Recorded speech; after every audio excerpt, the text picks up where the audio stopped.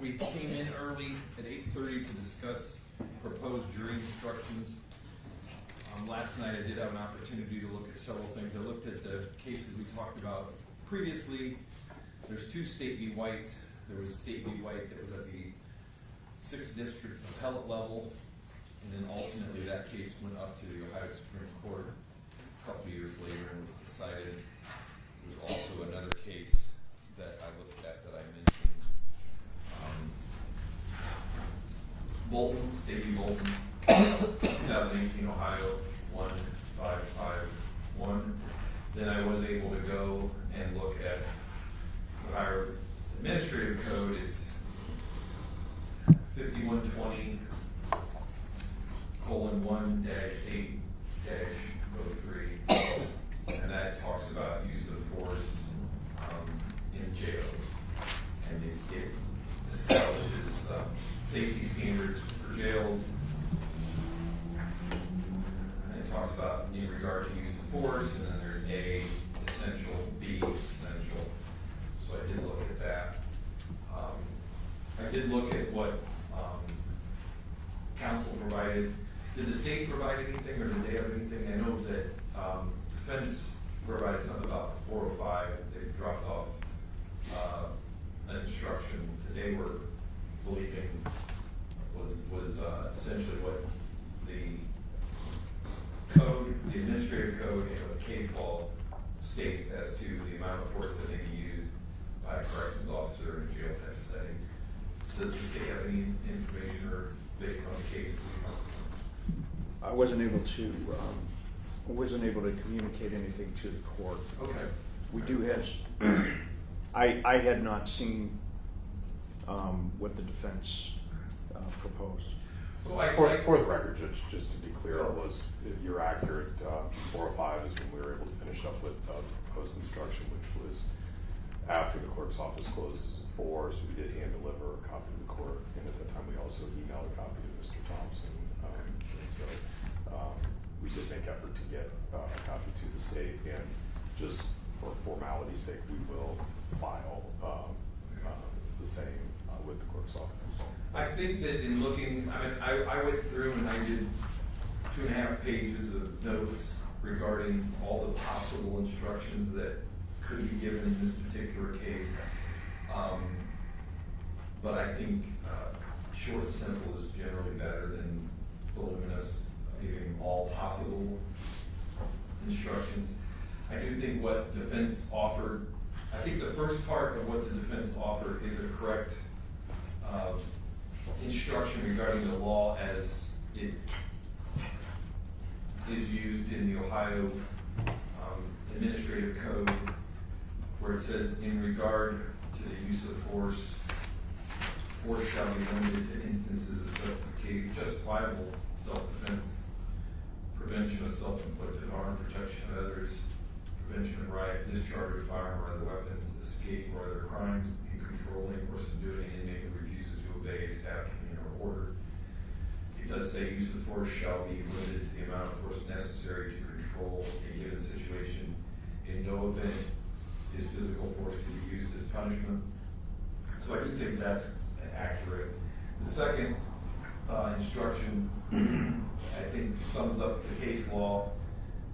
Obviously, that could be even longer but I think that pretty much sums it up. It says the use of force shall be limited to the amount of force necessary to control a given situation, which is out of the Ohio Administrative Code. In no event may physical force be used as punishment. And then it says this is where the case law comes in. The kind and degree of force an officer may use in executing his duties is limited by what a reasonable officer in the same situation would believe is reasonably necessary in the same circumstances. To determine if the actions of the officer were reasonable, you must look at those facts which a reasonable officer in the same situation would have known at the moment the officer acted with force and in light of the totality of the circumstances confronting the officer at the time. The last part of the defendant is not guilty of the crime if he is authorized to use force and the amount of force used was reasonable. I added to the end of that under the facts and circumstances in this case. I do think that the one White case says that if you didn't give that instruction about reasonableness and about totality of the circumstances, and you put the shoes of a like officer in a like situation, that it would be plain error not to put that in the instructions. If Mr. White was convicted, it would be an automatic reversal based on the White case discussion, both appellate and then up to the high Supreme Court. So I do think that instruction that defense counsel is asking for is proper. Instead of having a header that says authorized use of force by a corrections officer, my thought would be that we could put that into, essentially say, where the first sentence is in the suggestion, in regard to the use of force, I would say, in regard to the use of force authorized by a corrections officer, the use of force shall be limited to instances of justifiable self-defense, and do it that way. And then, like I said, at the end, I would say, add under the facts and circumstances in this case. So what I have done is I have inserted that into my jury instructions, and I've done it on page 7, right before we get to the part that talks about each of the charges in this case constitute a separate and distinct matter. You must consider each charge with evidence applicable to each charge separately. You must state your finding as to each charge uninformed by referring to other charges. Definitely, you cannot be able to market any one or more charges in the crimes he's been charged with. So that's where I would propose putting that instruction. So that's my thoughts. Any response from either side as to that, from the state or defense? Judge, I would ask that you put under the, when you talk about the reasonable force, and I don't have it in front of me, but the force must be reasonable. I would ask for the phrase, and not be excessive. I think that's also a correct statement of the law. Thoughts from the defense on that? I mean, I think it's a bit redundant. I think reasonable means the same thing as not excessive, but in the end, I think it's... In the case law, they do sometimes talk about excessive, sometimes, but there's also times where they say that it's not necessary because excessive gets into other issues. Let me consider that. So state would like me to put that where exactly? I guess you don't have the instruction. Use of force. I guess the defendant is not guilty of a crime. Well, No, before that, I Before think, that. yeah, the phrase before where it talks about must be reasonable under the circumstances or whatever that language is. okay. Let me at least do a little more research on. I know excessive was talked more about in the White case that went to the Ohio Supreme Court. There was some more discussions about it in that case about excessive. Okay, or we talk about reasonable or unreasonable. It would be again unreasonable force. It would be the opposite of reasonable force. It would be unreasonable force. Which, if it is unreasonable, then that's where I think criminal liability attaches. If it's that. So I will look at that. So, Judge, the only concern I have is when we place the authorized use of force or this instruction immediately following the reckless homicide. I'm concerned that the jury may think that only goes to the reckless homicide. Do you want it to say? I guess that's the interesting thing about where to put that. Like when we do flight instructions, we always put them there. But I guess I could say there could be something. Just something maybe As to all the counts? As to all the counts in regards to the use of force. Yeah, okay. Because it does apply to all of it. It clearly applies to every single. Yeah. Right, I'm just concerned with the placement. Who knows, they may just think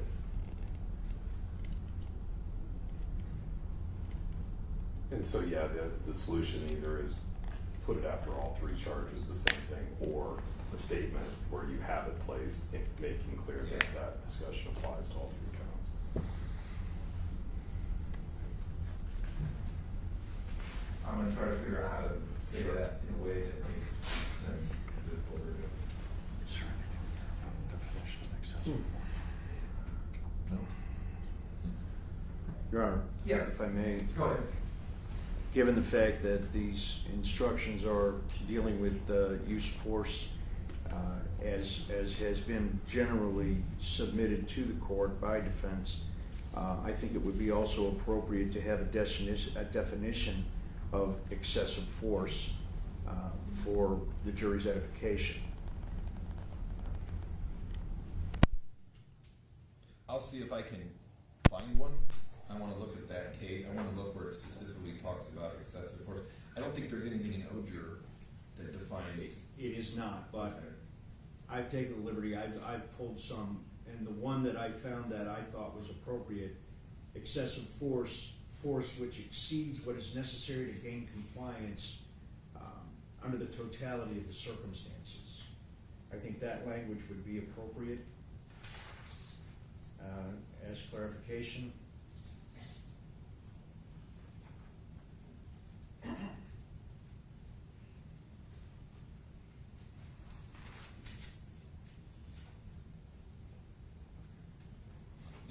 Did you find that in case law? Is that where you found it? I believe I did.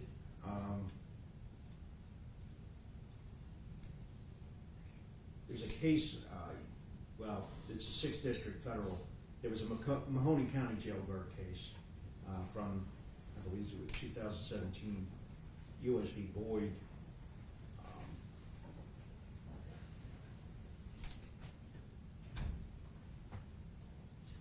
I was taking notes as I was reading, so. Okay.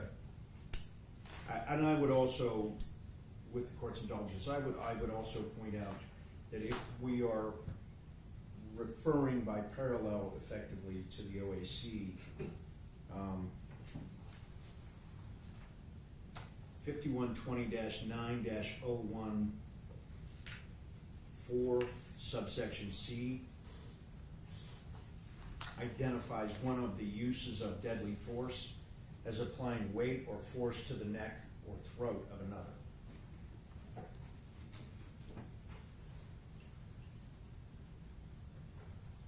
Given that that fits the circumstances of this particular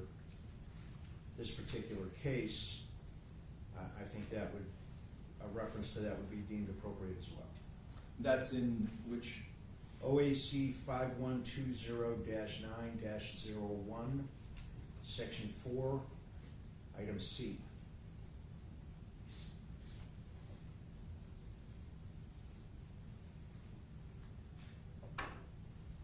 Like 1209-0-1C. 01, 01. Section 4, Okay. Item C.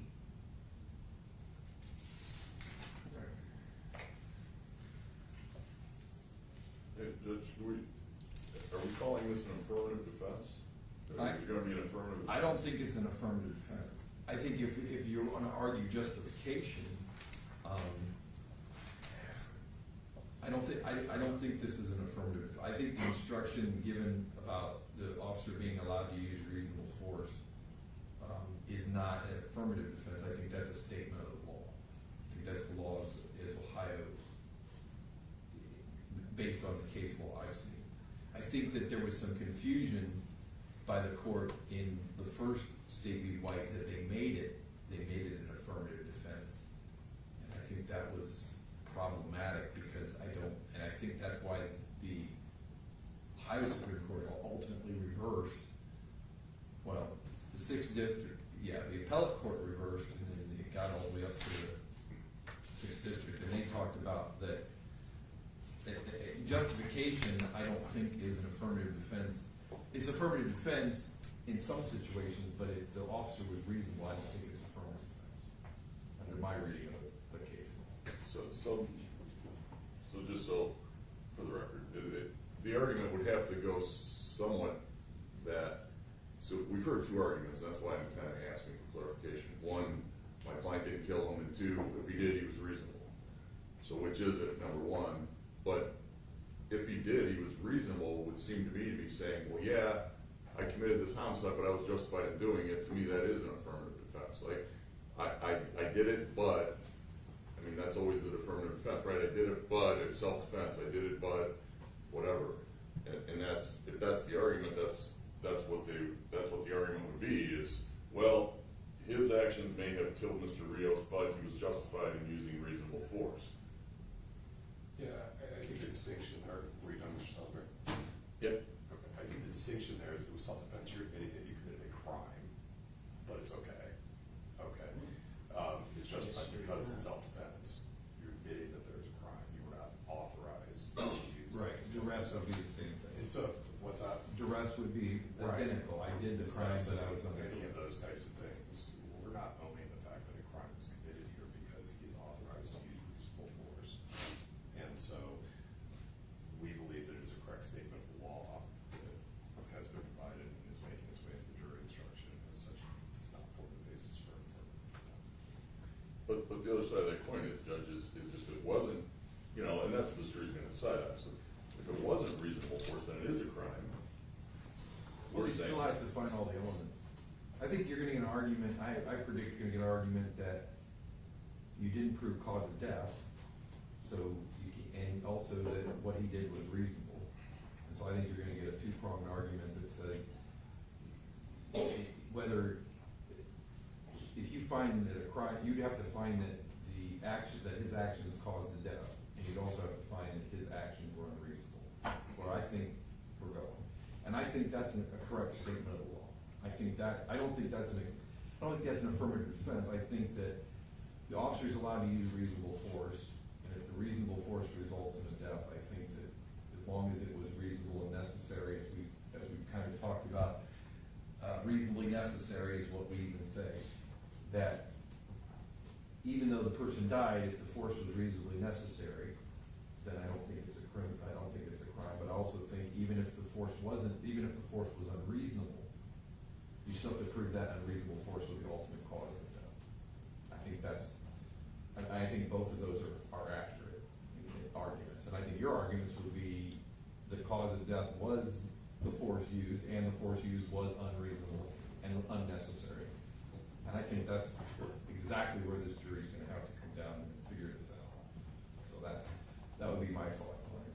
So I don't think it's an affirmative defense based on, I think that judge in 6th District Court of Appeal, it was Lucas County, I think that was really messed up because they put it in there as an affirmative defense, and they talk about that in the case law saying that it shouldn't have been as an affirmative defense because if the force was reasonable and necessary, then it's not a crime.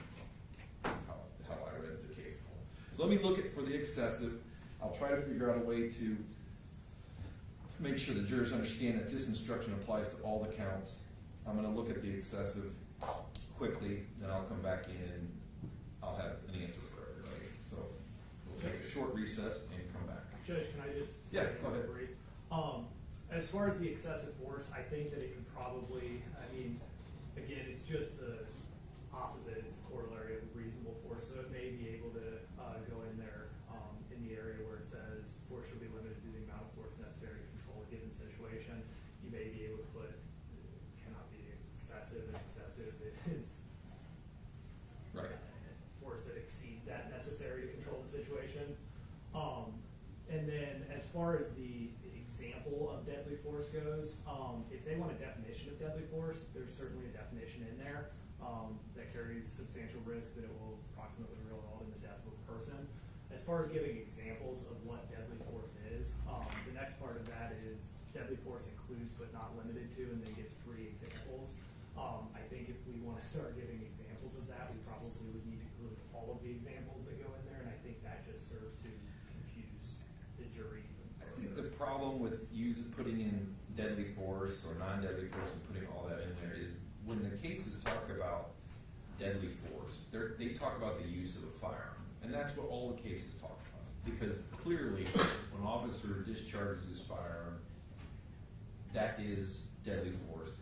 This is not the situation here. So I was trying to stay away from the word deadly force or non-deadly force and the distinctions because the case law always talks about the use of a firearm. When an officer uses a firearm and it's in the line of duty, and and then they add these extra criteria.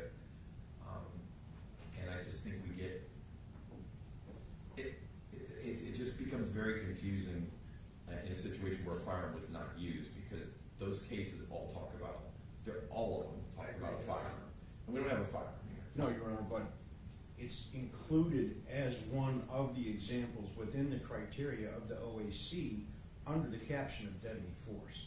So clearly, I believe the jury should at least be advised that there are forces that are deadly force that are not guns, or the message should be implied, not necessarily stated specifically. I have no objection to including all of those examples.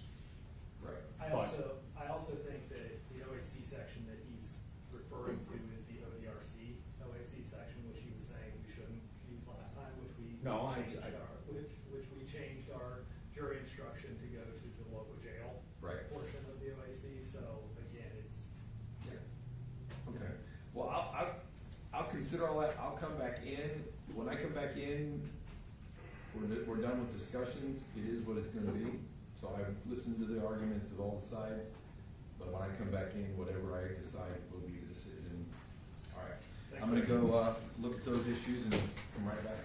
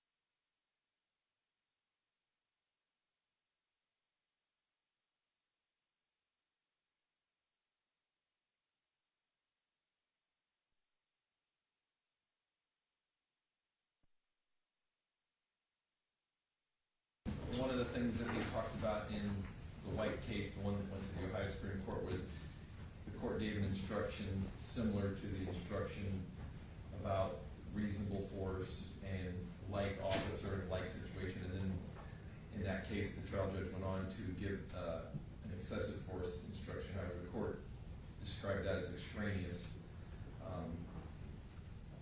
So irrelevant, unnecessary, I guess, is what that was described as. And then in that case, they also talked about the issues with making that a affirmative defense. So based on that case, I'm reluctant to add the excessive force because I think it's self-explanatory that if the force wasn't reasonable and necessary, then it was unreasonable and unnecessary. And then the situation is not permitted. And then I did look at the administrative code, and it does talk about the issues, but it was in a prison setting, and it wasn't in a jail setting. And again, it talked about excessive force or deadly force and non-deadly force, but it talked about it in a prison setting. It described things in the prison where you could use certain things, but it wasn't a jail setting. So I'm concerned that if I put that in there, that we're going to get confusion between a jail setting and a prison setting. So I think the most important thing to do is stick with what we've got, because I think that is proper. And I think in this case, if you give them too much, you get into a situation where you instruct them too much. I do think to get where we need to be, it would say, in regard to the use of force authorized by a corrections officer as it relates to all the counts charged here, the use of force shall be limited to instances of justifiable self-defense, prevention of self-inflicted harm, and it describes those things. I think that will help us so that everybody understands that this instruction applies to all three counts. And that would be, I would plan on putting that right under the reckless homicide, but it would say as it relates to all the counts charged here. Any thoughts on that? No? Okay. Judge, the part that's only part, again, back to the affirmative defense, when you mention self-defense, that is an affirmative defense. So, and I don't think the claim here is self-defense. No. At least I haven't heard that. So, and I think I think it's fairly common knowledge that self-defense is an affirmative defense, even to the jurors. So, when it says that, it worries me that they're going to think that there's self-defense, and I don't think that's the case here. But I'm not sure. I guess I don't know that self-defense is an affirmative defense anymore. I mean, I don't. Under the current law, it was. I agree. It used to be. But now, if there's any evidence tending to show self-defense, the court's required to put the instruction in there, even if that evidence doesn't come from the defendant.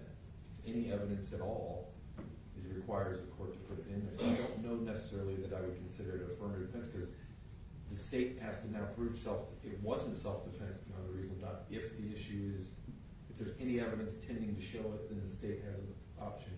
So I'm not a big fan of that change in the law. I thought that it was the way it was good, but I know the legislature doesn't listen to me. I believe, my understanding was that it was not any less of a self-defense. It's simply a change in the law shifted the burden to the state.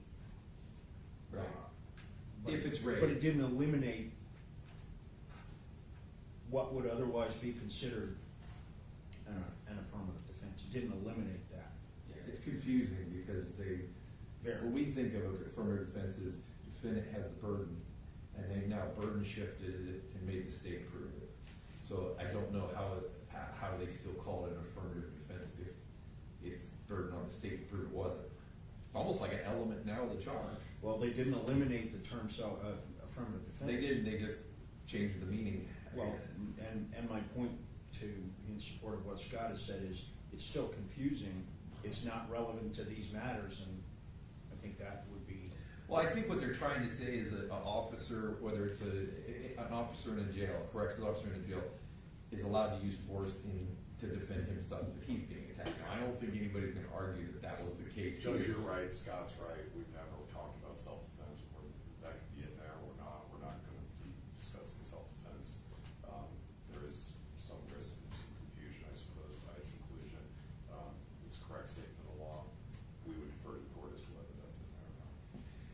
That comes out of, where that's coming from is the Ohio Administrative Code, which lists the ways a jail corrections officer is allowed to use force, and they list it in there. It's one of the, and it makes sense, but I don't think it applies in this case. If it's in there, I assume the prosecutor's going to indicate that no one's talking about self-defense in this case. Correct. We're not going to be talking about self-defense when I stand up.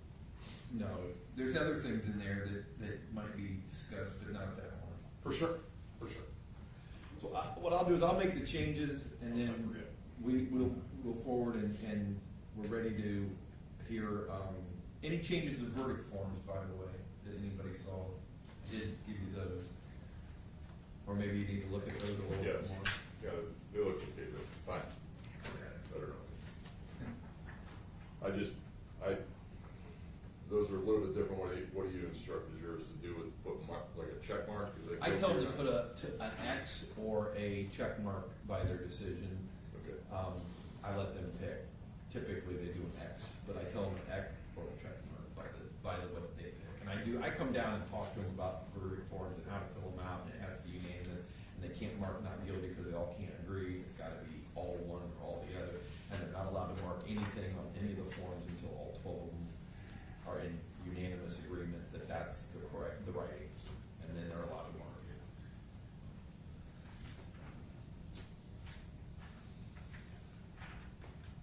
Yeah, Judge, I don't see anything on the verdict forms that would be a problem. Okay. Well, I'll make the changes to the jury instructions, and then we'll have those ready, and we're ready for a defense case as far as defense witnesses. Judge, before we bring it in, we have fashioned a stipulation. Might as well read that Okay, and make sure let's it's talk about that. accurate. What we've drawn up, it's titled stipulation, so I presume you can explain to the jury what the stipulation is. Yeah.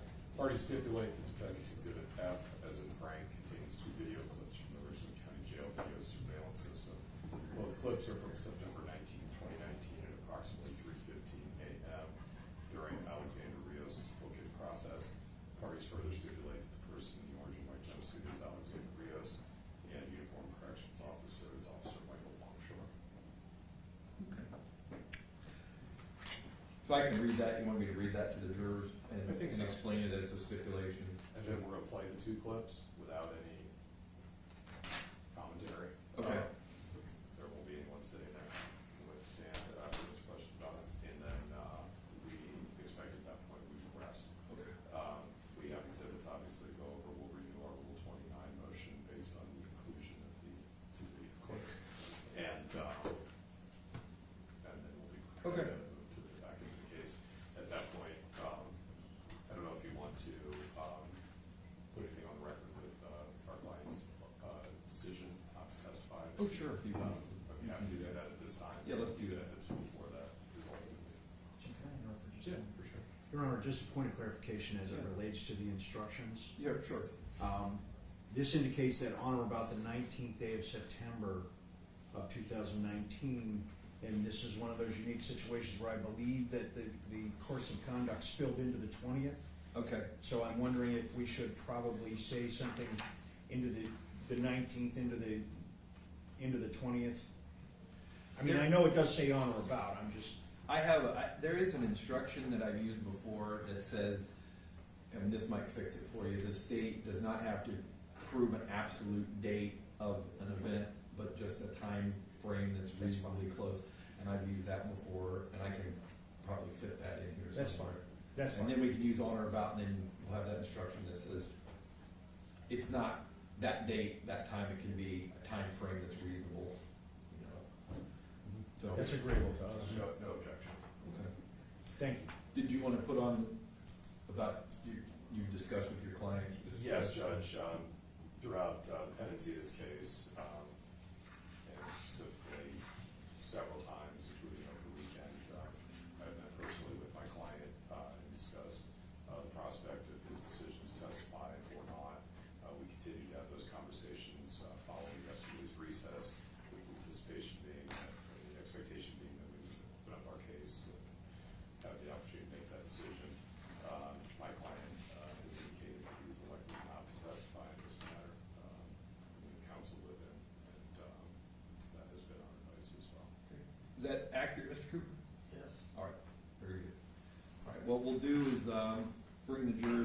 would read the stipulation, we'll play the exhibit, then defense will rest, we'll talk about exhibits. I'll make some changes, final changes to this during instruction.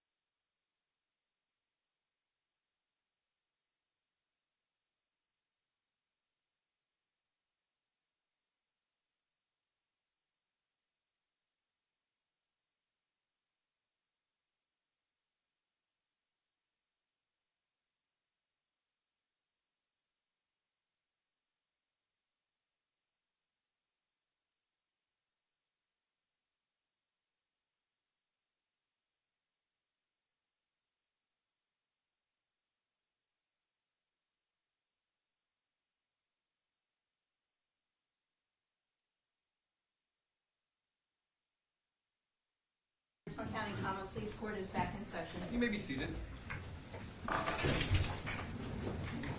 Welcome back, ladies and gentlemen. We're now in the defense's case, and to begin with, the defense and the prosecutor have reached what's called a stipulation. So a stipulation is essentially the parties agree to something. So we talked about what you can accept as true, and you have to look at the evidence, which is the testimony of witnesses and the exhibits. There's one more thing that you can accept as true. If the parties agree to a certain thing or agree that something's true, then you can accept it as true. And they've made an agreement here, and they're going to actually play, it sounds like, a video or two. And the agreement essentially says, the stipulation says, the parties stipulate, in other words, they agree that this is true, that defendant's Exhibit F contains 2 video clips from the Richland County Jail video surveillance system. Both clips are from September 19th of 2019 at approximately 3:15 a.m. during Alexander Rios' book-in process. The parties further stipulate that the person on the video in the orange and white jumpsuit is in fact Alexander Rios. And the uniformed corrections officer in the video is Officer Michael Longshore. So based on that stipulation, you can accept that what I just told you is in fact true. And we're going to play that video at this time for you. Attorney Boone. Thank you, Judge.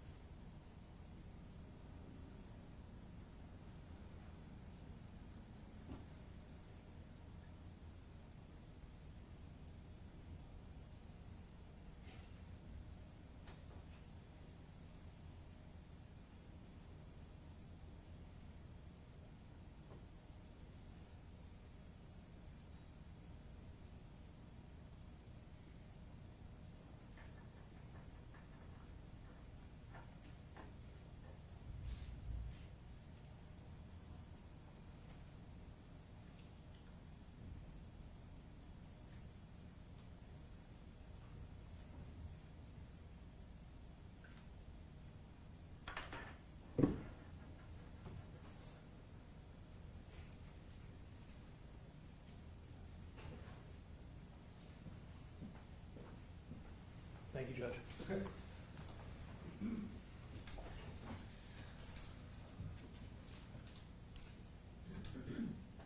Other than the stipulated exhibit, Attorney Merritt, does the defense have any other witnesses or any other evidence they want to offer? Judge, with respect to our case, we do not intend to admit any more evidence or call any witnesses. We rest subject to the admission of our exhibits. Okay. So ladies and gentlemen, what that means is the defense is going to rest, meaning they're not calling any other witnesses than what they offered here with this stipulated exhibit. What I need to do is exactly what I did last time when the prosecutor rested. I need to have a conversation with the attorneys and discuss their other exhibits, probably including the stipulated exhibit, and discuss admissibility and those kind of things. So we're going to give you your break. We'll do that in here outside of your presence. When we come back, we're ready for jury instructions and closing arguments. So you've heard all the evidence you're going to hear in the case at this point. After this, you'll have my jury instructions. You'll have part 1 and part 2 to listen to, then closing arguments from both sides. And I'll come back and finish with part 3. You don't have to try to memorize anything because you're going to have copies of those jury instructions with you when you deliberate. You don't take notes during closing arguments. Closing arguments is exactly what the name implies. It's their effort to try to convince you to see the case the way they see it. But it's argument, it's not evidence. You heard the evidence from the witnesses. And you saw the exhibits, which are also evidence, and the stipulation. But what the attorneys say is not evidence, so it's designed to assist you, it's designed to persuade you, but it's not evidence, so you don't need to take notes anymore. Upon finishing jury instructions, closing arguments, then we will come back and we'll figure out who the alternate is. And then I'll have some instructions for the alternate. After we figure out who the alternate is, the remaining 12, we'll turn the case over to you to decide. We'll all leave. We'll let you deliberate here in the courtroom. No one's going to know what you're talking about except the 12 of you. If you do want to review exhibits, then you're going to have to bring the bailiff back in. For example, if you want to play what was just played, if it's an exhibit in the case and you want to play that, you need to bring the bailiff in. When the bailiff's in the courtroom, you're not deliberating. So you don't deliberate, don't discuss the case in front of her. Wait till you see it, wait till she leaves, and then talk about what you saw. So there's certain evidence that, obviously, if it's digital evidence. The other thing is you're only going to be allowed to see on an exhibit what you saw during the trial. So if only a portion was played during the trial of a video, you're only going to be watching that exact portion. You can't watch before or after what wasn't played during the trial. So as long as it was played during the trial, then that's something you'd be permitted to examine and review again during deliberations. So we'll let you take your break. I know you just had one, but I'm going to let you take one. We'll do our conversations in here about exhibits. When we're done, we'll bring you back in. Got the jury instructions ready to start reading them to you. We'll see you in a little bit. Thank you.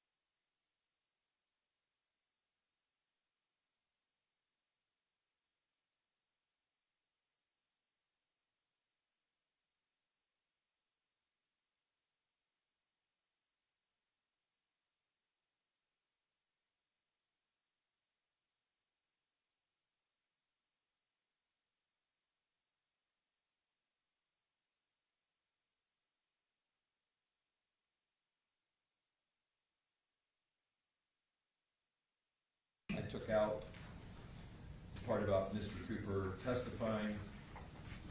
I made the changes, including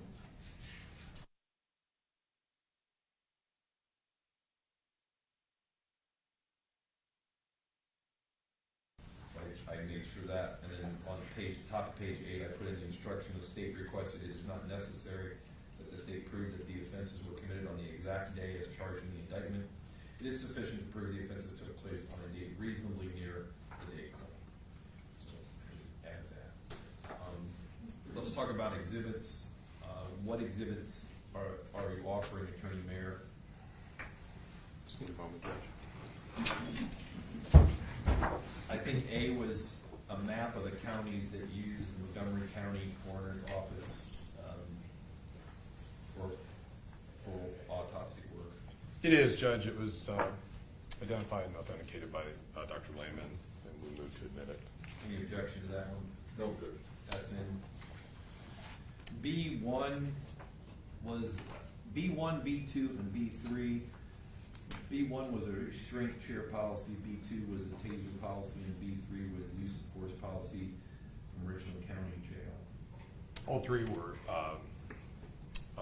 reviewed in great detail and deliberation, time taken by Jamal Odell after taking, I don't know, about 10 minutes looking through all three exhibits in the B series. He did identify them as you indicated, and further indicated that they're a fair and accurate depiction of the restraint chair policy, the taser policy, and the use of force policy that was in effect back in 2019.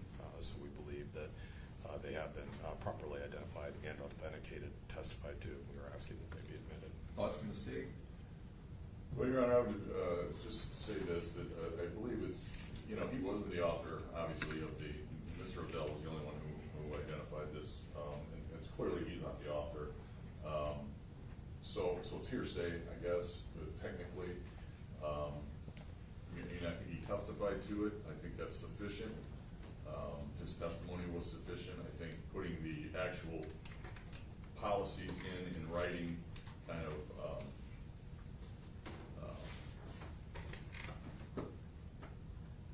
highlights it for the jury more so than necessary. For those reasons, sir. Okay.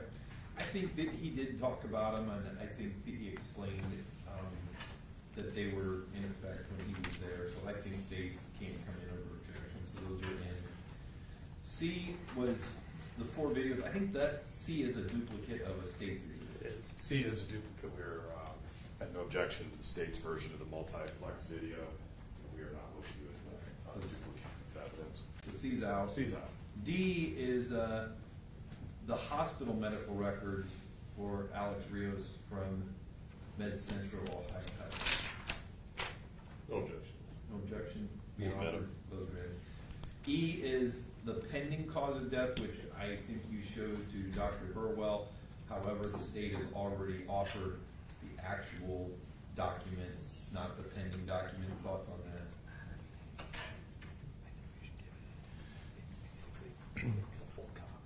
It just makes a complete record, Judge, of Dr. Burwell's work on the case and the certificate of death, both versions. I think just allow the jury to see and understand how that process worked and confirm that with their understanding of the testimony. So we are asking to admit it. Thoughts from the state? The state may not object to it either. And Dr. Burwell testified to it and said he filed it, so we don't have any objection. F is a stipulated exhibit. That was something that was stipulated to by the parties. Any objection to, I think it's stipulated that it's coming in. We'll just look to admit All it. right. So that's. Only as to it's already been established that they didn't show the entire video, and as the court has acknowledged, only as to that section that was illustrated to the jury.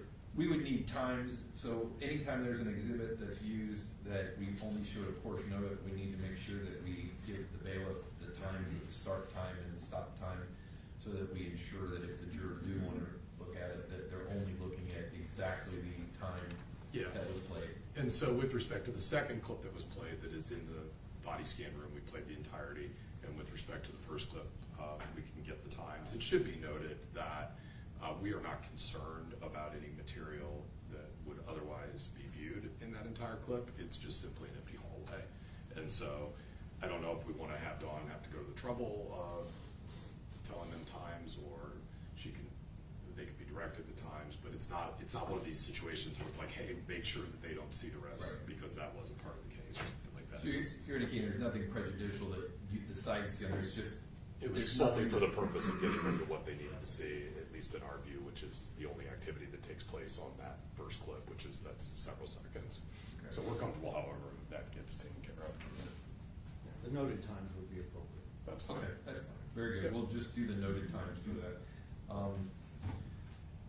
Anything else to discuss before we bring the jurors in and start? We'll renew our motion for Rule 29 upon resting. Just ask that you consider the additional 2 exhibits that you saw and renew the same arguments that were made. Also taking into consideration the law that will be applied now that the jury instructions have been finalized. Yeah, same ruling as before. I don't think there's been anything different that's been offered that would change towards overruling the Rule 29 motion.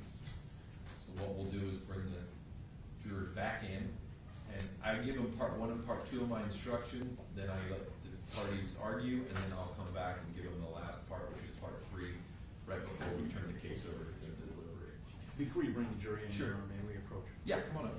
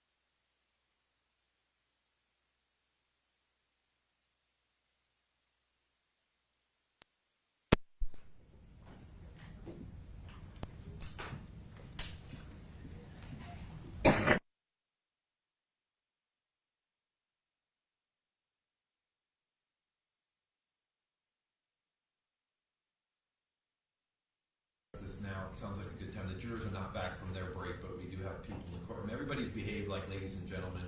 I really appreciate that. If there is a verdict in this case, and when there is a verdict in this case, obviously that's an emotional thing. Sometimes one side's upset, sometimes the other side's upset, sometimes both sides are upset. And everybody's behaved professionally. What I don't want is any emotional outbursts or anything like that. It doesn't mean that you can't feel a certain way, but in the courtroom we have to have a certain decorum, we have to have order and those kind of things. So when a verdict comes back, if you're unhappy with it, that's fine, but you got to keep that to yourself. You can't have anything expressed in front of the jury. And I'm not saying that anybody would do that. I just want to make sure we put that out there. And I say it in every single trial because I haven't had a trial in 10 years that a verdict, whether it's a civil case or a criminal case, where the verdict in some way or other upsets somebody. Sometimes, like I said, it upsets everybody in the courtroom. So everybody's behaved like ladies and gentlemen. I really appreciate it. I just want that to continue even after the verdict is read in open court. So thank you for that.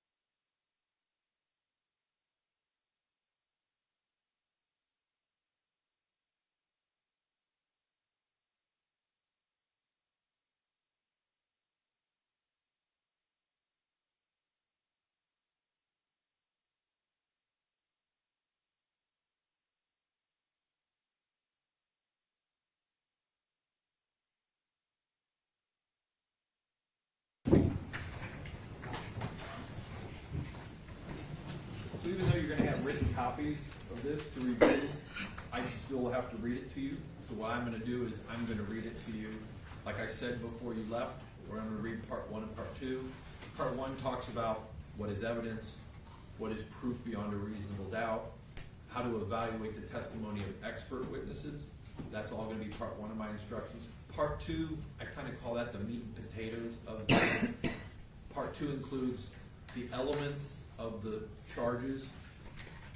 Elements are what the prosecutor has to prove beyond a reasonable doubt. If it's not an element of a charge, then a prosecutor doesn't have to prove it at all. If it is an element of a charge, then the prosecutor has to prove that beyond a reasonable doubt before the defendant can be found guilty. So it's important to know what the elements of each charge are. So I'm going to give you those elements, and I'm going to give you some definitions. One thing you'll notice in every criminal case, there's 3 elements that are always the same in every charge. Now, the definitions or the charges may change, the elements may change underneath these 3, but there's always a date. The prosecutor always has to prove beyond a reasonable doubt on or about a certain date something happened. The prosecutor also has to prove beyond a reasonable doubt the venue, where it occurred. And in this case, they have to prove it happened in Richland County. And then the third element the prosecutor always has to prove beyond a reasonable doubt is the identity, who did it. So they have to prove that the person that they charge is the one that committed the offense. So those 3 are going to be the same in all 3 charges. But after that, they differ a little bit.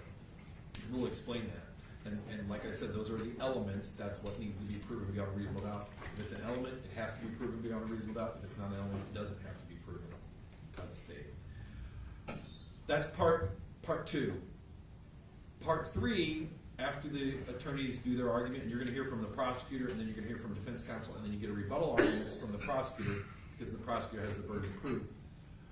After we do that, I'll get to part 3 of my jury instructions, and that's how to deliberate in an orderly manner. You're going to have to pick a foreperson, those kind of things. How to let us know when you've reached your verdict, those kind of things. So those are the things we're going to talk about. So we know these jury instructions go with this case because it says jury instructions, State of Ohio versus Mark Cooper, case number 22 CR 813. The R just means it's Judge Robinson. If it was an N, it'd be Judge Nalmoff across the hall. So that's why it has an R on there. You have heard the evidence. Soon you will hear the arguments of the attorneys, but there's one more thing that you're going to need to decide this case, and that's the law that applies in this case, and I'm going to tell you that law now. As we've talked about throughout the entire trial, you as jurors and I as the judge have separate but related jobs. You decide all disputed facts, and I give you the instructions of law. It is your sworn duty to accept the law as I give it to you. You are not permitted to change the law nor apply your own idea of what you think the law should be. This criminal case began with the filing of papers charging Mark Cooper with crimes. However, his response of not guilty puts into issue all the essential elements of the charges of the crimes that are charged and requires the prosecutor to prove every one of those elements. The defendant is presumed innocent until and unless his guilt is proven beyond a reasonable doubt. A person must be found not guilty of a charged crime unless the prosecutor produces evidence which convinces you beyond a reasonable doubt of every essential element of that crime. Note that the standard of proof is proof beyond a reasonable doubt, not proof beyond all possible doubt, and not proof beyond any shadow of a doubt. Reasonable doubt is present when you have carefully considered and compared all the evidence. You cannot say you are firmly convinced of the truth of the charge. Reasonable doubt is exactly what the name implies. It is a doubt that you have based on your reason and common sense. It is not mere possible doubt, because everything that relates to human affairs or depends on evidence is open to some possible or imaginary doubt. Proof beyond a reasonable doubt is proof of such character that an ordinary person would be willing to rely and act upon it in the most important of his or her own affairs. What is evidence? We've talked about this several times. Evidence is the testimony received from the witnesses. Evidence is also the exhibits admitted during trial, and we had that one exhibit that was stipulated to. So stipulations are agreements of counsel. That's what evidence is. What evidence is not. Evidence does not include the indictment, which is the charging document. Evidence does not include the statements the lawyers made during trial unless it was one admitting certain facts by way of a stipulation. The opening statement to the attorneys, which you already heard, and the closing arguments, which you're about to hear, are designed to assist you, but they are not evidence. Questions or answers to which I sustain an objection or struck or instructed you to disregard are not evidence and must be treated as though you never heard them. You should not guess as to why I sustain an objection to any question or what the answer to that question might have been. You are not to consider as evidence any assertion of fact or suggestion an attorney included in a question which was not supported by evidence in the case. Evidence may be direct or circumstantial or both, and both are valid kinds of evidence. Direct evidence is testimony by a witness who has seen or heard the facts to which he or she testifies. Direct evidence is also the exhibits admitted during trial. Circumstantial evidence is proof of certain facts and circumstances from which you may reasonably infer either related or connected facts, which would naturally and logically follow according to the common experience of mankind. I like to use an easy example. Like I said, that direct and circumstances are both valid kinds of evidence, and we use it in our everyday lives. So direct evidence is something you saw, heard, smelled, tasted, or felt. So if you looked outside and you saw that it was snowing, you could come in and say on the witness stand, I saw it snowing. That's direct evidence of what you saw. And it could be something you heard, or something you felt, or something you tasted, or something like that. Direct evidence. Circumstantial evidence is a connected or related fact that you can infer from other facts that you find to have been proven. So, for example, if you looked outside and there was a blanket of snow on the ground, you could come in and testify there was snow on the ground, and that would be direct evidence that you saw it. Now, let's say you look outside, you see a blanket of snow on the ground, you come back an hour later, you look back out your front window, and now you see footprints in the snow. But you didn't see anybody walking there, but you saw footprints in the snow. The direct evidence would be, I saw footprints in the snow. The circumstantial evidence would be, well, somebody must have walked there, because that's how footprints get in the snow. So what I'm telling you is you're allowed to use those connected facts that you find from the direct evidence. You're allowed to use those related connected facts that naturally and logically follow according to the common experience of mankind. Either direct or circumstantial evidence of each and every essential element of the crime is sufficient to warrant a finding of guilty if it would satisfy you beyond a reasonable doubt. Now, you as the jurors are the sole judges of the facts and the weight of the evidence. In weighing the evidence, you must consider the credibility of the witnesses. Use the tests of truthfulness that you are accustomed to using in your daily lives. These tests include the appearance of each witness on the stand, the witness's manner of testifying, the reasonableness of that testimony, the opportunity the witness had to see, to hear, and to know the things concerning which he or she testified, the witness's accuracy of memory, frankness or lack of it, intelligence, interest, and bias, if any, together with all the facts and circumstances surrounding the testimony. Use these tests to give each witness's testimony such weight as you think is proper. Now, generally, a witness may not express an opinion. However, a person who follows a profession or special line of work may sometimes express an opinion because of that person's specialized education, knowledge, and experience. Now, in this case, we had 4 of those type of witnesses. We had Dr. Amanda Paul, Dr. Lee Lehman, Dr. Roger Mitchell, and Dr. Daniel Burwell. They were all permitted to express their opinions in their professional area of manner and cause of death. Such testimony is admitted for whatever assistance it may help you to arrive at a just verdict. You are instructed that the fact that a witness has specialized training does not mean that you are required to accept his or her opinion. Such opinions are only as reliable and are only entitled to so much trust as is merited by the witness's objectivity and by the reliability of the data and assumptions upon which those opinions were based. As with other witnesses' testimony, you alone will decide what weight to give this opinion testimony. Now, questions may have been asked in which an expert witness was asked to assume that certain facts were true and then give an opinion based on those assumptions. You must decide whether the assumed facts on which any expert witness based his or her opinions are true. If an assumed fact was not established, you will determine the effect of that failure on the value of the opinion of such expert. You are not required to believe the testimony of any witness simply because that witness was under oath. You may believe or disbelieve all or any part of the testimony of any witness. It is your duty as jurors to determine what testimony to believe and what testimony not to believe. The testimony of one witness, if believed by you, is sufficient to prove any disputed fact. In this case, Mark Cooper did not testify. Every person who is accused of a crime has an absolute constitutional right not to testify. So his decision not to testify must not be considered by you for any purpose, as it is not necessary that a defendant take the witness stand. That's part one of my instructions. We'll get to part two. Part two is where we break down the actual charges and what the elements of those charges are. So in this case, Mark Cooper is charged with 2 types of involuntary manslaughter and 1 count of reckless homicide. He denies that he committed these crimes. I will now instruct you on the law that you need to evaluate these charges. First, in count 1, Mark Cooper is charged with the first type of involuntary manslaughter. Before you can find Mark Cooper guilty of involuntary manslaughter as charged in count 1, you must find beyond a reasonable doubt that on or about the 19th day of September 2019, and in Richland County, Ohio, Mr. Cooper did cause the death. And in the jury instructions, you'll see that we use the initials AR. That's just, we use that because protecting victims' identity. But we all know that we're talking about Alex Rios when we talk about AR. So when you see AR in the jury instructions, you know we're talking about Alexander Rios. That's who it is. But did cause the death of AR as a proximate result of Mr. Cooper committing the offense of felonious assault.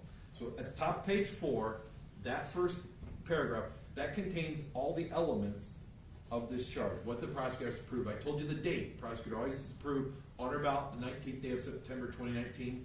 Always got to prove venue in Richland County, Ohio.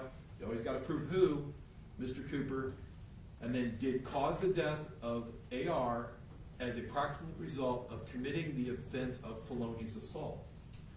Those are all the elements the prosecutor must prove beyond a reasonable doubt. But if it's not in there, they don't have to prove it beyond a reasonable doubt. So what I need to do now is I need to define some of these terms for you. So I'm going to have to define cause for you, cause the death. I'm going to have to define for you what felonious assault is, because it's saying as a proximate result of committing the crime of felonious assault. So I'm going to have to define what that means for you. The state charges, first we'll talk about cause. The state charges that the act of the defendant caused the death of AR. Cause is an essential element of involuntary manslaughter. Cause is an act in which a natural and continuous sequence directly produces the death and without which it would not have occurred. The prosecutor claims that Mr. Cooper caused the death of Alexander Rios as a proximate result of committing the offense of felonious assault. The offense of felonious assault is to knowingly cause physical harm to another. Before you can find that the defendant committed the offense of felonious assault, you must find... It's serious, Judge. Oh, I'm sorry. You're right. I'm sorry to interrupt. You're right. Please, I appreciate it. The offense of felonious assault is knowingly cause serious physical harm to another. And I'm going to define that for you. Before you can find that the defendant committed the offense of felonious assault, you must find beyond reasonable doubt that Mr. Cooper knowingly caused serious physical harm to Alexander Rios which then caused the death of Alexander Rios. So it talks about knowingly cause serious physical harm to another. That's part of the definition of felonious assault. So I have to define for you what it means to do something knowingly, and I have to define for you what it means, what serious physical harm is. So knowingly, a person acts knowingly, regardless of his purpose, when he is aware that his conduct will probably cause a certain result. A person knowingly causes serious physical harm to another when he is aware that his conduct will probably cause serious physical harm to another. A person has knowledge of circumstances when he is aware that such circumstances probably exist. Since you cannot look into the mind of another, knowledge is determined from all the facts and circumstances and evidence. You will determine from these facts and circumstances whether there existed at the time in the mind of the defendant an awareness of the probability that he would cause serious physical harm to Alex Rios. Serious physical harm to any person means any of the following: any physical harm that carries a substantial risk of death, or any physical harm that involves some permanent incapacity, whether partial or total, or that involves some temporary substantial incapacity, or any physical harm that involves some permanent disfigurement or involves some temporary serious disfigurement, or any physical harm that involves acute pain of such duration as to result in substantial suffering, or that involves any degree of prolonged or intractable pain. If you find the prosecutor proved beyond a reasonable doubt all the essential elements of involuntary manslaughter as charged in count 1, as it just defined them for you, then your verdict must be guilty of that crime according to your findings. If you find, on the other hand, the prosecutor failed to prove beyond a reasonable doubt all the essential elements of involuntary manslaughter as charged in count 1, then your finding must be not guilty according to your findings. That's count 1. We'll move on to count 2. In count 2, Mark Cooper is charged with a second type of involuntary manslaughter. Before you can find Mark Cooper guilty of involuntary manslaughter as charged in count 2, you must find beyond a reasonable doubt that on or about the 19th day of September 2019, and in Richland County, Ohio, Mr. Cooper did cause the death of Alexander Rios as a proximate result of Mr. Cooper committing the offense of assault. So remember, in count 1, it was felonious assault. In count 1 talked about serious physical harm. Count 2 talks about assault, and we're going to talk about physical harm as opposed to serious physical harm. I've already defined cause for you, so if you want to know what the definition of cause is, for count 2, just flip back to count 1, and it has that instruction of what cause means. The prosecutor claims that Mr. Cooper caused the death of Alexander Rios as a proximate result of committing the offense of assault. The offense of assault is to knowingly cause physical harm to another. Before you can find the defendant committed the offense of assault, you must find beyond a reasonable doubt that Mr. Cooper knowingly caused physical harm to Alexander Rios, which then caused the death of Alexander Rios. Knowing is the same definition again as it is in count 1. So count 1 and count 2, the word knowingly is the same definition. A person acts knowingly regardless of his purpose when he is aware that his conduct will probably cause a certain result. A person knowingly causes physical harm to another when he is aware that his conduct will probably cause physical harm to another. A person has knowledge of circumstances when he is aware that such circumstances probably exist. Since you cannot look into the mind of another, knowledge is determined from all facts and circumstances and evidence. You will determine from these facts and circumstances whether there existed at the time in the mind of the defendant an awareness of the probability that he would cause physical harm to Alexander Rios. Physical harm as opposed to serious physical harm, which I defined for you in count 1. Physical harm, which is part of count 2, means any injury, illness, or prolonged physiological impairment, regardless of how serious it is or how long it lasts.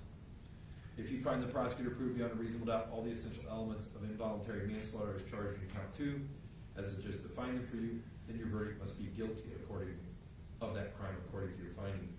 If you find, on the other hand, the prosecutor failed to prove beyond a reasonable doubt any of the essential elements of involuntary manslaughter as charged in count 2, then your finding must be not guilty according to your findings. Count 3. In count 3, Mr. Cooper is charged with reckless homicide.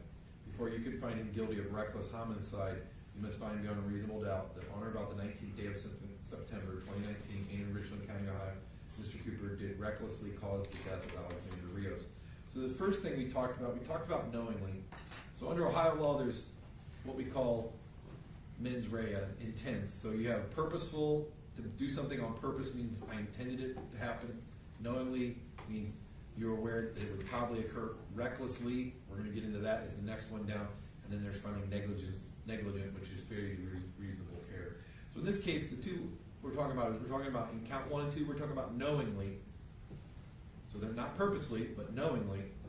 And then count 3, we're talking about recklessly. And then the last one is down here. And if I did something purposely, then I automatically did it knowingly, recklessly, and negligently. But the opposite is not true. I can do it negligently and not do it recklessly, purposely, or intentionally.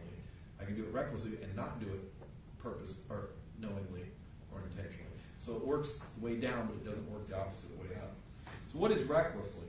And I think it was discussed already by one of the attorneys earlier, I think mentioned, but the definition under Ohio law, a person acts recklessly when, with heedless indifference to the consequences, the person disregards a substantial and unjustifiable risk that the person's conduct is likely to cause a certain result or is likely to be of a certain nature.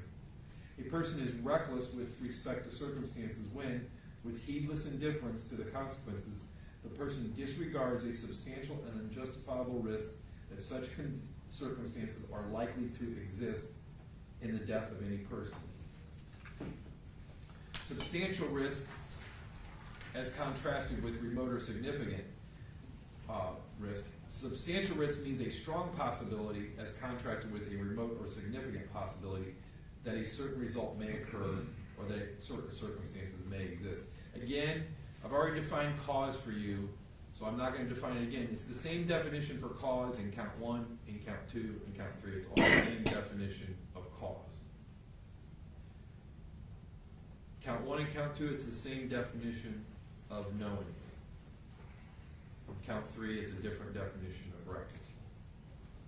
If you find beyond reasonable doubt that all the essential elements of reckless homicide, as I've just defined them for you, then your verdict must be guilty of that crime according to your findings. If, on the other hand, you find the prosecutor failed to prove beyond a reasonable doubt all the essential elements of reckless homicide, then your verdict must be not guilty of that crime according to your findings.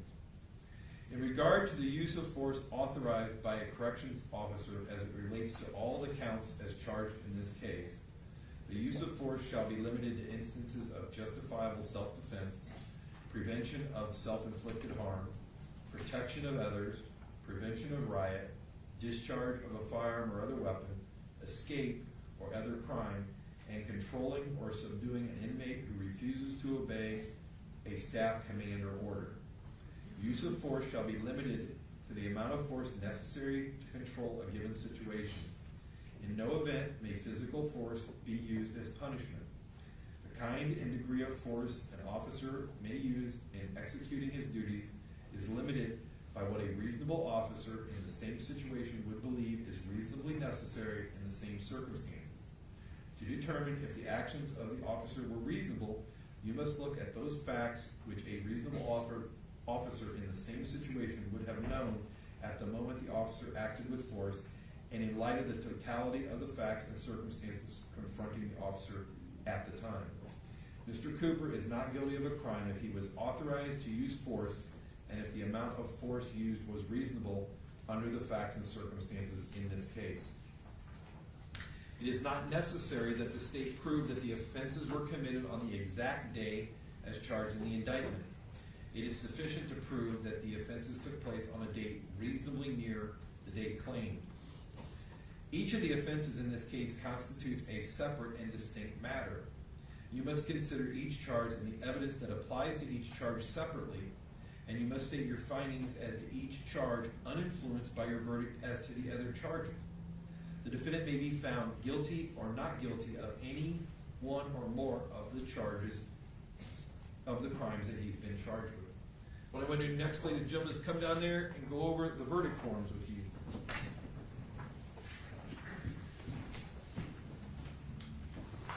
Verdict forms are how you're going to tell us what your verdict is in the case.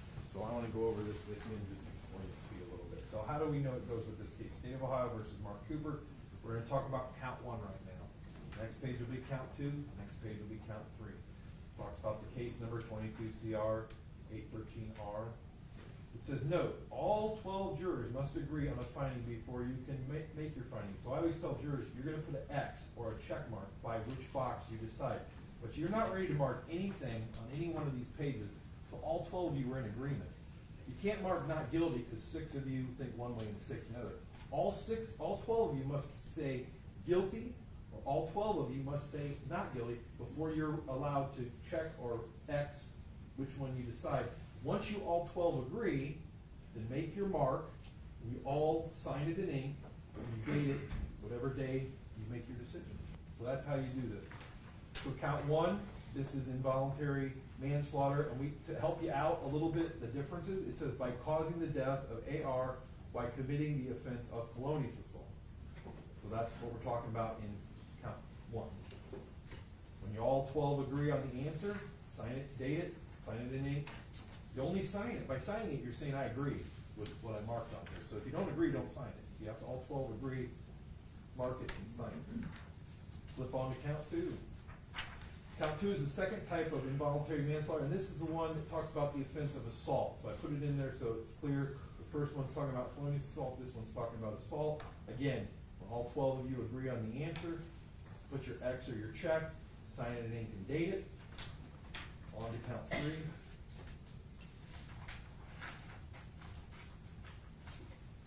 Count 3, this is the recklessly causing the death of AR. You're going to, again, all 12 of you, once you all 12 agree, you're going to mark it, sign it in and date it. Any questions on how to fill out the verdict form? No? Okay.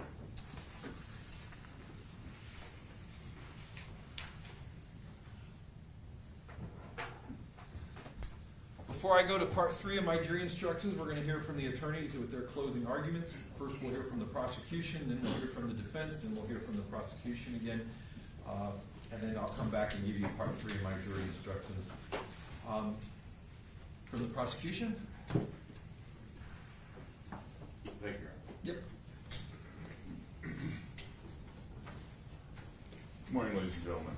On behalf of Mr. Thompson and myself from the state of Ohio, thank you for your time and attention.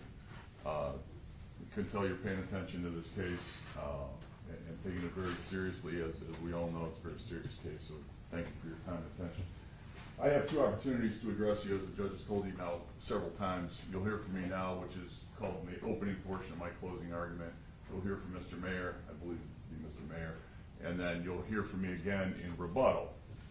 Because of that, the opening portion of my closing argument is generally very brief, but it is very important because I take this opportunity usually to read you the indictment, go over all the elements. Well, because in the jurisdiction that I usually practice in, the judge reads the instructions after I argue, but he's done that before, so I appreciate that. That makes a lot of sense to me, because I think before you hear what we think that the evidence showed in this case, that you need to know the law, right? It makes sense, because to hear it afterwards and to hear our arguments and you're trying to go back and figure out, well, did he really say that or whatever. So I think it makes sense that you know all of the elements now, to each and every element of each and every offense. And the most important definition, in my view, and they're all important. You got to prove each and every element beyond reasonable doubt. And we know that, we accept that, we believe we've done that in this case, okay? But knowingly, okay, it's not purpose, it's not intent, as the judge just very well explained it to you, okay? So if any of you start to say in deliberations, well, I didn't mean it, that's not what the elements are. He didn't do it on purpose. He didn't kill him on purpose. That's not what the elements are. And that's not what we charged. That's a different crime. That's murder. And he is not charged with murder, ladies and gentlemen. So that element, and I don't know that you're going to hear that or not. He didn't mean it. He didn't intend to. I don't think you're going to. We haven't heard much about that.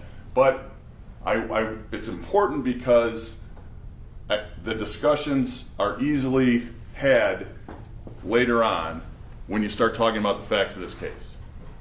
Well, he didn't mean it. he didn't do it on purpose, knowingly caused serious physical harm to Alexander Rios. Let's get that out of the way first. Serious physical harm. Mr. Rios died as a result of the actions of Mark Cooper. There can be no more serious physical harm than that.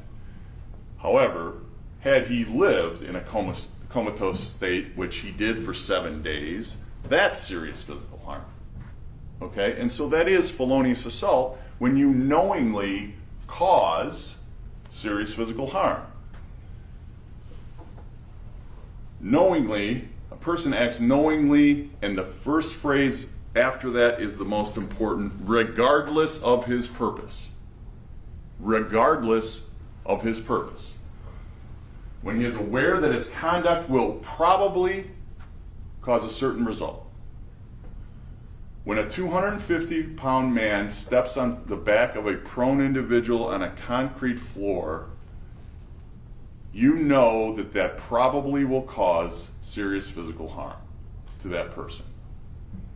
And when you think about it, that's the reason he did it. He was trying to keep him down and on the floor. And the reason you step on someone's back and the back of their neck in the place where he stood is so that he can't breathe and so he can't get up. And that's why he did it. That wasn't an accident, right? That's why it has to be knowingly. But an accident would be, well, I thought I was stepping on something else. I didn't know I was stepping on a person. I knew I was stepping on something. That's accident. This wasn't accidental. When you watch that video, as you've seen many, many times, and I'm sure you're going to view it again, and you are going to view it again in my final close, you're going to see that not only did he knowingly place his foot in the middle of Alexander Rios' back, he intentionally did that. He absolutely intended to do it. After he got tased and ripped the wire out of his hand. That's what you're going to see, and that's what you have seen. Okay? So that is a knowing act. It's not an accident. Okay? And it's more than a reckless act. It's more than a reckless act, ladies and gentlemen. It's knowing. He knew what he was doing. And he did it so that Alexander Rios couldn't get up and couldn't breathe. It's not reasonable force. And then we go on to count two, and count two is to prevent the thought that, well, he knowingly did this act, but he didn't know he was causing serious physical harm, but you had to know it was physical harm, because what's the first thing you hear from Alexander Rios when Mark Cooper steps on his back? Ah! You heard that. You heard that, and that's when he says, ugh, that's when he steps on him. That's physical harm right there. Right there, he caused physical harm to him. That's assault. He's assaulting him. Because he's not authorized to do that, ladies and gentlemen. He's not. And we've heard all the testimony around that.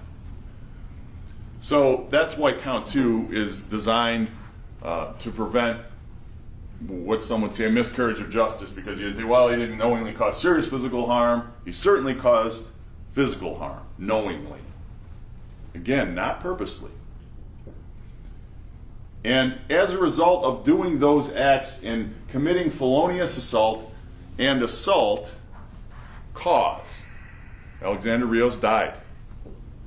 If those acts weren't committed by Mark Cooper, Alexander Rios is still with us today. Plain and simple. And so that caused his death. Those acts of felonious assault and assault caused his death, and that's what involuntary manslaughter is. Count three is called reckless homicide. And as the judge said, it's a lesser standard than knowingly. It's not purposely, it's not knowingly, it's reckless. It's reckless behavior. And the words there are extremely important also. With heedless indifference to known consequences, a person disregards a substantial or unjustifiable risk that the conduct will likely cause a certain result. And notice those words, likely cause a certain result. Not certainly will cause a certain result, likely. Well, when you prevent someone from breathing, that will likely cause a certain result, is death. And heedless indifference, okay? Indifference is you don't care, right? If I'm indifferent about something, I don't care. So heedless indifference, he has no care in the world for the safety of Mark Cooper when he's standing on his back. That is heedless indifference to the consequences that will likely result. Again, common sense tells all of us, when a 250-pound man stands on the back of a prone person on a cement floor with his hands behind him or outstretched and struggling, he can't breathe. And when you can't breathe, you can't get oxygen to your brain.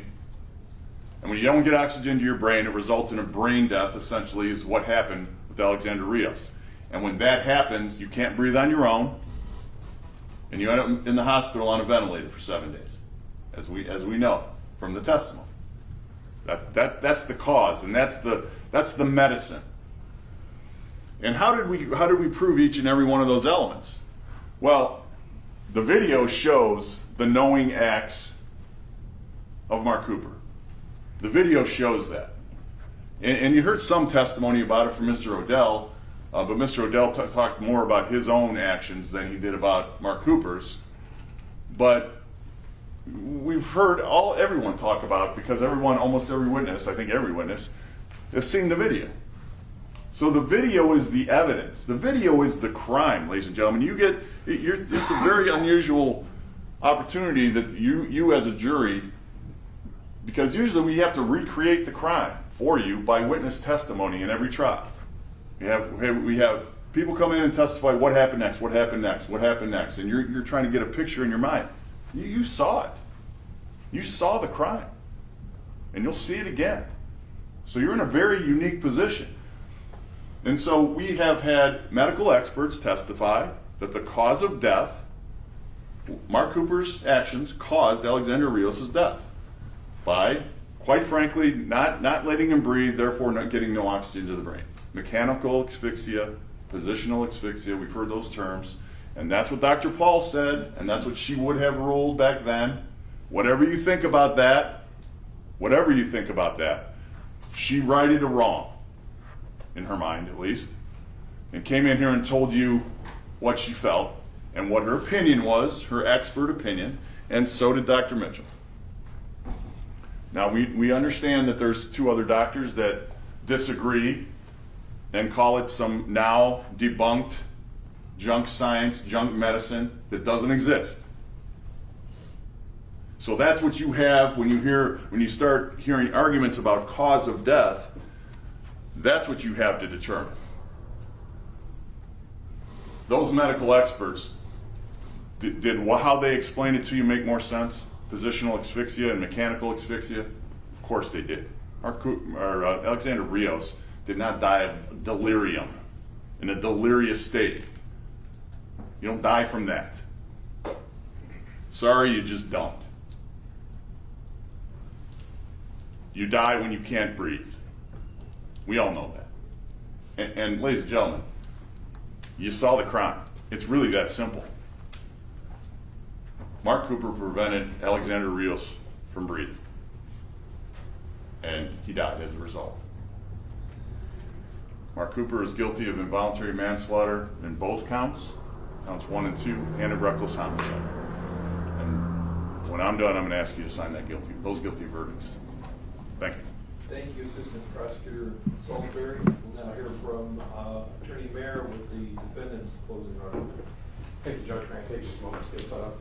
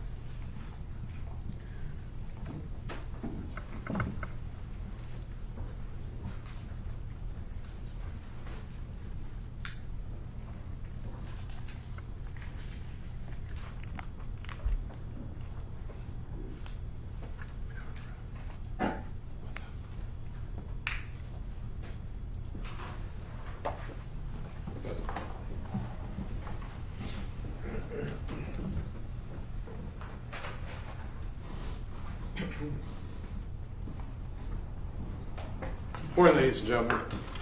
Just like the prosecutor, on behalf of the defense, we want to thank you for your attention in this case and commitment to listening to all the evidence. We have reached the point in the case that when we went through the voir dire process that we spoke so much about. And as we were narrowing the large group down to the small group that we have in front of us, the group that will ultimately make up 12 that will decide this case, we talked about the qualities of a good juror. You all talked about possessing those qualities in your mind, the ability to keep an open mind, the ability to follow the law, the ability to hold the state to their burden of proof beyond a reasonable doubt as to each and every essential element, the ability not to pre-decide the case until you've heard everything. We're counting on you to have done that. We are confident, now that we're at the portion where we can make these arguments to you, that you will return a verdict that is based on reason and common sense. A verdict of not guilty as to all 3 counts. And I'm going to talk in as much detail as I can during the time that I have with you this morning. I'm going to go through all the evidence that I think is relevant, I'll break down the video evidence, some of what we just saw in our case, and also, of course, the relevant evidence with respect to the camera. Video evidence that captures the entirety of the altercation between the corrections officers and Alexander Rios. We talked in voir dire about the work of a police officer, a corrections officer, law enforcement in today's world. And we all were able to agree during that discussion that this is incredibly tough work. It is difficult work. It is dangerous work. Okay? These things are all relevant to this case because what you heard the judge talk about with respect to the concept of use of force is that Mark Cooper was authorized to use force as part of his job. And we'll talk about all the circumstances that allow for that, and the training, and the guidelines as to levels of force. And they all turn on the degree of resistance or threat that the individual inmate poses at the particular time. And so we'll talk about all of those things, but make no mistake, after listening to all this evidence, you have to be convinced the job in a jail is a difficult one for a corrections officer. And we can all accept that a jail is a place of rules. We heard about so many of them. And you're going to have defendants exhibit B, 1, 2, and 3. All of the relevant policies that were in effect at that time. The use of force policy.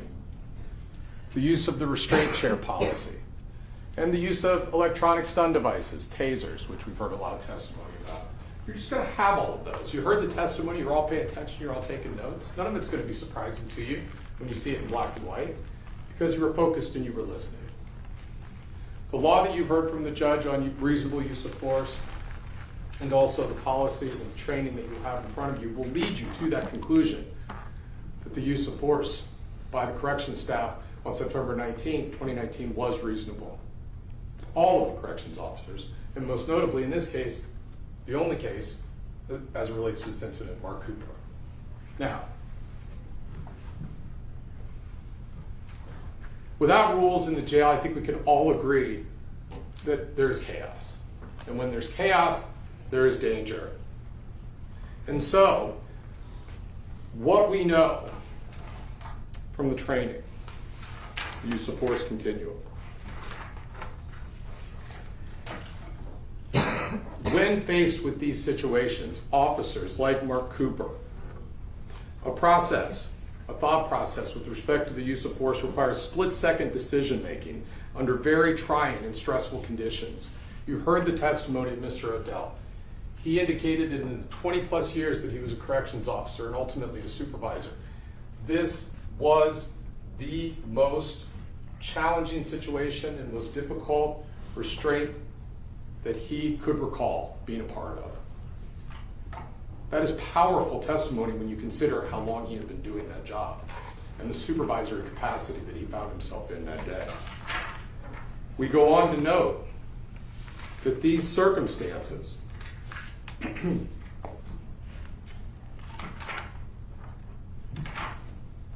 it's important to remember that almost all incidents faced by officers, like this one, are not scripted. They are not easy to understand, and they are not predictable as to the outcome.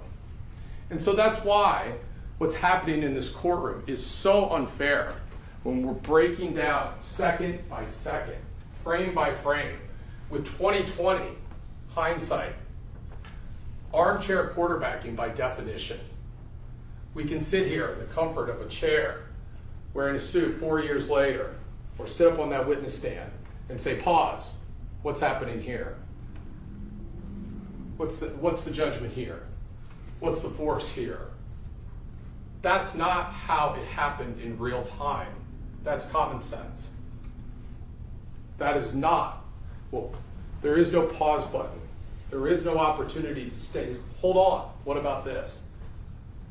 Each and every action that the officers took was in response to what they were faced with by the decisions made by Alexander Rios. And make no mistake, it is nothing short of a horrible, awful, tragic consequence of this event that he is no longer with us. And we can all feel for his family and the loss of life that he suffered. But we cannot look at the outcome alone and go back to fit the prosecutor's theory in order to punish the outcome. That's what we can't do. We all agree that sympathy cannot come into play when you are making a decision, in this case with respect to your verdict, or any decision that you're making in this case. Both sides took great care to discuss that, and the judge talked about that too. We want the case to be decided on the evidence, not the very difficult testimony from people like Alex's mother when she talks about the good in him and all of the good memories that she has. That's awful. She lost her son. But what relevance does that have to the use of force in this case? What relevance does that have as to the cause of death? If the prosecutor would like to tell you that in second close, I'd be happy to hear it. The answer is 0. Okay. The pictures of him, family, it's meant to tug at your heartstrings a little bit. Okay? And again, to be clear, it is an awful thing. And it was an absolute accident and an unintended consequence of an event that Alex Rios precipitated. He had the opportunity 4, 5, 6 times to stand down, simply comply, and then for sure he would still be here. But the prosecutor is all the way on the other side of this. They say, ignore everything else you see on that tape and focus only on the actions of Mark Cooper during those 7 seconds. And when you do that, you will conclude that if he hadn't done that, Alex Rios would still be here today. They are all in on that when it comes to proximate cause, when it comes to cause. Without those actions, Alex Rios would still be alive. There is no one who can say that, having listened to this testimony. Specifically, Dr. Lehman came in and testified at length, and we're going to talk about that in great detail, but the bottom line is he indicated there is no way, in my mind, that those 7 seconds would have caused that death. Reasonable doubt on cause of death, right there. And we'll get to more on that. Now, this is not a case where the corrections officers had choice. Okay? So many times when you speak and learn about, follow law enforcement deaths involving police encounters on the streets, the question is, the person was just minding their own business, weren't doing anything wrong. Why did the officer have to approach in the first place? This person was not doing anything wrong. You hear that over and over and over again. And in some of those cases, it appears that it may be true. And it was kind of indicated at the beginning of this case during opening statement by Mr. Thompson. Alex Rios was just pissed off. He was pissed. You're right. Alex Rios was in jail because he had a valid warrant for his arrest on a felony, and he was transported back to Richland County Jail. When he talks about I'm not supposed to be here over and over again, he was exactly where he was supposed to be. Okay? Not because the jail was looking to punish him or anything like that. He had a valid warrant for his arrest, and he has to be brought in. That's law and order. Unlike situations on the street where police officers have to make a decision, should we engage this individual or not? Are they doing anything wrong or are they not? There is not that choice here. When you have what we're going to look at on this video, their job is to deal with that. What else are they supposed to do? So much so that they would not be doing their job effectively and would not be cut out for that if they're not engaging Mr. Rios in order to try to get him calmed down off that ledge, settle down and cuff up for his own safety. It is their job. Now, I want to talk about a topic that has come up throughout this entire trial. And before we break down reasonable use of force and cause of death, as we take a look at that video and discuss the expert testimony, I want to talk about the role of drugs in this case. Specifically, methamphetamine and the influence that it had on Alexander Rios at the critical time that we see on this video from beginning to end. Okay. The judge told you, it's right in these instructions, that there are two types of evidence for you to consider. There is direct evidence and there is circumstantial evidence. And every lawyer knows that if both, either direct or circumstantial, are believed by you, they're to be given equal weight. The judge gave the working definition that we're all familiar with, and I'm sure it makes sense to you in practice. Direct evidence are things that people see. Right? We have direct evidence of what happened in this case during the altercation based on this video. Circumstantial evidence are things that we don't necessarily see, but we're aware of. And if we believe those things to be true, they can all add up to an inference, just the same as if we saw it happen. Make sense? Okay? In the example of, if I see it snowing, I can say it snowed. If I go to bed at night and there's no snow on the ground, I wake up and there's snow in the morning, inference is reasonable, circumstantial evidence snowed overnight. It's the same thing. It snowed. It stands for that proposition. In this case, there is overwhelming circumstantial evidence to support one conclusion with respect to the influence that methamphetamine had on Alexander Rios in this particular situation, and it is critical. Okay? It was suggested during opening statement there would be no credible evidence to support any of that. Well, we agreed to disagree at that time, and I think that as it's played out, and I'm going to go over all of the evidence to support that and why it's relevant right now, I think that anyone reasonable would agree. What did we find out during the trial? Well, Alex's mother did testify, and aside from talking about his good qualities, family history, and all of that, she did give us some pretty important information as to the issue that drugs played in this case. Number one, she indicated that he'd been struggling with drug addiction for the better part of 12 years. She also indicated that there are, as is normally the case, just reasonable pockets of sobriety followed by relapses, troubles, and all that sort of thing. But most notably, she indicated that the most recent period of sobriety ended with a relapse 3 to 4 weeks prior to the events that occurred on September the 19th.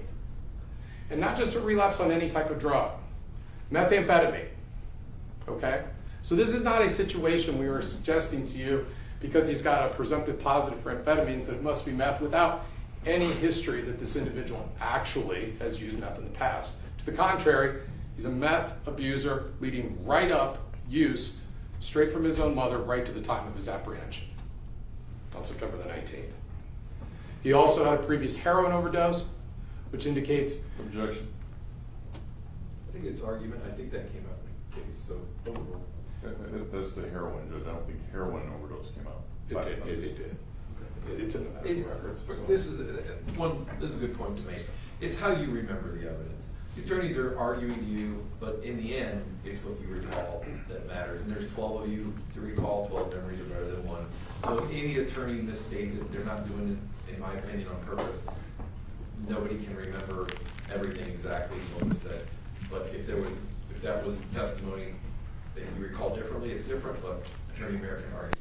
Go ahead. Thank you, and I agree with that. We're taking notes, it's been a lot of information. But I feel confident, and his mom testified that there was previous heroin abuse, and if you page through those medical records, you're gonna see that as well. Different drug, but it stands for the proposition that this was an individual who can take drugs to the amount that it causes his life to be in danger. Okay? It's a pattern of this type of abusive, self-destructive behavior. Now, we also found out that when the Wakeman Police Department came calling after the domestic disturbance up there, he's hiding in a crawl space, and the police had to look around for him for a period of time after he returned to the house. He knows the police are coming, apparently he's hiding. This creates the opportunity for him to make sure that he has drugs with him if he's going to be in the jail. Okay? Now, in addition to that, his behavior on that video is 100% consistent with what anyone in their day-to-day lives would perceive as someone who is under the influence of some type of illegal drug. And that is consistent with the testimony of Dr. Lehman. Okay, and we'll get into all of those different behaviors as they go to evidence of methamphetamine intoxication and also triggering the delirious state that has been debated and discussed at length in this particular case. And then when he's to the hospital, we have the presumptive positive for amphetamines with a threshold of at least 1,000 nanograms per milliliter, which is a lot, okay? And that tells us the minimum. It gives us nothing as to how much. The amount could be astronomical. We just don't know.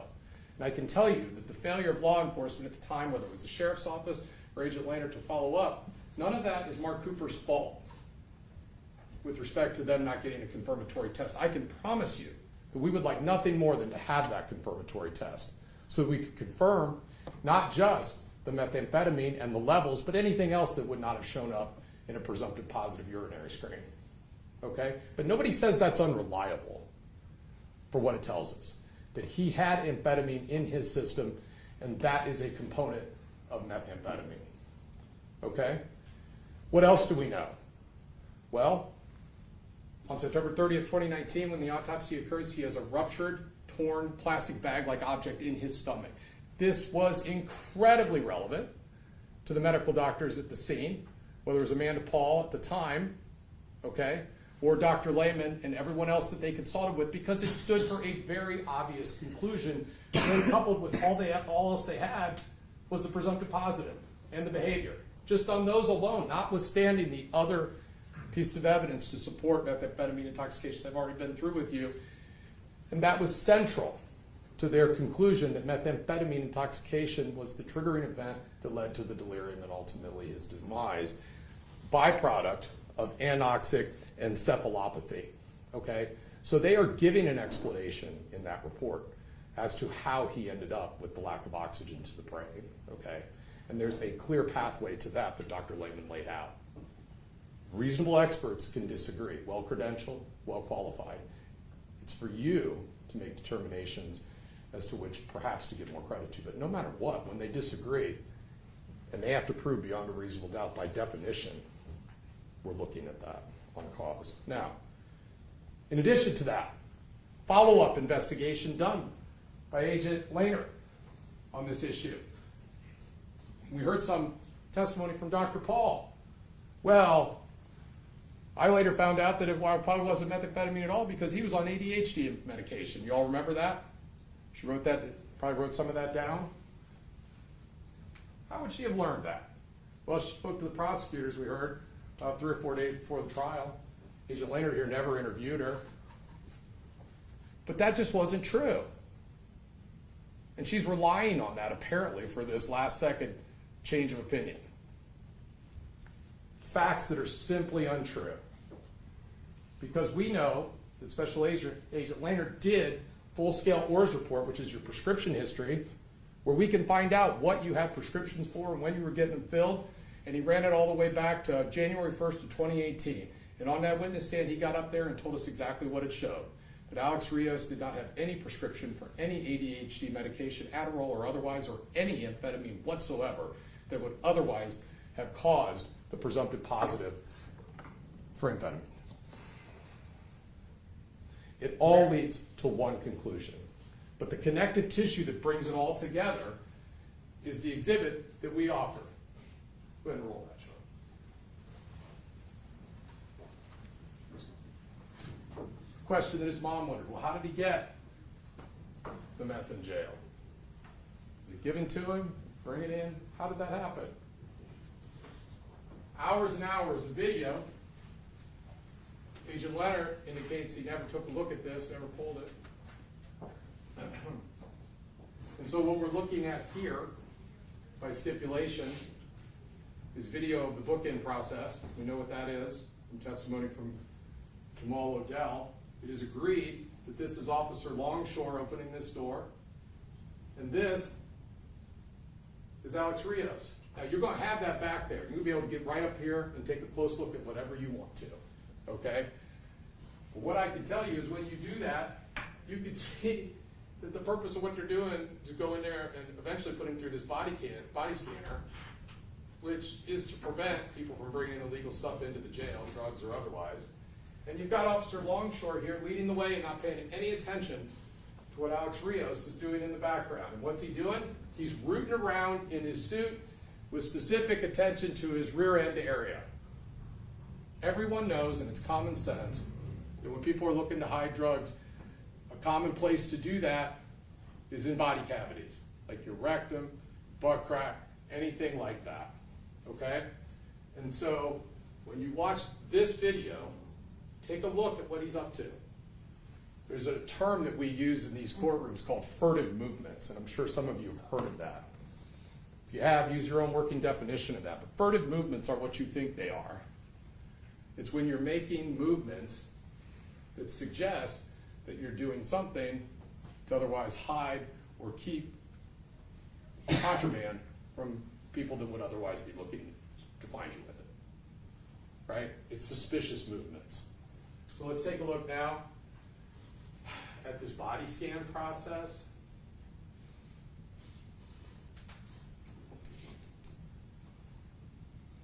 We are not suggesting to you that you're going to watch this up close and that you're going to see Alex Rios swallow a baggie or anything like that. But as you've already taken a look at it once, pause.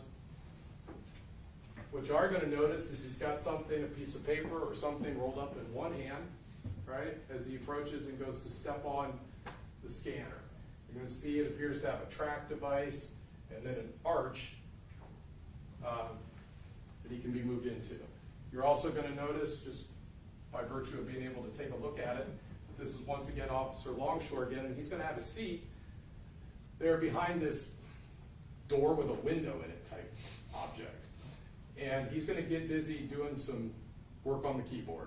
And ask yourself, does he appear to be paying attention to what Alex Rios is up to? He does not.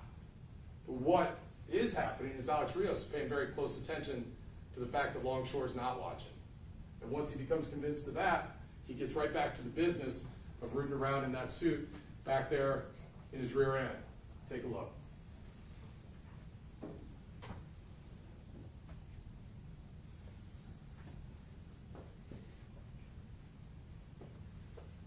Checking him. Put the paper out. And here we go. For the life of me, why Longshore isn't paying attention to this or noticing and saying, what are you doing with your hand down your pants? Is beyond me. But the fact is, he's not. He's still looking down, pecking away at the keyboard, and Alex Rios rooting around to stop right now. Alex Rios' left hand has emerged from being in his suit for what amounts to, I don't know, 30, 45 seconds. Comes out now, he has looking directly down at what he has. He already had that paper. There's no need to look at that paper anymore. He already knows what that is. He's looking at what he pulled out of that suit, brings the paper up, and continue. Looks at Longshore, and now sets the paper over there. Hand back in the suit, nothing to see here maybe. Stands to reason that before this body scan ever got started, what he had on him ended up in that paper. You can bet dollars to donuts, it's what ended up in his belly. And every bit of your common sense and reason tells you that this is the process by which how he ended up with that methamphetamine in that jail. And it is the first triggering event that set forth the chain of events that ultimately led to what happened 12, 14 hours later, or longer, 20 hours later.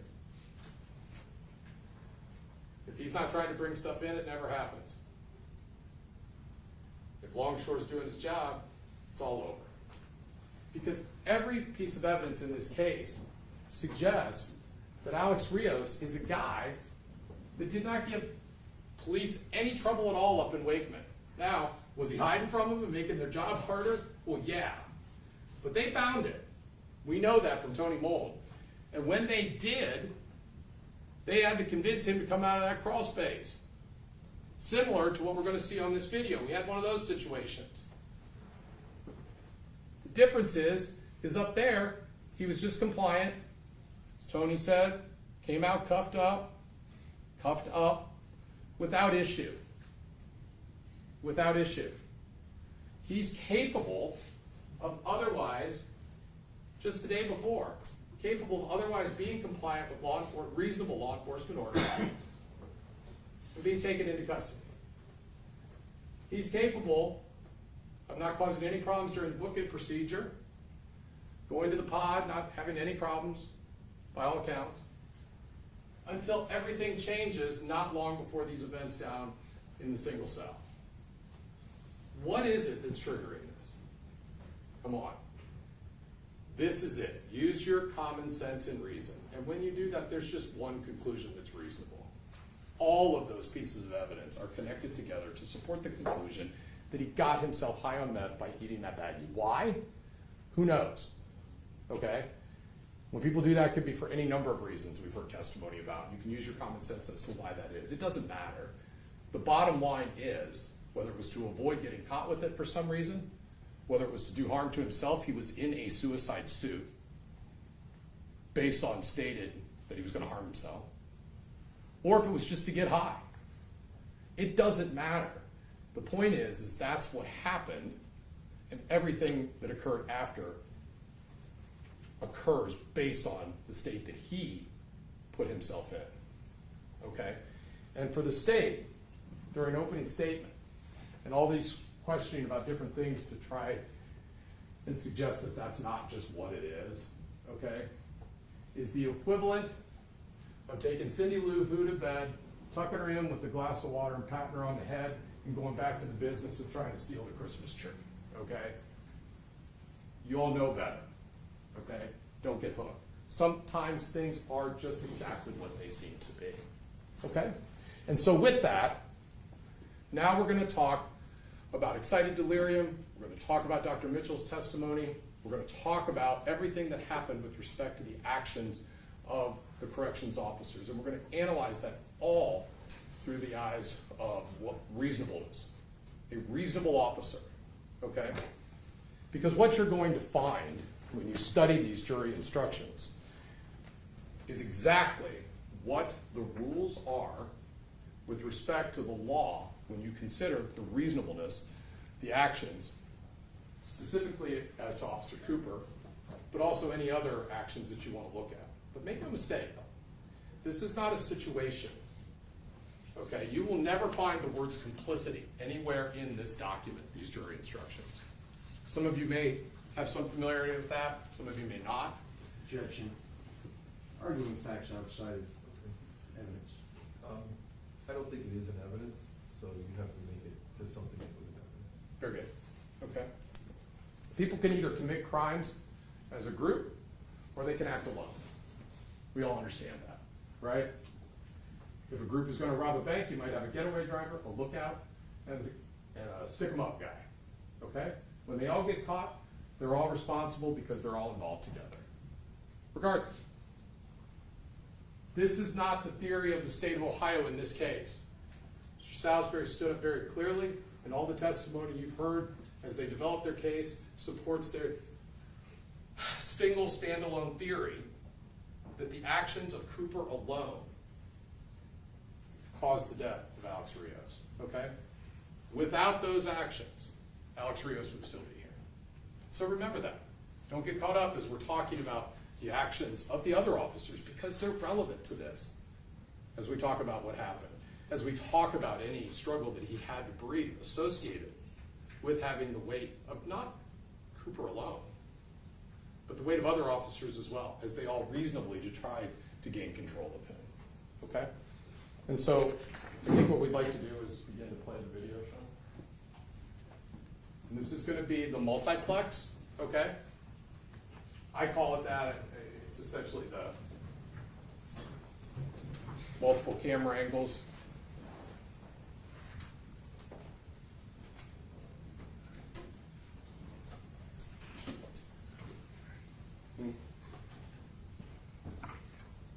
Here we go. Rios, I need you to come down so we can. Okay. All right. All right. I'm not going to call anybody unless you come down from down here. Okay, this is the last time I'm going to ask you. I've asked you for like 5 minutes. I'm not going to do it anymore. Okay? We're going to put you in a restraint chair for your safety. Do not listening and be on a divider, causing a risk to harm yourself. We don't have time to continue that all night. Okay? All right. This is the last time I'm asking you. We're going to go on. We're going to go ahead and put you in a chair. Why didn't you just open the door? Right here. All right. Come on down. No. Handcuff. Is that a yes or no? Go ahead and turn around. Put your hands behind your back and cuff up for me. If not, we're going to come get you. All right. No? Okay. We're coming to get you. Okay. So this is the moments right before the buzzer's going to be hit and the door will be open and we all know what happens next. Okay? I want to talk about this first portion of this. Okay? Now, there's been discussion about excited delirium, obviously. Okay? And the first thing to become aware of as we argue about excited delirium, or the delirious state as it becomes in 2023, supported by all of these different factors. This is not the trial of excited delirium. Okay? And the state can make every effort they want to make it that, but it is not. Okay? Is excited delirium relevant to this? Of course it is. Okay? And we don't run from any of that. And we're going to talk about where excited delirium was in 2019 and where it is now, and the impact that had on layman's opinion here in court compared to layman's opinion back then. But this is the trial of Mark Cooper. Okay? Mark Cooper doesn't have anything to do with it being determined that excited delirium is controversial, as Dr. Lehman described it, and that changes in thoughts and things of that nature have made it so. Yes, many different medical associations, notably the National Association of Medical Examiners, no longer endorses the use of excited delirium as a standalone cause of death. But in that same statement, as you know, as it has been read to you, okay, and you can make things say what you want them to say.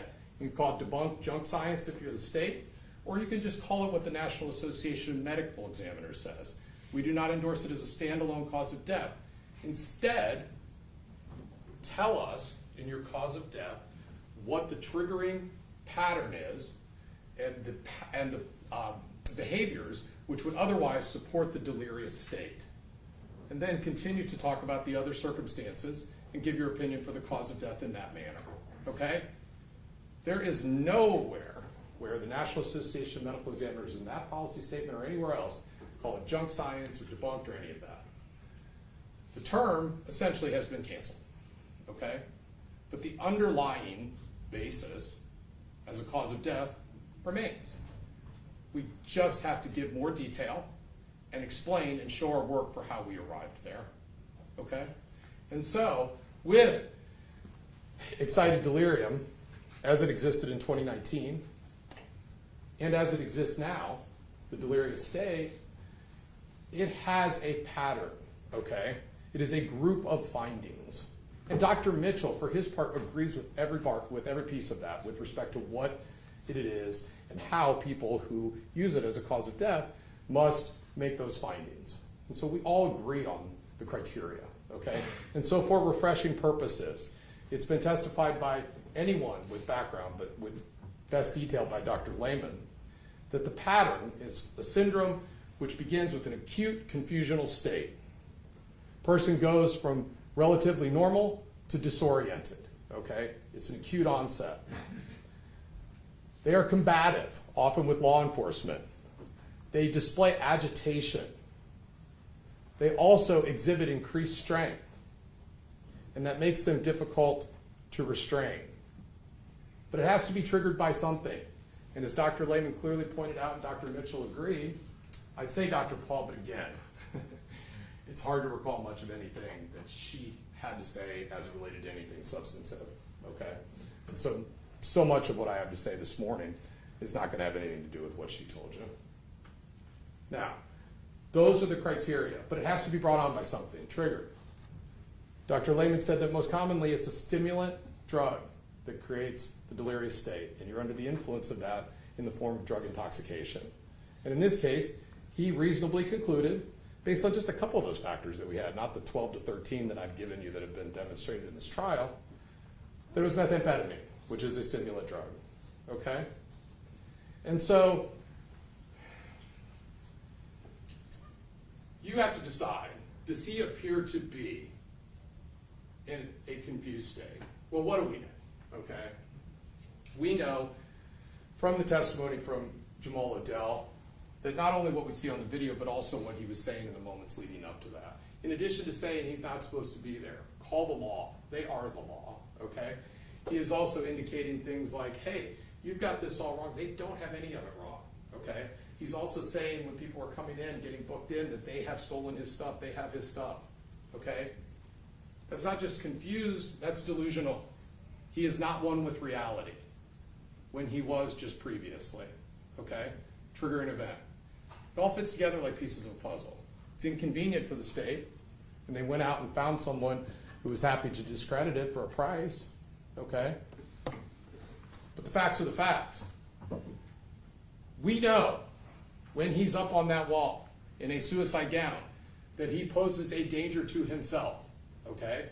And this is when we talk about reasonable use of force, which we'll talk about alongside cause of death analysis. When he's up on that wall, by definition, he is posing a risk to himself. What are the officers supposed to do? What is a reasonable response? They have a job to do. Goal number one in the jail setting, protect the inmate. Force can never be punishment. There is no punishment. There is no discipline that takes place in this case. They want to get him in that restraint chair if you read the policy because it's the last place that they can reasonably put him. It's the last spot in the jail that they can put him to protect him from himself. If they don't do that, they're on the hook for anything that happens in that cell to him. They have a job to do. And so, of course, Jamal Odell is not arguing with him. He's not yelling at him. He's not being hard on him. He's just talking to him just like he did to you, calm, okay? Just telling him what it was, just like he did with you. Please come down. He gives him instructions on what to do. He demonstrated with me. Cuff up for your own safety. Food flap. You saw it when you were down there. Does Rios do any of this? He does not. Is that the end of it? Well, it can't be for all the reasons I just said. And so they prepare for what comes next. But make no mistake, he is demonstrating this agitation and this acute, confused, delusional state. Okay? Now, at that point, when you look at the use of force continuum, he's at the bottom. Okay? For sure. Okay? But he doesn't stay there. And he doesn't stay there by his own acts. Okay? He finds himself, I believe, at level 1 blue. He is at this point passively resistant. He's not responding to verbal cues.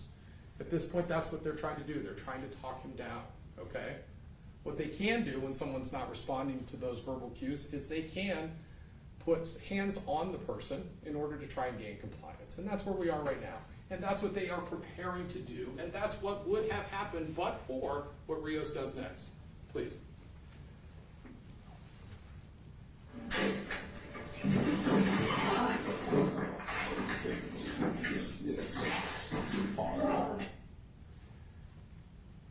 less than 1 second from the moment that door's buzzed that Alex Rios is out of that cell as if he has been shot out of a cannon. He goes through those 5 correction officers, none of them are Mark Cooper, by the way, 5 corrections officers as if they are not even there, like a knife through butter. And now, he has escaped his cell. He has broken detention, okay? This has relevance with respect to use of force, okay? And we will talk about that later. But there is no other way to define this. Whether you think that this escape attempt was going to result in him making his way onto Park Avenue and heading for the hills successfully is irrelevant. What is relevant is that's what he has done. This is an escape. And these officers have an absolute obligation and job and a responsibility to get him back into custody. And it is not over based on their training, not when he's wrestled to the ground. It is not over until he has been restrained, and as Jamal Odell indicated to you, that means cuffed and shackled and returned to his cell, or in this circumstance, the restraint chair, which was the plan. That's when this is over. That's when there is no more force to be used. Nothing about anything that's happening here is punishment or discipline. They are reacting to what this man has caused to occur. We have no idea what is up there in that control area with respect to access could be used as a weapon on himself or anyone else. We have no idea what his intentions are with respect to the officers, but they have a job to do, and that's to get him back under control. Now, it was mentioned that it only took 1 officer to take him down. Take a close look now that we have this extra video and see what happens next. Throws that officer off, and Officer Prendergast is able to get him to the ground. Stop. When he breaks that detention, he is actively resisting once he busts out of that door, all right? Actively resisting is defined for you. Active resistance, a subject actively resists when they take affirmative action to defeat an officer's ability to take custody or control. That is by definition what he's doing. That puts the officers in their reasonable response with force into a level 2 green scenario, and that's before he ever throws Officer 1 off of him and is taken to the ground by Officer Prendergast. With respect to level 2, as testified by Odell and what you'll have back there, policy and training for these officers indicates that when this is the case, actively resistant, stunning, striking muscle groups, balance displacement, take to the ground, takedown techniques, okay? Read them all. These techniques may include the use of restraints, forced movement, forcing an inmate's limbs behind his back, because that's the protocol for cuffing, okay? And that's what gets us to this prone position here once they're able to gain control of him, even enough to do that. Use of rough physical force, okay? That's what the training calls for. And the last line on level 2, the last line, which is so powerful, once inmates are perceived as actively resistant, officers should not relax care until the subject is fully secured and in an isolated cell, which is what I just told you. Fully secured means cuffed and shackled, okay? And so when we later get to the portion where they are still trying to get him to let go of the cuff, it's because they still can't get him cuffed. This is long after my client is on his back for those 7 seconds. Now, please continue. You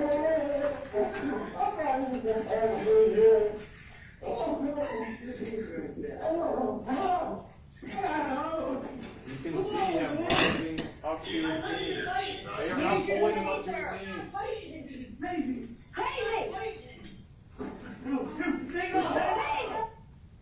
All right. The fact that he's saying I'm not fighting is of absolutely zero consequence. We can all say whatever we want, but it's our actions that matter. Even Dr. Mitchell says, yeah, I don't know, there's really nothing I can make of that. I mean, he's saying that. But what he's doing is what it is. And he is doing everything he can to work against the efforts of these 5 officers. Odell tells you that he initially had that camera, and he did. It took him a matter of seconds to realize and testify that he was concerned that the other officers could not gain control of Rios. So much so that he handed the camera to the female officer and immediately joined the fray. All right? All of this is happening, all right? All before Mark Cooper enters the scene. Jogging, we can see, about 1:35 into this, before he's done anything. Now, what we do have is about to be prone restraint, okay? We had testimony that irrespective of drug use, this is an adrenaline-inducing event for Alex Rios. Dr. Mitchell confirmed that, Dr. Lehman. We've all been under the influence of adrenaline, pumped up. Clearly that's what's going on. Add the drug use to that. He is clearly combative. He is clearly fighting the restraint. All pieces to the criteria that help meet the definition of excited delirium.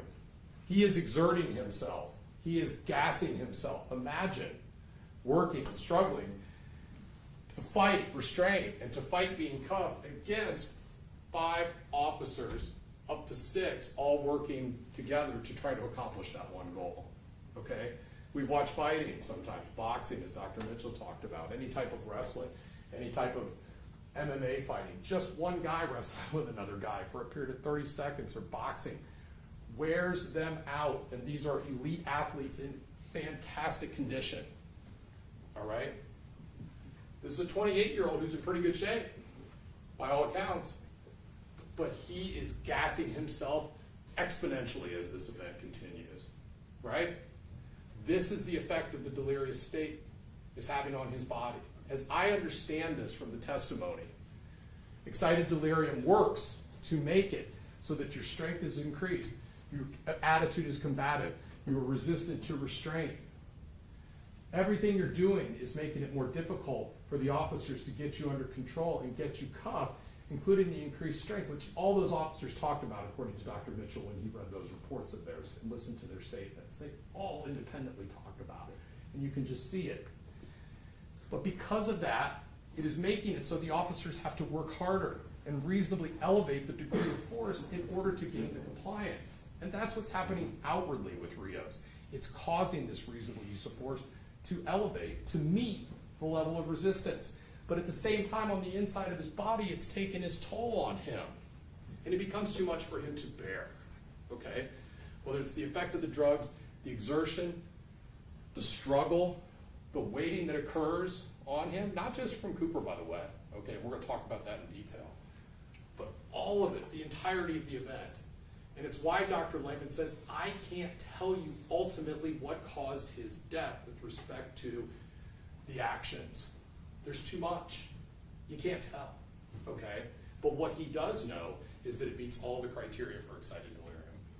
And so he lays out what triggered the delirious state, all of the evidence supporting the delirious state, and reaches the reasonable conclusion that it led to his lack of oxygen in his brain and the cardiac arrest. And oh, by the way, when you read the medical records, as Dr. Mitchell was directed to, the discharge diagnosis talks about cardiac arrest secondary to drug abuse. Everyone knows that taking drugs that are made in a bathtub without regulation is incredibly bad for you, and the risk is through the roof, okay? It is hard on your body. We're not calling this an overdose. We don't know how much it was that he had. We can't. But I will not minimize the potential effects that the drugs were having on him. They talk about you can't tell what that bag is. You can't tell that bag, all right? This is an unregulated business. When you buy drugs, methamphetamine, they don't give you some type of bag that says meth. You know, here's the suggested usage. These are back street deals, unregulated, and you get them in items that look just like that. Tie-offs, baggy, obvious. Continue.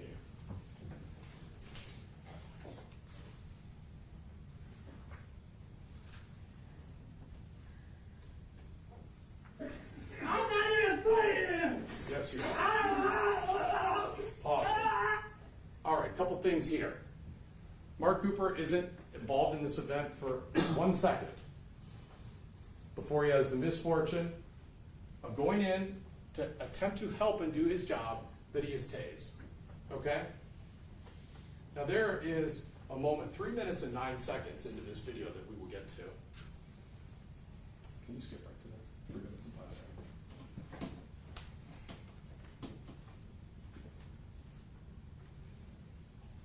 Play it.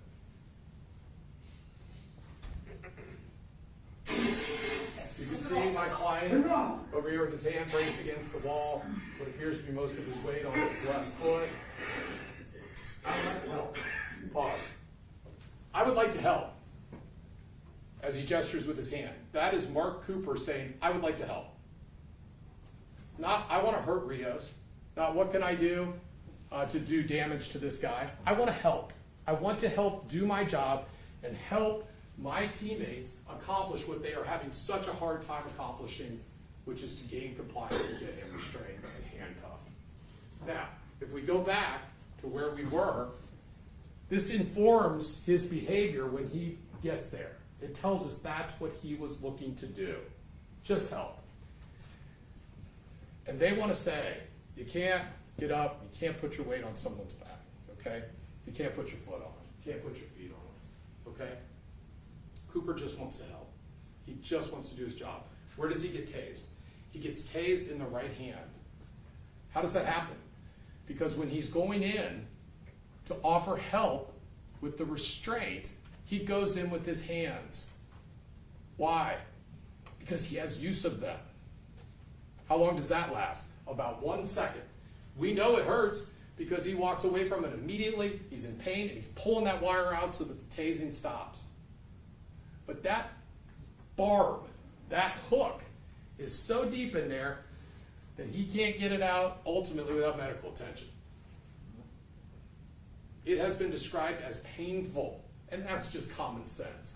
Who wants to sign up to have a taser dart shot into your web of your hand or your bone? Nobody. Not going to make it so your right hand ain't very useful to you. His intention was to help, and it was to help with his hands. But he wasn't able to do that because of the chaos of the situation. It's so chaotic that Longshore can't even get still enough to accurately shoot the taser in a direction that doesn't land on one of his colleagues. Keep going. There he goes. Pause. Upper left. Fighting for the taser. Okay? It has been suggested by the state, well, you can't tell. Maybe he just doesn't want to get tased, so he's trying to stop that. Okay? Listen, if you are a reasonable officer and you are tasing and use every pain compliance technique that they have, according to Odell, the purpose of these is not to punish. It is not to injure. They're not tasing him because they're mad at him. They're not attempting joint manipulations and wrist locks. Any of these things for the purpose of punishment. It is to gain compliance, and that specific technique, these are all examples of pain compliance. What else do we know about people under the influence of excited delirium? We've had testimony to this.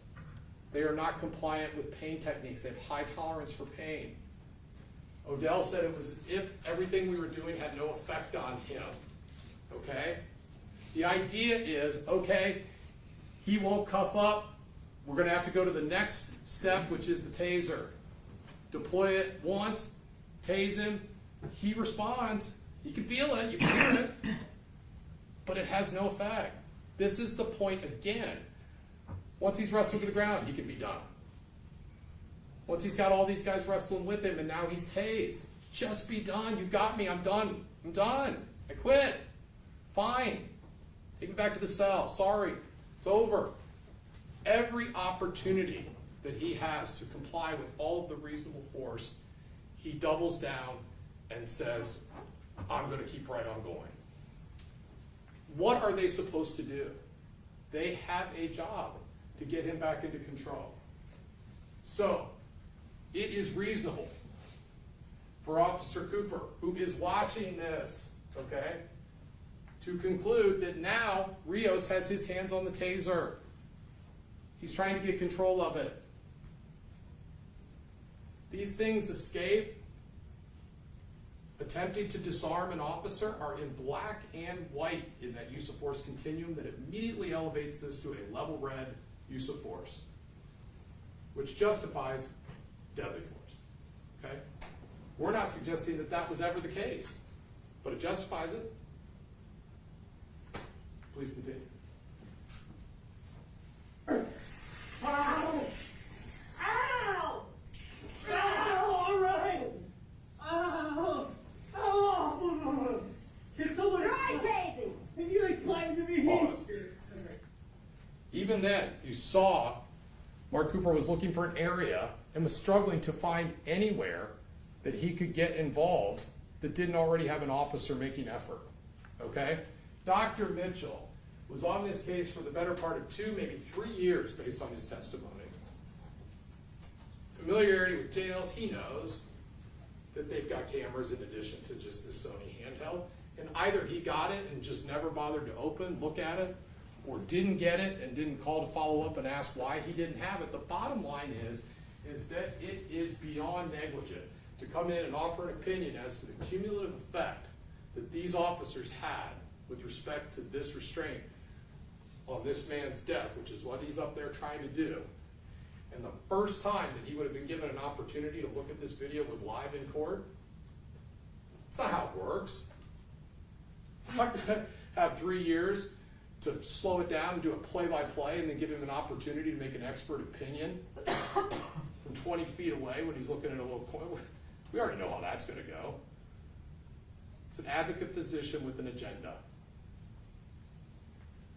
It stands for the proposition that his opinion is incomplete and not based on all of the most important evidence. And what I can tell you is, you get this back there or out here, wherever you're watching it, once Mr. Rios finds himself within the view of this camera, which is for most of the prone restraint, I believe, you will never see the green of his smock. Never see it. Why? Well, it's not because my client is obscuring it. It's because there is not one moment when this officer right here, who the state has never even bothered to identify for you during this trial, okay? Because this officer right here, this one here, and this one here, and at times this one, are all on that man's torso, meaning Alex Rios, crawling around and exerting their body weight on him, and that is continuous throughout this. Now, I'm not saying any of that's unreasonable, but if you want to talk about he couldn't breathe, something that, by the way, when he's communicating throughout the duration of this, he never says. We all know that people who find themselves in these life or death restraints, to a man, will say, I can't breathe. That is never a phrase or anything remotely resembling trouble breathing that this man ever says. Watch closely. You will never see a moment that the weight of these individuals that are not Cooper are not obscuring his back in that green smoke. And that's just nowhere in the Mitchell calculus. He just wants to point in court at Cooper, despite what he writes in his report about the actions of all the officers collectively. Please continue. Now you're the dumbass. I didn't say you were her. Oh, fucking took out on himself. Pause. Pressure, weight. The only time that anyone can come into this courtroom, whether it's Dr. Mitchell, Dr. Lehman, or anyone else for that matter, and tell you anything about how much weight my client is applying to Alex Rios is during those 7 seconds. That's it. Even Dr. Mitchell conceded. And this is just common sense, which I'm sure all of you at different points in time have done. You stand on a scale, that's what you weigh when both feet are on there. Obviously. As soon as one foot comes off that scale, weight drops exponentially. And it goes up and down based on how force is being applied. We have no idea how much weight my client, Mark Cooper, is bringing to bear when he is in this position here, which is just simply the position he's in for almost the entire time that he's involved with this. It's just these 7 seconds to the exclusion of everything else in this case that they want you to go back and convict him for. Objection. It's argument, so you can respond. Now, we can continue.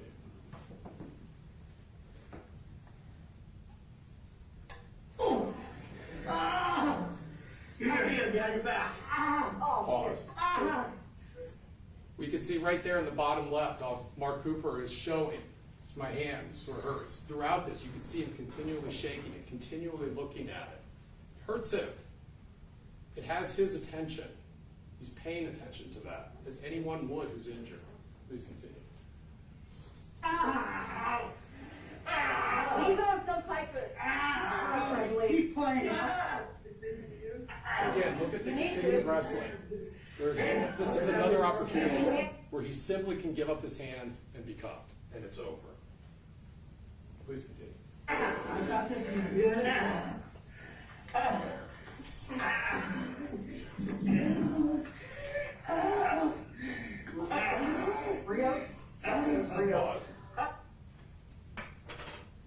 A careful review of this video will confirm that this is Officer Prendergast down here in the corner, as who was identified struggling with the taser earlier in this video. You will see that this is the officer on the left side that is working to get that first cuff on the left side of Alexander Rios. You can see that action going on right now.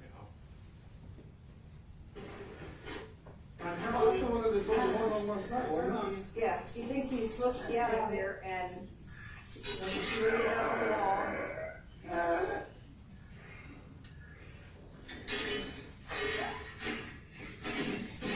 And we're done. Pause. 7 seconds. That's what they say this case comes down to. Objection. And it can be responded to in argument. Well, I heard Dr. Mitchell second. Not 9 minutes and 29 seconds. We heard Dr. Paul get up there and say, oh, it's just like George Floyd. No, it's not. It's offensive. George Floyd was handcuffed behind his back and not resisting an inch for 9 minutes and 29 seconds, restrained the entire time. That officer's knee was on his neck the entire time. Not a stitch of resistance. Compare that to what we see here. While that man said, I can't breathe, over and over. While individuals are watching 5 feet away saying, he can't breathe. These two are watching 2 feet away, running tape. Not one person is talking about Officer Mahon in this case. And again, hindsight's 20/20, but everybody can play that game if we want to. She is in the best position to see what is happening in real time. She is not involved in any of the efforts to bring him under control. There is never a point in time where she suggests that anything should not be happening that is happening. There is never a point in time that she recognizes prior to the other officers that there has been a change in color with respect to his face, that he is, quote, turning blue. In fact, she's the last to mention that, I believe. Please continue. Enough!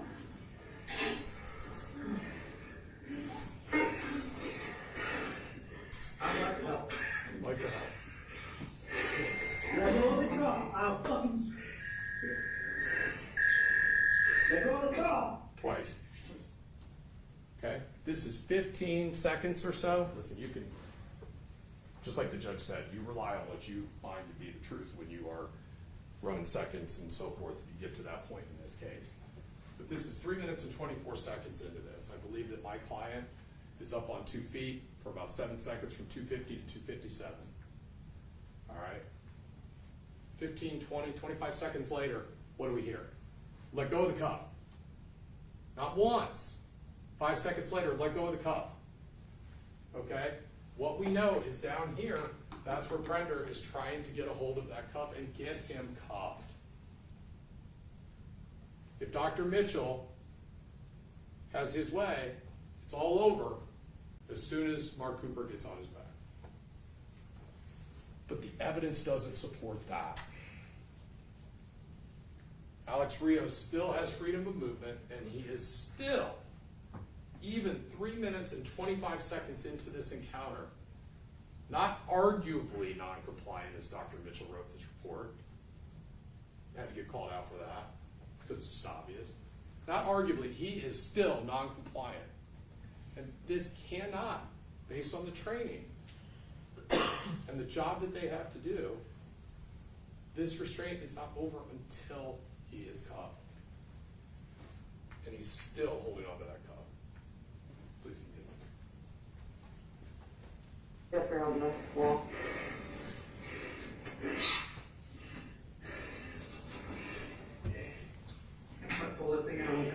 Get a pair of shackles.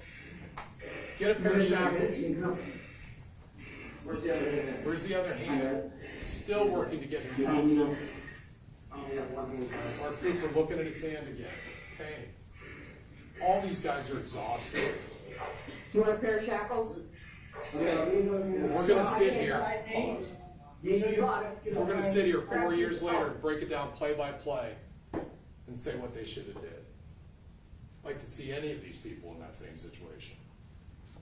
Please continue. Alright, shackles. Prender has slid down, and Mark Cooper has taken his place, Shackle him down and he there. has placed his knee down into the, I guess, lower.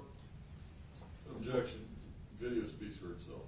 Right. I think he can point out what he sees, and then it's whatever the jurors see is. You can see his knee there in the mid-back area, okay? And he supports his weight with his hand on his shoulder area, okay? Dr. Mitchell writes in his history regarding this event, as he opens his report. He's a 28-year-old man who was in a physical altercation with corrections. He was restrained by multiple officers in a prone position. He's writing the things that are important in his report. And he talks about multiple officers in a prone position. He testified, as did Lehman, that in a prone position puts someone in a vulnerable spot. Dr. Mitchell testified as to when it was that Mr. Rios first became in danger of death, okay? And what he testified to, ultimately, I believe on direct and cross, is that once he found himself in that prone position, before Mark Cooper ever was involved in this, he was in danger, okay? This is a critical moment. All right? Mr. Thompson said, well, if that was just brief, that position, then it wouldn't have been an issue.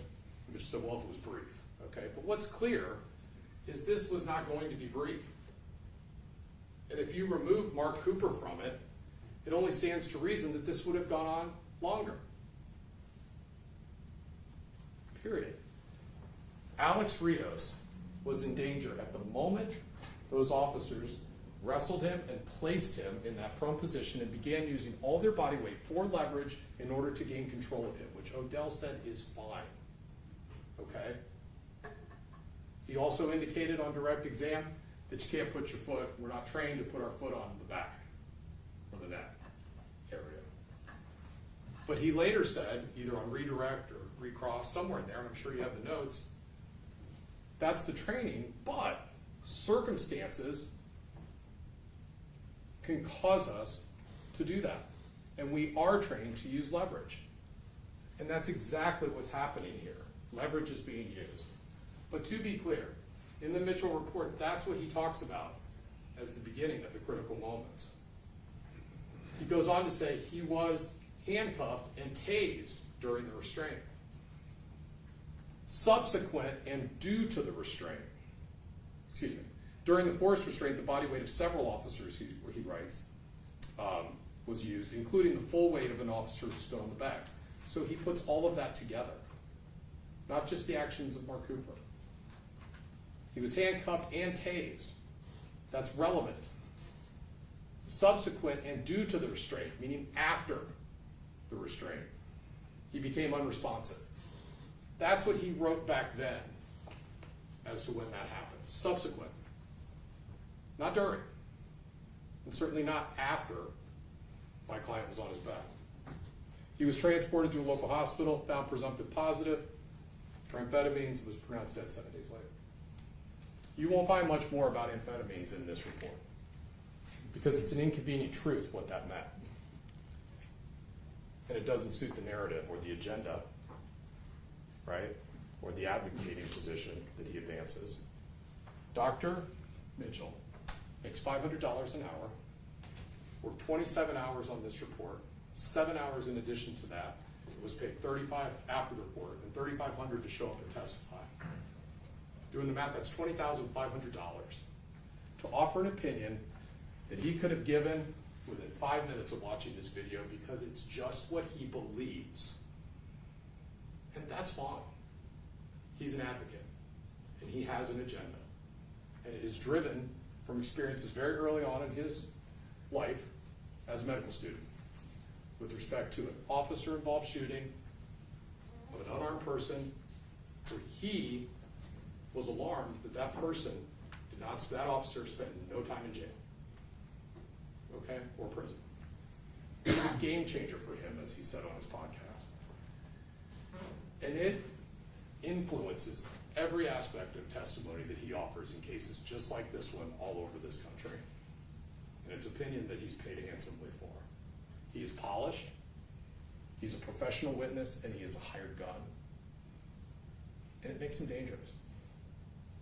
Because he believes that any time that a police officer or a corrections officer, anyone involved in law enforcement, is involved in an altercation with someone else, whether it's a restraint, intent matters not. Doesn't matter. Completely can be reasonable. If intent doesn't matter, it doesn't matter if the use of force is reasonable or not. He's going to call it a homicide if he can reasonably tie, in his words, the altercation to the death as the cause. Okay? That's who he is. Now, Dr. Lehman, on the other hand, is someone who has worked for the Montgomery County Coroner's Office for what seems to be his entire career. At the time was the number 2, the chief deputy clerk. And he offers these opinions in the ordinary course of business.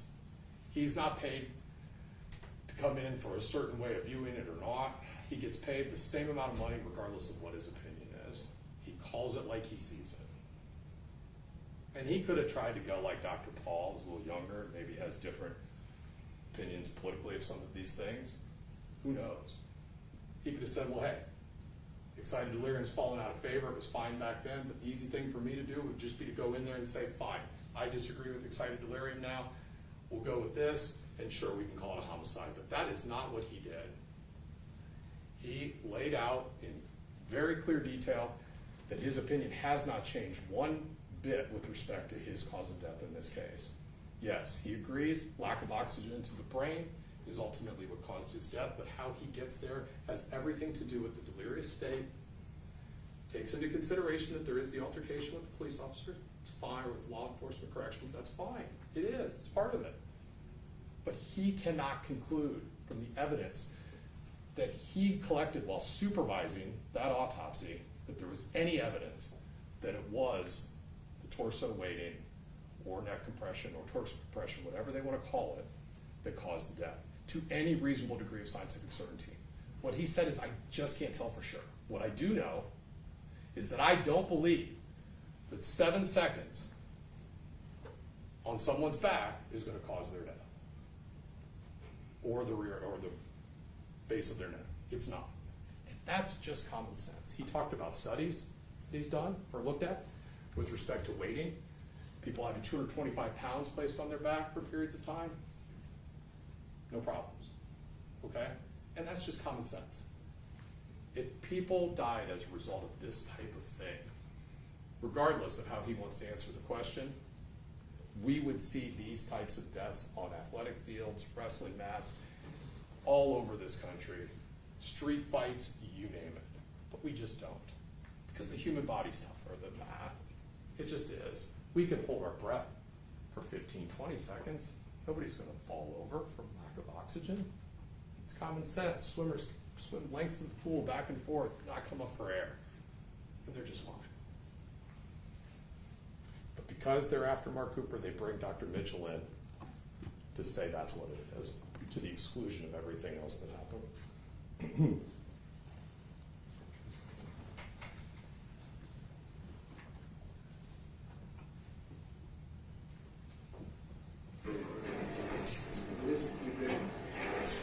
Was there too big? You know, it's like, where's the right side? Isn't that something too big? Let's slide this foot out there. Still, we have continued efforts to get the shackles on. We've got Officer Mahon in position there looking dead at this. Nothing from her. You won't find anything in the Mitchell report that talks about the positioning of my client's knee on his mid-back. You won't. Please continue. Straight up into the chair. All right. Cooper, I'm behind you. Behind you. You can hear the team working together for the purpose of trying to get him into the chair, which would conclude with that. These are all just reasonable actions. Yeah. You two ready? Turn. Straight up. Pause. Now, with respect to intent, what happens next? As soon as there's the recognition that he is unresponsive, everyone immediately transitions to life-saving efforts. Your Honor, I'm going to object to the reference to intent. It's already been clearly established. That's not an element. Okay. Well, Yeah, I think it's argument, I don't quite understand, so I think I that. think that the reasonableness of the officer's actions is central to this. And also, this has been deemed an accident as manner of death, and so I think all of these actions are relevant to the argument of It's well outside the instructions. Well, again, there's great leeway in argument, and the state always gets an opportunity to follow up and make counter arguments, so I'll go ahead and do it. Is this a good time for a think so. lunch break? Let's do this. I don't know how much longer Attorney Mayor is. I would say about a half hour, Judge. Okay, I don't limit attorneys. Some judges will limit attorneys to a certain amount of time. I don't do that. I think it's important that you hear everything each side wants to say in a closing argument. You're not ready to decide the case. You're still not ready to form or express any opinions, and you're not ready to talk about it, any of that stuff, because we're not done yet. Take your hour lunch, come back, we'll finish up with the arguments and the instructions, then we're going to turn it over to you to decide. See everybody in an hour.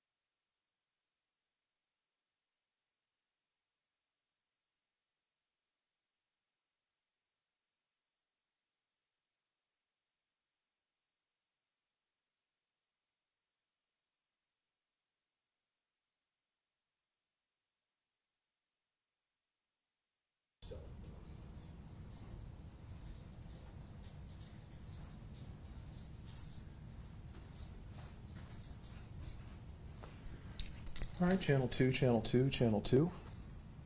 Channel 2, channel 2, channel 2. All right, and then channel 1, channel 1. Channel 1, ABC, channel 1. Cool, appreciate it. Okay, I'm going to shut everything down until the judge comes back. All right, bye.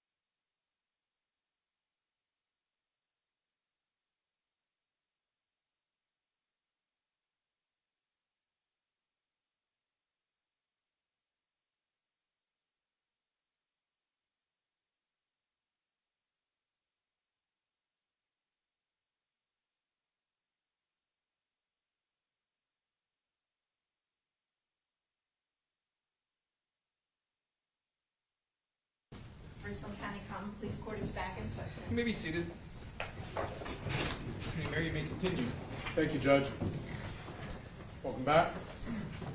When we left off, we had just finished reviewing front to back the entirety of that video with all of the moments that I wanted to specifically draw your attention to for purposes of argument and making points that I think are directly relevant to your determination in this case, both as to cause of death and reasonable use of force. As to cause of death, the state would have you believe that what we witnessed in the different video compilations of this event constitute an excessive use of force. And we'll talk about that definition as it relates to its counterpoint, reasonable use of force, here in a moment. But it means what you think it means, okay? They describe this in opening statement as an abuse of force, as violent, all of these awful, terrible things. Dr. Mitchell talks about this as an altercation, a fight, ultimately leading to Mr. Rios' death. But then, we look at the autopsy findings. Remember, Dr. Mitchell was never in a position, obviously, through no fault of his own, to conduct the autopsy. The person in the best position, or people, to make an evaluation as to all of the relevant injury and noteworthy observations during the autopsy were Drs. Paul and Dr. Lehman. And those findings are contained within this coroner report that you will have. And when you consider that, always remember that the Montgomery County Coroner's Office handles autopsies for what is almost a third to half of the state of Ohio, some 30 plus, nearly 40 counties. This is not a fly-by-night operation. This is not an operation, as Dr. Mitchell wondered or asked a question in his book that I asked him about, are coroners and medical examiners complicit in an effort to shield law enforcement, corrections, police officers from prosecution based on their determinations? Are they subject to pressure from outside agencies like police departments to make certain findings? And so all these questions were asked of Dr. Lehman, and it was just clear that there was never any time where anyone from Richland County, whether it was the Sheriff's Department, this Bob Ball who's come up a number of times in this case, not a soul ever approached Dr. Lehman or anyone else in this case from the Montgomery County Coroner's Office and made any effort to cause them to render an opinion as to cause of death in this case. And Dr. Lehman, who is a pretty calm guy, I think that's about the only time that he kind of sat up and was a bit offended at even the suggestion of such a thing. And he indicated to me that if anything like that had ever happened, Richland County wouldn't be represented in blue on that map anymore, because they have a job to do which is separate and apart from anyone else. And that's what they did in this case. Now, if what they're describing to you is this example, violent abuse of force, wouldn't you expect that when the body is examined both externally and internally, that we would see evidence of some form of injury, anything on the body of Alexander Rios to support that? He quite literally barely has a scratch on him. I believe he has a total of 4 what can only be described as abrasions on different areas of his body that no one is associating as anything that was relevant as to the cause of death in this case. Notably, they want you to understand, in this case, with their theory, the actions of my client Mark Cooper with respect to any effect that him placing his body weight, either partial or in total, during those 7 seconds, as being the cause of death. And so, of course, in the head-to-toe examination, we want to see what evidence of injury is there anywhere on the base of the neck, which is an area of concern in this case, all right, on the neck, base of the neck for a short period of time, but all over the back itself. An external investigation revealed not a single sign of a bruise and no injury. The neck, unremarkable, no evidence of bruising. As to an internal examination of the neck, all of the structures are in place and unremarkable. We also want to take a look for anything like petechiae. There's been testimony about petechiae in this case, and Dr. Lehman indicated that in an asphyxiation case, it is not uncommon at all. That's why we look for those. The petechiae are the busted capillaries that appear in the whites of the eyes. May or may not have resolved itself during that time, but we can also look at the hospital records. You're going to see evidence of petechiae at the hospital. It's a check. Evidence of petechiae in the mouth, busted capillaries, evidence of asphyxiation. In the internal neck structure, 0, no petechiae. It doesn't mean that there isn't some asphyxiation, but it's the type of thing that you would point at if it existed to confirm or support your opinion, and it does not exist. In fact, there are no injuries whatsoever on Mr. Rios' body that can be identified as having anything to do with this altercation with law enforcement, and specifically the actions of my client, Mark Cooper. Now, the other thing that happened, the conclusion of that autopsy, is this item was turned over to law enforcement, to Special Agent Rodriguez. This item that was described in the autopsy report as a torn, ruptured plastic bag-like object in the stomach. That's just how it's described by the people whose job it was to collect it and offer an opinion about it. Turned over to law enforcement because it's important. Rodriguez doesn't just take it home for the night and say, we'll deal with it tomorrow. He contacts the lead investigator on the case, Special Agent Lehner, who apparently thinks it's important enough to change whatever he was doing in order to meet Officer Rodriguez halfway between their destinations at the Delaware exit, Sunbury, for the purpose of, I want that evidence. He's going to take it up to Ridgefield to be preserved. But in the process of doing that, he became concerned that it was degrading, it was gassing up. Well, that's no good, because that means we might not be able to test it later. And so what's he do? He makes a pit stop at his old stomping grounds in Mansfield and uses our crime lab for the purpose of getting it all dried out and preserve it. And so it sits, and it sits, and it sits, and it sits. In opening statement, we heard from Prosecutor Thompson, and he told you, when he talked about no evidence of drug use in this case, meth or otherwise, that this bag was tested and there was no drugs in it. Well, that's just wrong, and we know that as a result of the evidence that's come out in this trial and the testimony of Agent Lenhart. Because what he told us is that he never, in the 4 years that this case was pending, filled out a piece of paper that said, hey, crime lab chemist, I'd like you to swab the inside of this item, all around it, and make a determination if there's the presence of any drugs or anything at all that could be tested. Never filled that out. And then if it was done, and if there was, tell us what it is and how much. Never happened. Well, why? How can that be? Why'd you take all those steps to preserve the item? Well, my experience as a law enforcement officer, I decided that the stomach acids probably ate it all away and there wasn't going to be anything in there to test anyways. Oh, okay. Not in your experience as a medical professional or a medical doctor, because we had 4 of those people testify in the state's case. And not a single one of them was asked that question by the prosecutor so as to actually confirm what is a hunch that he has. We're in the business of proving things beyond a reasonable doubt. We're looking for all the evidence, whether it's good or bad for our side. That's what they should be doing. And in 4 years, with the opportunity, there isn't much that he did on the investigation, and that's fine. Sometimes there isn't a lot to do. Who knows? But one thing that has to happen when they go pulling this item out of this man's stomach, coupled with everything else that we know about the case, have it tested. Let's find out. This is the proof beyond a reasonable doubt business. This is the highest burden in the law, and it's theirs. They have the responsibility of eliminating doubt, right? Ignoring having this tested is a big deal. Also, over and over and over again, we've heard, well, there's no confirmatory testing on the presumptive positive, and that's fine, there isn't. But we have the presumptive positive. And what Special Agent Lehner said is, well, I just know that that evidence wasn't available. And then on cross, it's like, well, what you know is the retention policy. 10 days in, you found out that the retention policy is sometime less than a week or so, or 3-4 days, whatever, for urine and or blood, because both of those were probably there. He finds that policy out, okay?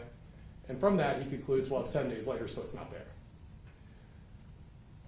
Why not ask the question? In the time that he's figuring that out, he could be on the phone, he could drive over to the hospital and say, hey, I'm investigating a serious matter. You had Mr. Rios here for 7 days. Of course they recall that. It's only 10 days later. Can you double check to see if any of the urine or the blood's still available? Didn't do it. This is bare minimum stuff. This is not CSI. This is not Law and Order. This is just what you would reasonably expect if you or anyone you cared about was on trial. It's not too much to ask. It's inconvenient. Doesn't fit the theory, so we're not going to investigate it.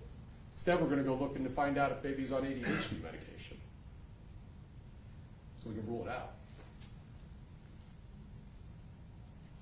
Where's the objectivity? And then we're going to go find an expert like Dr. Mitchell, and we know what his agenda is. Okay, now, I want to talk about cause. All right, prosecutor's right. Judge gave it to you, heard it several hours ago. Cause is an act in which in a natural and continuous sequence directly produces the death, and without which it would not have occurred. The acts in this case that they claim caused the death of Alexander Rios are the actions of my client. That's their theory, okay?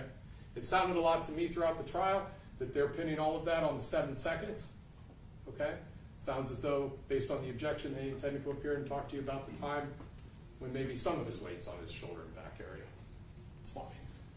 Neither one of those things, if you take them out of this case, could lead anyone to believe that the outcome would have been any different. Not reasonably. It's but for. Take this out, and is Mr. Rios still here today or not? We have experts on both sides of that. That's reasonable doubt on that issue. To be clear, there are two major topics to consider in this case that I've been talking about for the better part of the whole morning now into the afternoon. Cause of death, all right? It is our position that the state has failed to prove beyond a reasonable doubt that Alex Rios died based on our client's actions. That's cause of death, okay? Instead, we have competing theories and opinions on cause of death. Dr. Lehman takes into consideration everything and says, I just can't get to specifically which of those actions caused, okay? And he also doesn't rule out the obvious effects of the drugs, and he also doesn't rule out the delirium, the delirious state. This is just reasonable. Now, person acts knowingly, regardless of his purpose, when he is aware that his conduct will probably cause a certain result, okay? They have accused my client of committing felonious assault in count 1, okay? And that directly leads to the death. That's the theory on the F1, okay?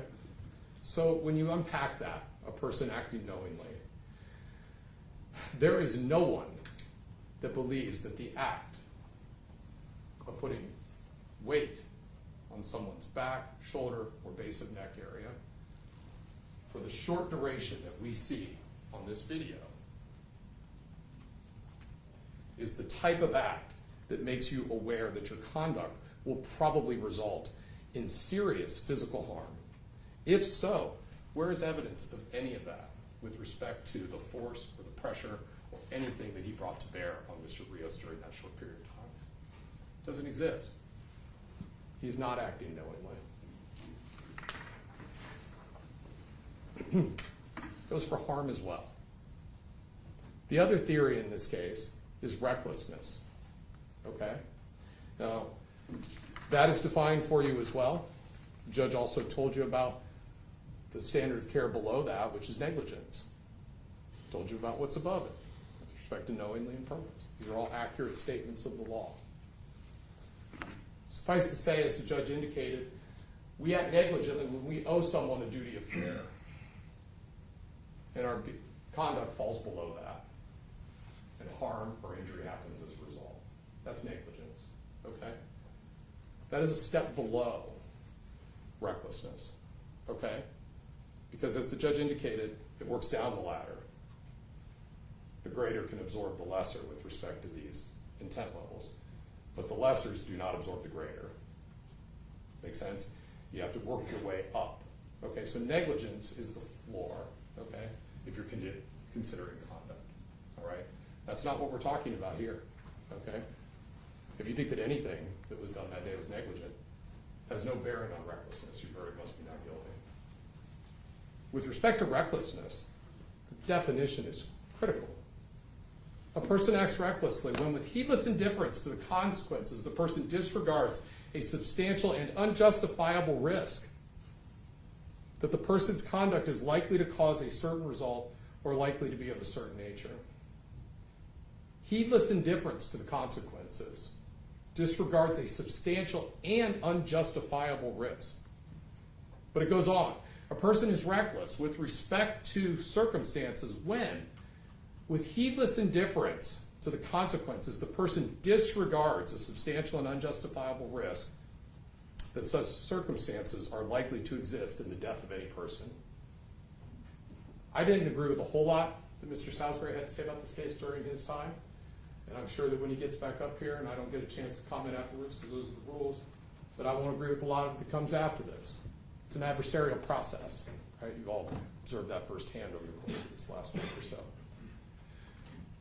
But one thing I do agree with is that for you to find that my client, Mark Cooper, was reckless, you essentially have to draw the conclusion that he didn't care if Rios lived or died that day. Didn't care. It's like the dirt on the bottom of his shoe. Nothing can be further from the truth when you watch that video. There is not any observable behavior that suggests, not that comes out of his mouth, audibly, which you can hear, nor his actions that suggest that he is acting in a way that is meant to punish, which would be directly relevant to reasonableness of force.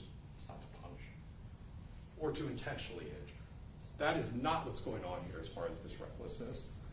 To the contrary, he's just trying to help.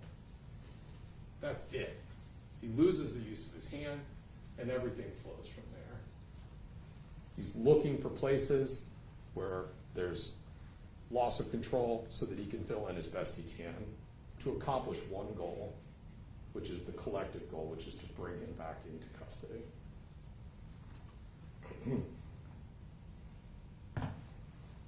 Back to this, the use of force continuum.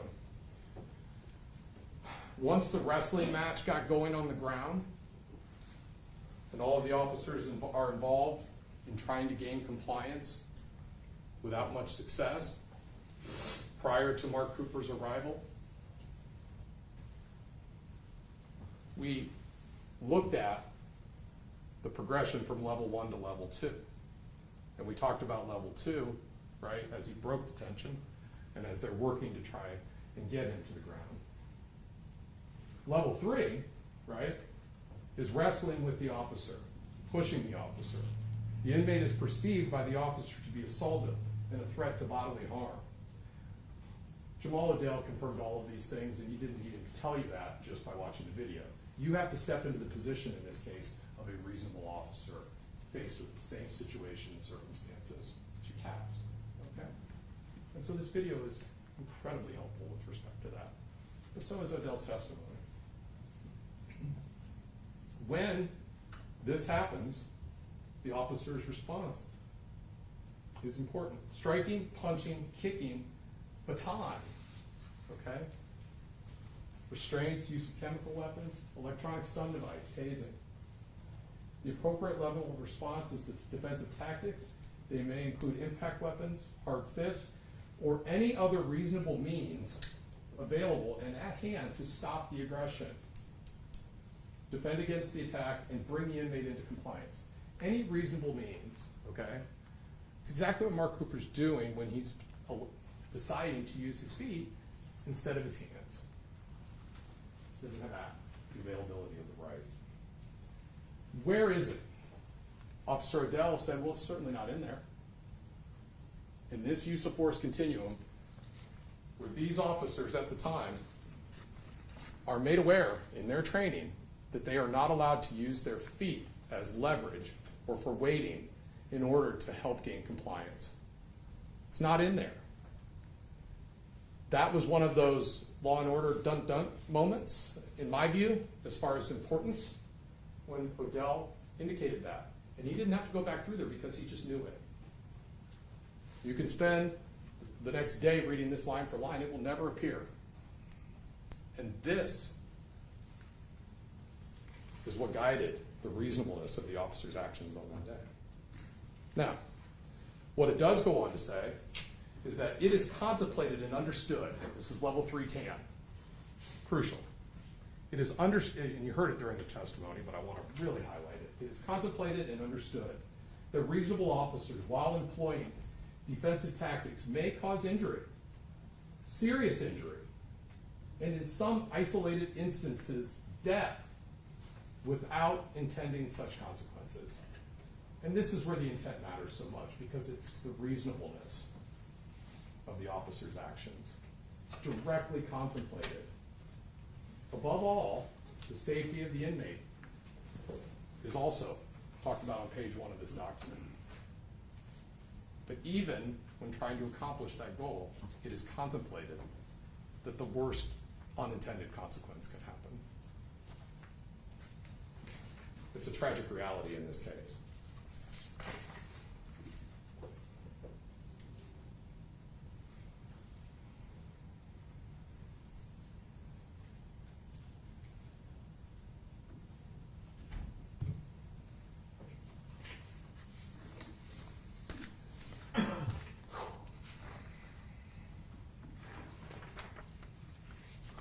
Substantial risk is defined for you as it goes to recklessness, okay, as to the actions of what you are risking, whether substantially or otherwise. It has to be a substantial risk that you are indifferent to.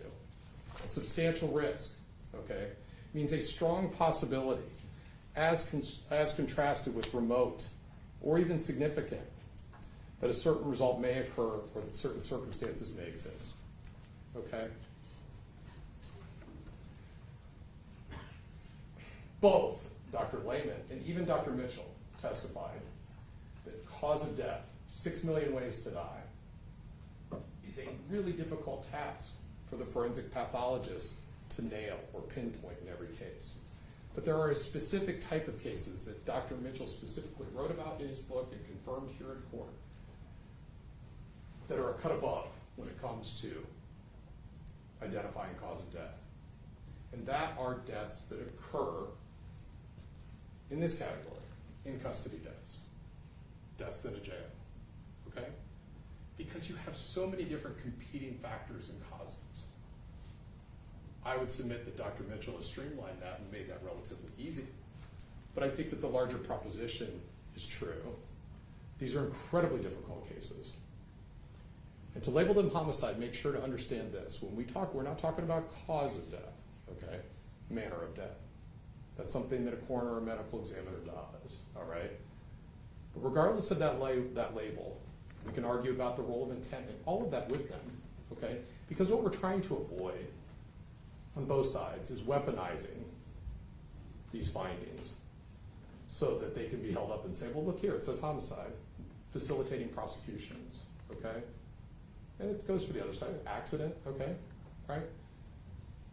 Those are the concerns, and so much so that even Dr. Mitchell will come in here and say, because he has to, because he's being honest about this, that determination, that labeling as to manner of death, the fact that he and I could still be talking, and there ain't never going to be a point in time where he's going to change his mind about that, and that's fine, okay? I'm sure that is the whole rabbit season, duck season bit, right? He ain't never going to change his mind. But what he tells you about that agreement for us to disagree, and more importantly, that agreement that is across his profession, okay? It's a split with respect to these types of things, accidents or whatever, okay? That labeling, manner of death, homicide, has no bearing on the job that you all have to do. They know it, they're happy to concede it, it's just fact, okay? The legal construct of these 3 charges is your job, and Mitchell coming in and calling it a homicide is no evidence of that, none. okay? And so don't be hooked by that. Now, the last thing I want to talk to you about substantively is this discussion of use of force, reasonable use of force. And so, to be sure, you will be looking at that all over the words that are printed on page 7, okay? So much of what we do in this business, I think, makes for a difficult task for people that don't have the misfortune of having to sit around thinking about these things all the time, these legal concepts. But I don't think that coming in here and learning, before you heard this today, that a corrections officer or a police officer is authorized by job responsibility to use force, okay? That is in the job description, day one, when you sign on to be a corrections officer. It just is, which is what I was getting at when I'm saying this isn't a use of force reasonable yes or no. They don't have choices. They have to react. They have to make these decisions in split seconds. They don't get the benefit of hindsight 20/20 or armchair quarterbacking. These events are unpredictable and they are stressful, and the outcome is unknown. And armed with all of that, they have to act. There's no choice in that. And so when you read these instructions, that all just sort of stands to reason. And what they say is that in regard, and these apply to all three. I think you heard that, I think you know that, but man, I've done a lot of talking, I don't want you to forget what the judge told you. So these use of force standards, okay, these apply to all three of the charges, of the crimes charged against my client, okay? And so ultimately, you get to decide how you want to, how you conduct your deliberations. It's of no one's business but your own, okay? But I think that the task, we can give you some suggestions. You get down to the business back there, and you can either go about determining the reasonableness of the force, and if you determine that the force was reasonable, there's no need to talk about cause of death. So, okay? If you go the other direction, you can talk about cause of death first. If you come to the conclusion that we just can't tell, cause of death was not proven to us beyond a reasonable doubt, that's the end. Somehow you make it to part 2 of that, then you talk about reasonable force, okay? And so understand that these are separate analyses to engage in, and you can go about them however you want. But never forget that on the defense side, we're talking about both of these concepts. There are layers to this. And we start with the cause of death, which we spoke about at length, and we focus on the reasonableness of the force as a completely separate conversation to have. Both of them, right? The prosecutor having this burden of proof beyond a reasonable doubt. Okay? Not our burden. Now, getting back to it. If you find, strike that, in regard to the use of force authorized by a corrections officer as it relates to all of the counts charged in this matter, the use of force shall be limited to instances of justifiable self-defense. It's not what we have here. Prevention of self-inflicted harm, that's what got this started, the concern over that. Protection of others, right? They're concerned about their own safety. Prevention of riot, that's always a concern, but this is more of a secure area. Discharge of a firearm or potential other weapon, okay? We've had the testimony and the concern over the attempt to disarm, hands on the taser. Escape, okay? These are all the circumstances, any one of them can cause the use of force to be reasonable. All of them are fine, but any one will do. And controlling or subduing an inmate who refuses to obey a staff command or order, which clearly we've got that from beginning to end, okay? And so that's the first piece to that, okay? Use of force shall be limited to the amount of force necessary to control a given situation. In no event may physical force be used as punishment. I don't think anybody's saying that. The kind and degree of force an officer may use in executing his duties is limited by what a reasonable officer, and this is where it gets really important, in the same situation, which is what I was just talking about with you, would believe is reasonably necessary in the same circumstances, okay, at that moment. Not sitting here 4 years later, pushing start, stop, pause, rewind. okay? We are specifically not using 20/20 hindsight here. We are recognizing and looking at this, the inherent difficulties, the split-second decisions, and the uncertainty of the outcome, not what we know is the outcome today. Such a critical distinction. It's a task that you all signed on for when you indicated that you could follow law and keep an open mind. So don't get that twisted. Now, with respect to that, it goes on. To determine if the actions of the officer were reasonable, you must look at those facts which a reasonable officer in the same situation would have known at the moment the officer acted with force and in light of the totality of the facts and circumstances confronting the officer at the time, which I guess I got a bit ahead of myself, but that is laying that out in very specific detail at that point, okay? Not going to go back and start talking about that video again and the actions of Mark Cooper, because this is the trial of Mark Cooper, not the other officers, okay? He's responsible for Mark Cooper's actions, okay? But if you look at what was available to him during that time and what he was observing and what he was dealing with, everything that he did in response to the escalation and the actions presented by Alexander Rios was just reasonable under the circumstances in order to bring about compliance consistent with the training. There is no choice.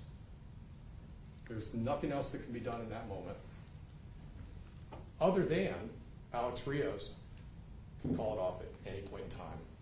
He was the person in control. They talk about recklessness as it relates to one of the standards to which his conduct is to be judged. Alex Rios was reckless. Objection. I know this is argument, Your Honor, but now he's aligning a legal standard to the victim. Well, you may, I guess you can use a different term if you want. I can. That'd be fine. Showing heedless indifference to a substantial or significant risk is what's going on when he gets himself under the influence of drugs and climbs up on that half wall and makes choice after choice after choice that reasonably caused the level of force to escalate. That's the recklessness. The reasonableness is the response that these officers had to meet that resistance and non-compliance with. Finally, and most importantly, Mark Cooper is not guilty of a crime if he was authorized to use force, which he was, and if the amount of force used under the facts and circumstances in this case was reasonable. There can be no conclusion on that. But remember, it's their burden. They have to prove beyond a reasonable doubt that it's not. Think about that, okay? Not my burden, not mine, theirs.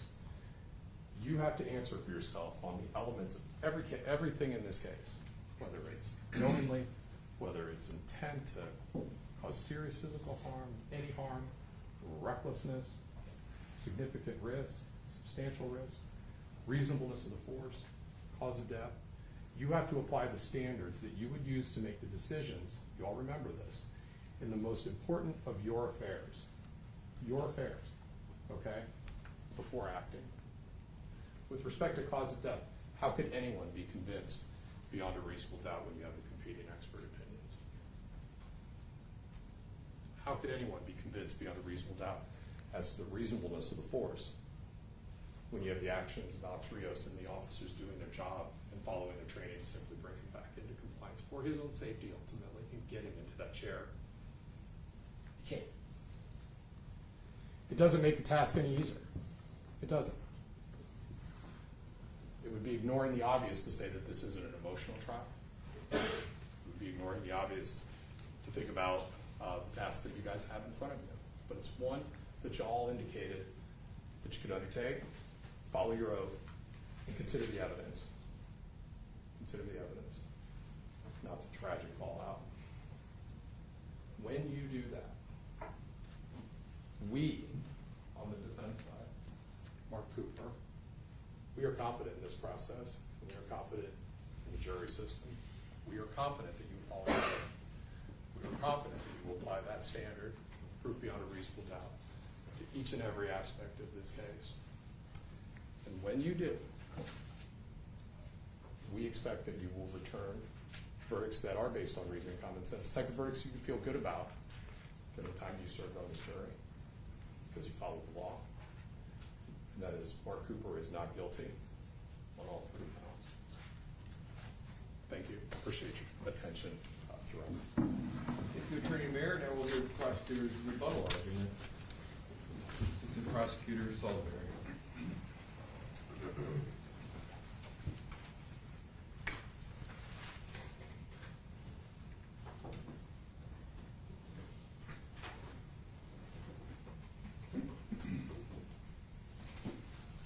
Well, ladies and gentlemen, we started this case last week. You know, obviously, voir dire was Monday, and then we started. We all went to the jail, saw where this happened, and then we had opening statements. And the first thing you hear from the defense after Mr. Thompson's opening statement is telling you that this case is about how Alexander Rios died. And the defense gets up in their opening, and you remember the first words out of his mouth. I couldn't disagree with that statement more. Remember when he said that? I couldn't disagree with that statement more. And then for the next week and a half, we've heard nothing but them arguing and refuting the cause of death that our expert witnesses told you how Alexander Rios died. And now they want you to latch on, when they said they hadn't, to latch on to Dr. Lehman and excited delirium. They have to. They have to have that, because if they don't, then you know how he died and how he actually died. Excited delirium. It's not even recognized anymore. But how many times did you hear that phrase from Mr. Mayor? He's still using it because he's got to get you to believe it. He's got to get you to believe excited delirium is a thing, and it's not. It's not. Not recognized anywhere by anyone with any type of credentials or credibility. It isn't. But he's got to get you to believe it. And he just spent about 2.5 hours trying to get you to believe it. Don't believe it. It's not to be believed by anyone anymore.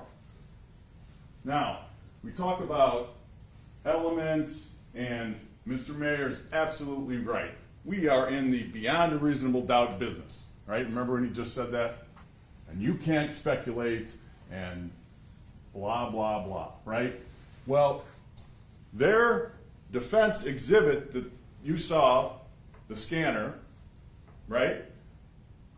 Man, you talk about leaps and bounds and absolutely no evidence of what he says that shows.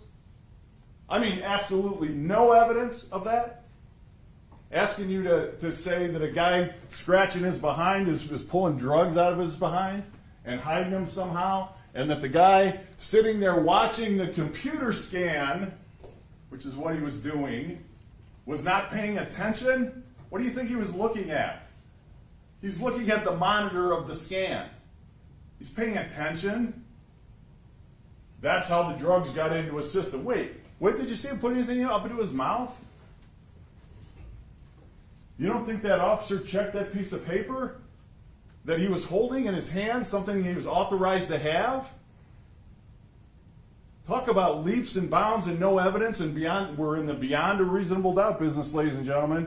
But he stood here and had to make you believe that's what that happened, and that's methamphetamine, and that's what got into his stomach, and then he was intoxicated, and leap and leap and leap. I would love to hear the defense of Alex Rios if he were still alive. If we'd have charged him with possession of methamphetamine, and Mr. Mayor had to represent Alexander Rios. Can you imagine his closing argument?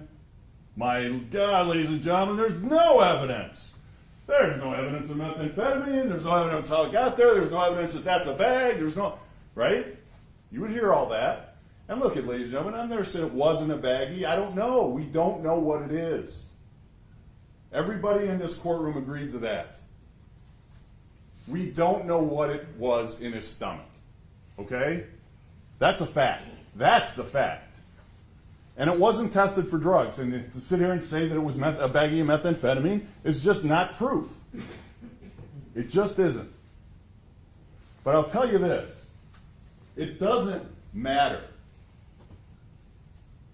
Because is what he's saying is if Alexander Rios was high, he deserved to die? Offensive? He talks about offensive? What in the world does methamphetamine have to do with him dying? Nobody has said this is an OD case. He said it wasn't. Alexander Rios didn't OD. Everybody knows what an OD looks like. You froth at the mouth, you go out, your eyes roll back in your head, right? We've all seen it. Hopefully no one's experienced it personally or with a loved one, but we all know what it is. That's not what happened. And it's not how he died. And he didn't deserve to die. People take methamphetamine all the time, all day long, and they don't die. It had nothing to do with his death. But he stood here and had to talk about it for an hour because you have to believe that because you got to trash the victim, right? Alexander Rios wasn't worth living. Isn't worth it. He's a drug addict. He relapsed. What does any of that have to do with it? That was the second line out of the defense opening. Alexander Rios was a drug addict who'd been addicted to drugs and he just relapsed 2 or 3 weeks prior. Okay. Make sure they had to tell you it was a felony warrant. It was a felony warrant. And in quotes almost, right? Why do they have to say felony warrant? I wonder. Talk about irrelevant to this case. Why can't they just say warrant? He had a valid warrant for his arrest. Okay. No, but they said every time the word warrant came out of their mouth, it was felony warrant. Remember that? And that's just to dirty up the victim. That's all they've done this entire case. Besides argue with the experts that they can't argue with. Mr. Mayor said it's unfair. He started out his closing argument by saying it's unfair. It's so unfair that we can go back and go frame by frame and watch what happened frame by frame. And it's so unfair that that's exactly what he did for you. It's exactly what he did for you. You mean unfair? That's evidence. That's evidence. And by the way, I think what he meant was it's unfair to judge after the fact when you're in that situation. Ladies and gentlemen, that's exactly the reason why you get trained.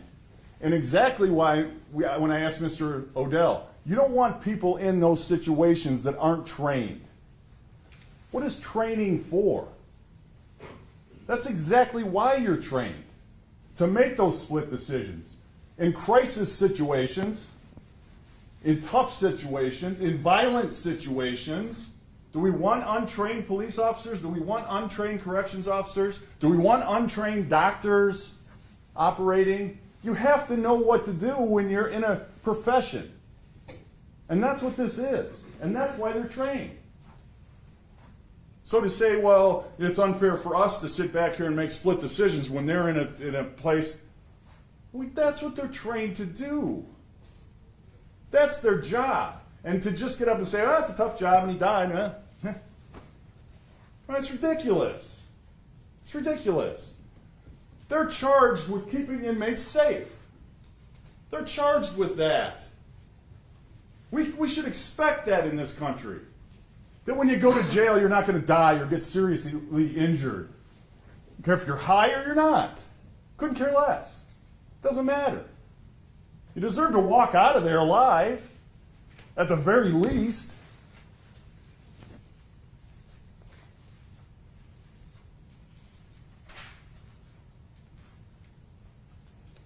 And then when he's arguing and telling you that he disagrees with the cause of death, and we understand that we disagree on that. In opening, they called it I want to get it right. a use of force incident that went horribly wrong. Those were not my words. Those were the defense words. Horribly wrong. Yeah. Horribly wrong. That's what went horribly wrong. And Mr. Mayor also says tragic consequences of this event. That sounds to me like a concession of cause of death. The consequences of this event, that's what we're saying. The consequences of that event, of him standing on his back, is death. That's cause. That's cause of death. So it seems to be an inconsistent argument to say those two things went wholly wrong, tragically wrong, whatever that quote I just said was, and they said in their opening, and the tragic consequences of this event. That's cause of death. You can't look at it any other way. I don't understand what that means if it doesn't mean that.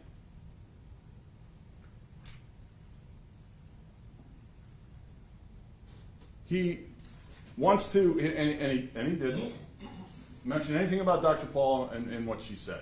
Just because she made a mistake or somebody told her something wrong about the ADD medicine. But what she said was, and why he doesn't want to talk about it is because she tells you what the cause of death was, and she tells you what the manner of death was. And she disagreed with the cause of death that she signed, and again, I said it in my other close, and I'll say it again, whatever you think of that, she shouldn't have signed it. Say it plain. She should not have signed that. She didn't agree with it. She signed it. But she didn't agree with it is the bottom line. And Mr. Mayor can say last second she switched at the last minute or whatever he said. No, she didn't. No, she didn't. She didn't come forward. Not the correct thing to do probably. But she didn't change. She didn't think that was right. And she told you what she told you. She asked Dr. Lehman to change it. He said, "No, leave it as excited delirium." And you heard her. She did that. Just leave it as excited delirium. And then we met Dr. Lehman the next day, and you could kind of see him saying that, right? That's the kind of personality he had, right? Just leave it as excited delirium. We have half the state to service. We're under contract with half the state. We're pretty busy. Leave it as excited delirium.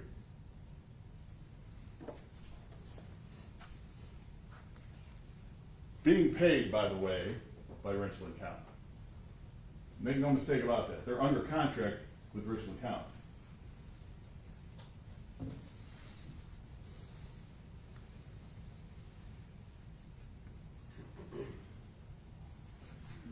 Mr. Mayor also talks about him struggling and being gassed and being tired, meaning, I think, what he means by that is being tired, right, from the struggle. All of them were.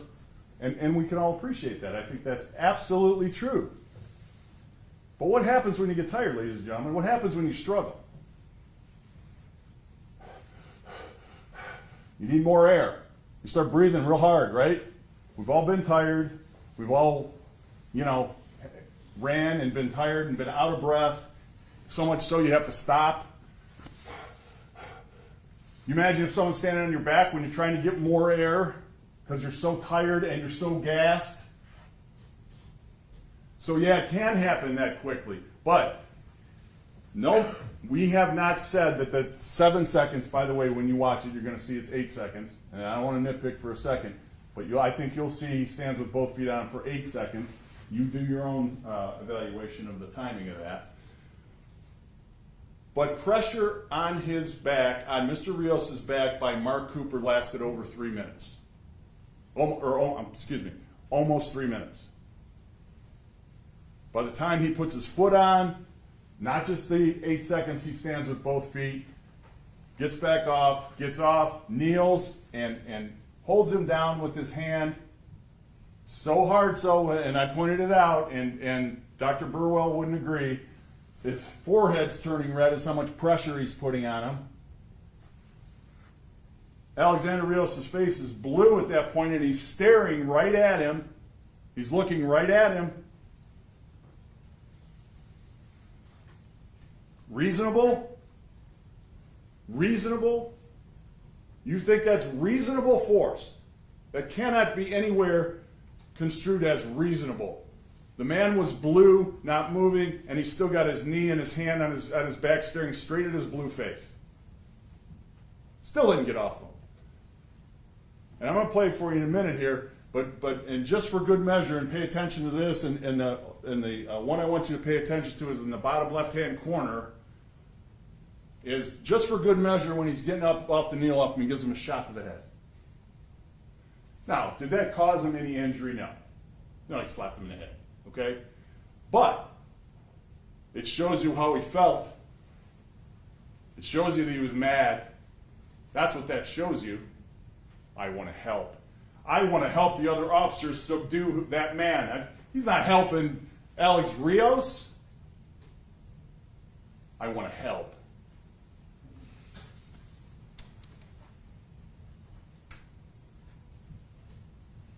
And then, a window into the defense, I guess, is, you know, Mr. Rios never said he couldn't breathe. Oh, there we go. So it's his fault. It's his fault. Because surely, if he would have said, I can't breathe, then Mark Cooper would have hopped right off his back and helped him up and started giving him CPR, right? That's what would have happened. By the way, which he never did, if you don't notice that whole video. He's talking about the officers rendering first aid. Mark Cooper didn't. But he didn't say it. Never heard him during that entire 5-minute struggle. Did you hear the words, I can't breathe? Is there some sort of rule that if you don't say you can't breathe, you're allowed to kill him? That's all you got to do. Man, if he'd have just said he couldn't breathe, how were we to know? I mean, forget the blue face and the non-movement and the stiffness and everything and the limp, but forget all that. I mean, how are we supposed to know? Because he never said it. He never said he couldn't breathe.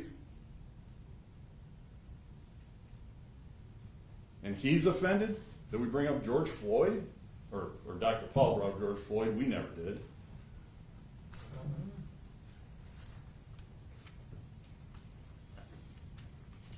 He wants to point to let go of the cuff twice after Alexander Rios is clearly unconscious. Well, ladies and gentlemen, I think we can all understand what happened there, that the cuff was trapped underneath the body with a bunch of people on top. They were trying to gain control over them, over him. And they couldn't pull his hand out from underneath his own body. And they're saying, let go of the cuff, let go of the cuff. That doesn't mean he's still breathing or still actively holding it, or maybe he was holding it before he went unconscious and they couldn't unclasp his hand, is a reasonable explanation to that. Them saying let go of the cuff is no indication that he's breathing. None.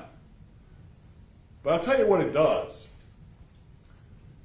It gives you an insight into the whole attitude and temperature in the room, if you will. You have Mahan, who is the female you hear screaming, tase him, dry tase him, right? We hear that. She's not happy. He calls somebody, Alexander Rios, in one of his last words, you're a dumbass. And Mahan, no, you're the dumbass. Let go of the cuff. Let go of the cuff, Ralph. I'd love to hear that finish of that sentence that got cut off. Those officers were angry. They're angry. I'm not saying they have a reason to be. You're struggling, it's adrenaline, all that. But to act like this is just a calm thing and we're just, oh, please, go cuff up, oh, please do this, do that. You saw rabbit punches to the head. You saw all of that. These officers were angry. And on top of all that that's going on, he gets tased. Now look, that's a bad thing, especially when you're not expecting it. And I guarantee you, Mark Cooper was not expecting to get tased. So I get it. But come on, ladies and gentlemen, you talk about reasonable inferences and using your common sense. You just went into what you were considering to join a fight and looking for some kind of space to get in there, and you get tased, with, as Mr. Mayor said, within a second, and you're walking away, and electric shock is going through your body right now as you're trying to pull the electric wire out of your hand. You don't think he was mad? Come on. Common sense and reason. I agree with Mr. Mayor. And I told you that in voir dire. Not asking you to put that aside. Every single person knows if that happened to them, you would instantly be angry. Doesn't feel good. It hurts. You're being electrocuted, for God's sake. So you're mad. And you're going to see the first thing he does when he gets back into that fray is step on the back. And it's like that. It's not like he went in there and went like this and he's leaning most of his weight. That's not how that was. You watch the video and you determine it. But I submit to you, what you're going to see is force. Bent knee, force on his back. Immediately after he pulls an electric prod out of his hand and stop getting electrocuted through his body, electrocution through his body.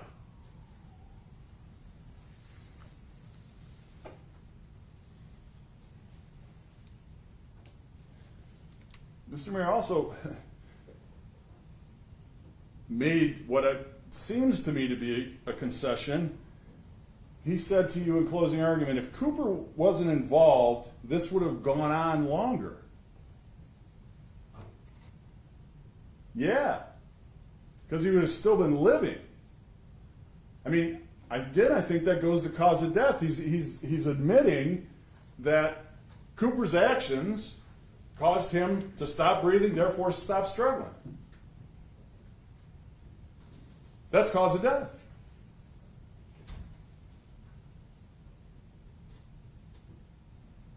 As far as the autopsy goes, ladies and gentlemen, and Mr. Mayor's right, there's no injury, apparent injury.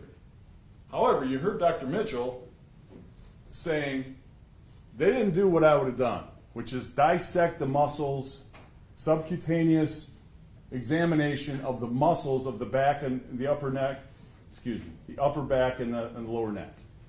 Meaning, you're looking for deep tissue bruising. They didn't do it. They didn't do that. They didn't do those things that may or may not have been there. We don't know, but we never will know. And so, you know, as the state of Ohio, and the investigation has been criticized heavily by the defense. But you come and you have this, what we consider to be inept autopsy, with only 17 or 18 photographs, and this cause of death that doesn't exist in most reasonable medical opinions view. And so the easy thing to do, and I guess is what they're asking, is the easy thing for you to do is just go, nah, guess we don't know, guess we can't tell. Well, that's not justice. It's not justice. So we didn't stop. And so, yeah, we went out and we got an expert witness. And, you know, you hear from Mr. Mayor, hired gun, professional witness, whatever. I believe it was Mr. Mayor when somebody in voir dire asked, you know, we were sort of talking about expert witnesses, if you remember, all the way back to last Monday, and one of you asked a question, maybe not one of you, but somebody asked a question. Well, are these expert witnesses paid? Do you remember Mr. Mayor's response? Because I do. Do you go to work? You get paid to go to work? Remember that? He's like, yeah, sure they get paid. Sure they get paid. That's what he said back last Monday. Now here Tuesday, hired gun, adding up, doing the math for you, telling you how much Dr. Mitchell made. You know, so what is it? I mean, yeah, we had to pay an expert witness. You think he's going to come in here and do it for free? I mean, he got paid. Yeah. Hired gun? No. That's where it's offensive, because a hired gun would be hey, Dr. Mitchell, we want you to say this. Can you say this? Oh, no, we'll go to somebody else. Hey, Dr. So-and-so. No, that's not what happened. We sent everything to Dr. Mitchell, and we said, tell us what you think. Tell us what you think. And if he'd have come back and said, I think it's a cited delirium, and I don't think that, Cooper's actions had any play in the death, okay, then we would have accepted that, and we wouldn't be here, quite frankly. We just wouldn't. But that's not what happened. We sent the materials to one witness, one person. We didn't shop. And he came back with an opinion. And that's what happened. And that's how it works. I mean, that's how it works. And again, of course he's going to get paid. Just like Mr. Mayor's getting paid, just like I'm getting paid to be here, okay? So let's get that out of the way. That doesn't have, if you think that Dr. Mitchell's opinion was bought, well, then find him not guilty. It wasn't bought. He's an advocate, and he's got an agenda. Well, he's an advocate like I'm an advocate for justice. There's nothing wrong with that. Why is that a dirty term? Advocate. He's an advocate for his client. That is not a dirty word. And it shouldn't be. And it shouldn't be used that way to insinuate that it is. And he's got an agenda. He's got an agenda to see justice done. There's nothing wrong with that. There's nothing wrong with that.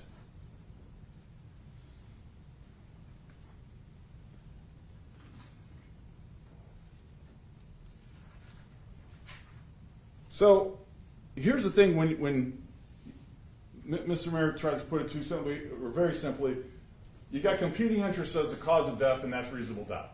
That is not true. That is not true. It is if you want to throw up your hands. But it's your job, and you took an oath to decide what it is, what the cause of death is. And then, I agree with Mr. Mayor, if you decide that the cause of death was Mark Cooper's actions, then you got to go on to see if his force was reasonable. Okay?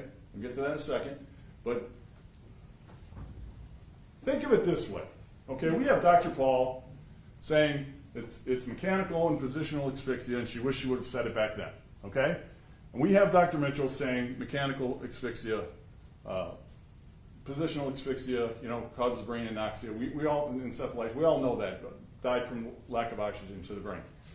But then you have Dr. Lehman coming in here, who, by the way, did not, and keep this in mind, did not perform the autopsy, okay? Supervised it, but did not perform it. And said, when I finally asked him, well, excited delirium, well, I couldn't call it that today, because it's no longer a thing, and it probably never was. I said, well then, doctor, what killed Alexander Rios? Well, I don't know. I think you use your collective recollection. I believe he threw up both of his hands, literally, on the witness stand when I asked him. Well, I don't know.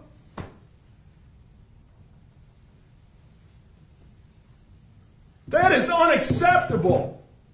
He's the coroner. He signed a pathology report. I don't know, in this day and age. You can't accept that. That's a cop-out. You do know. You do know. You saw a man standing on a guy's back who couldn't breathe and was gassed. Yes, you do know. But you don't want to say, because you dug your heels in 4 years ago and called it some debunked science. I don't know from the coroner. I'm guessing he probably swallowed a bag of methamphetamine, I'm guessing. What? Really?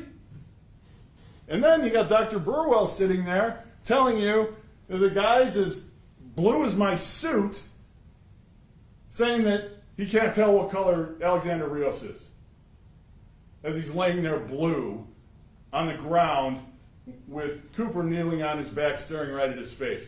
Couldn't even concede that. wouldn't concede that. And here's something else to consider about Dr. Burwell and his testimony. He claims that he never saw that handheld video. Remember? He said, I didn't see that one, I saw a different one. But Bob Ball, my investigator, took it straight down to the Montgomery coroner's office. Remember him saying that? Well, how is it that Dr. Paul and Dr. Lehman said the only video they ever saw was the handheld video? Think about that. Remember when the autopsy was, ladies and gentlemen, from the evidence? It was Monday morning at 9 a.m. in Dayton, Montgomery County. I don't know if it's Dayton or not. That's probably a two and a half hour ride. When did he see the video? When did he see the video? You think he went into his office on a Sunday afternoon and reviewed that with Bob Ball, or 5 o'clock in the morning? Because Bob Ball made it on time to the autopsy. He was there at 9 a.m. Means he had to leave here sometime before 7 o'clock in the morning. When did Burwell watch the video that he claims he saw a different one? And how did he get it? He never watched the video. He never did. He probably has since, knowing that this is coming, but he never saw that video. And just like he saw a different video, it's just like Alexander Rios wasn't blue. So let me ask you this, ladies and gentlemen. You got 3 doctors. You got Dr. Burwell, you got Dr. Lehman, and you got Dr. Mitchell. And you or a loved one is facing an important medical decision, a life or death medical decision. Burwell and Lehman say, don't get the surgery, you're going to be fine. Mitchell tells you, if you really get the surgery, you're probably going to die. Whose advice you take? Who's more credible? Who do you put more stock in? Who do you believe? And who do you trust? Because that's what it is in this case, ladies and gentlemen. They have different opinions. But don't throw up your hands like Mr. Mayor wants you to do, because that's a win for him. Everybody throwing up their hands is not acceptable. We're here to do justice. And remember what I told you in voir dire, that nobody ever said it was going to be easy. Nobody ever said that. In fact, just the opposite. It's going to be hard.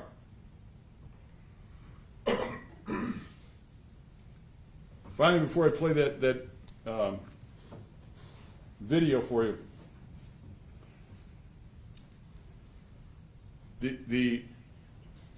these 8 seconds are very important when you see, and I want you to pay attention to this because I don't want to stop it, and I'm not going to play it all the way through, but just to the important part. When Mr. Cooper lifts his foot off the ground and then eventually puts it on Alexander Rios' shoulder and back, I want you to listen carefully, because you're going to hear the air leave his body with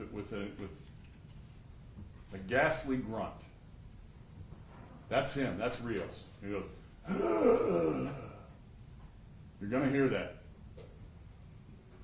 And then maybe struggles and maybe has that whistling sound one more time. But he didn't stop.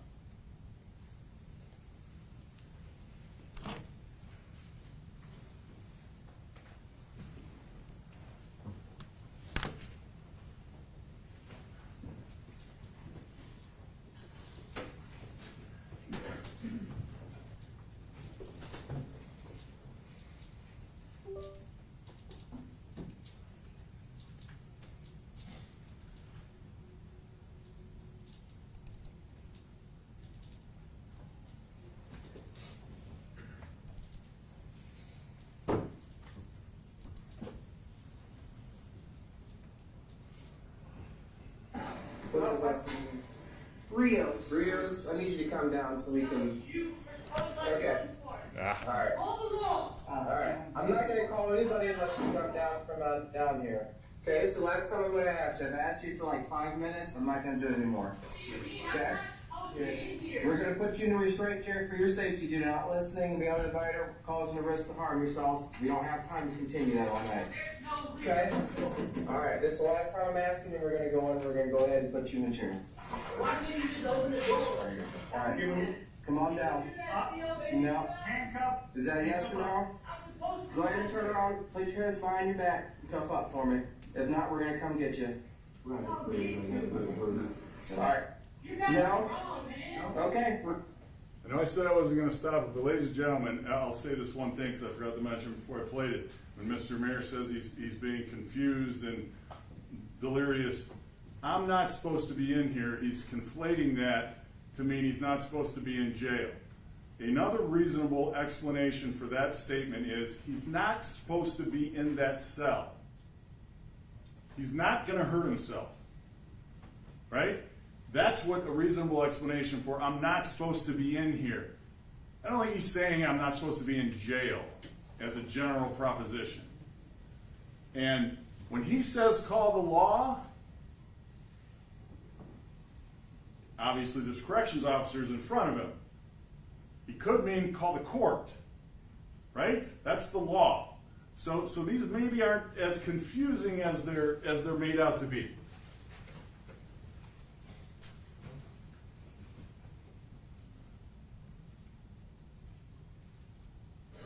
Let's go. Go. Jump to the left-hand corner, please.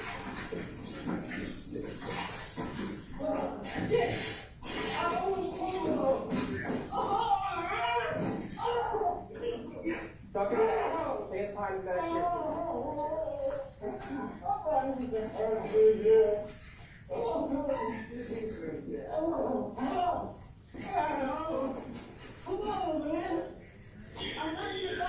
Use your taser. Crazy. Take off. That's a taser. I'm not even playing him.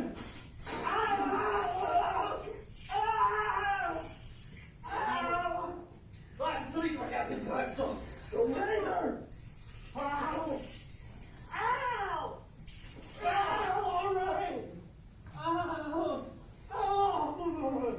Can someone Try tasing. Can you explain to me? Because you're a dumbass. No, you're the dumbass. I didn't say you were her. Fucking took out on himself. Really? Yeah, he's little. Give me your hand behind your back. Oh, shit. Somebody take it. He's on some type of... Keep playing. You need to. Do we have anybody else available?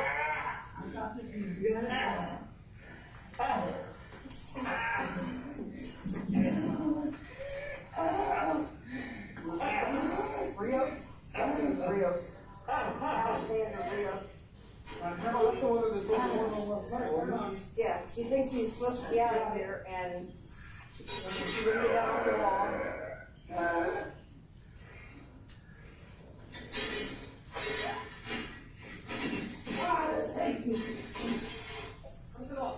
Turn it off.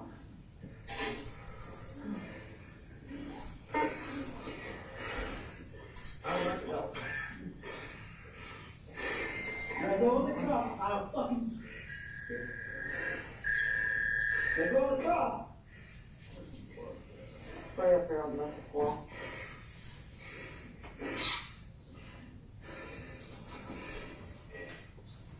Pull that thing out.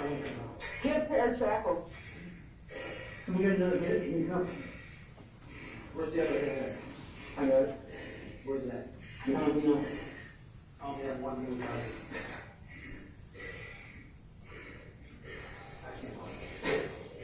You want a pair of shackles? Okay. Somebody get beside me. He's got it. Grab some, oh, he's got it. We got shackles. Ready? Alright, Yeah. shackles. Give me the other hand. Bring it towards me, guys. You got it? Shackling down there. This cuff.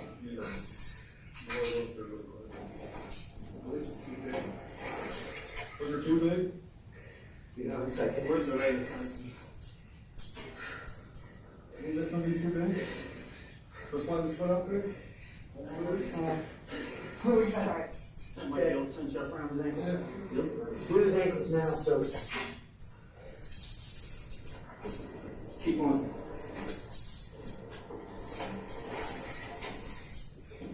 Okay, Garner, let's come on the other side of the lawn. When we come up, we're going straight up into the chair. All right. Cooper, I'll be behind you. And I'll be behind you. I got you. All right, I got the chair so it doesn't move. Okay. You two ready? Just turn him. Straight up. Turn him. Get off. He's turning blue. Yeah. Call squad. Master Control, call the squad.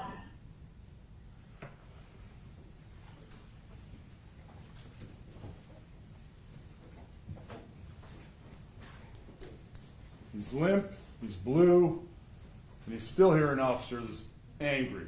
Get up! Really? That's the mood in the room. No one's trying to help him. Nobody's trying to help him. And so here's what you know and Mr. Mayor ended on reasonable force, right? And it is an important definition.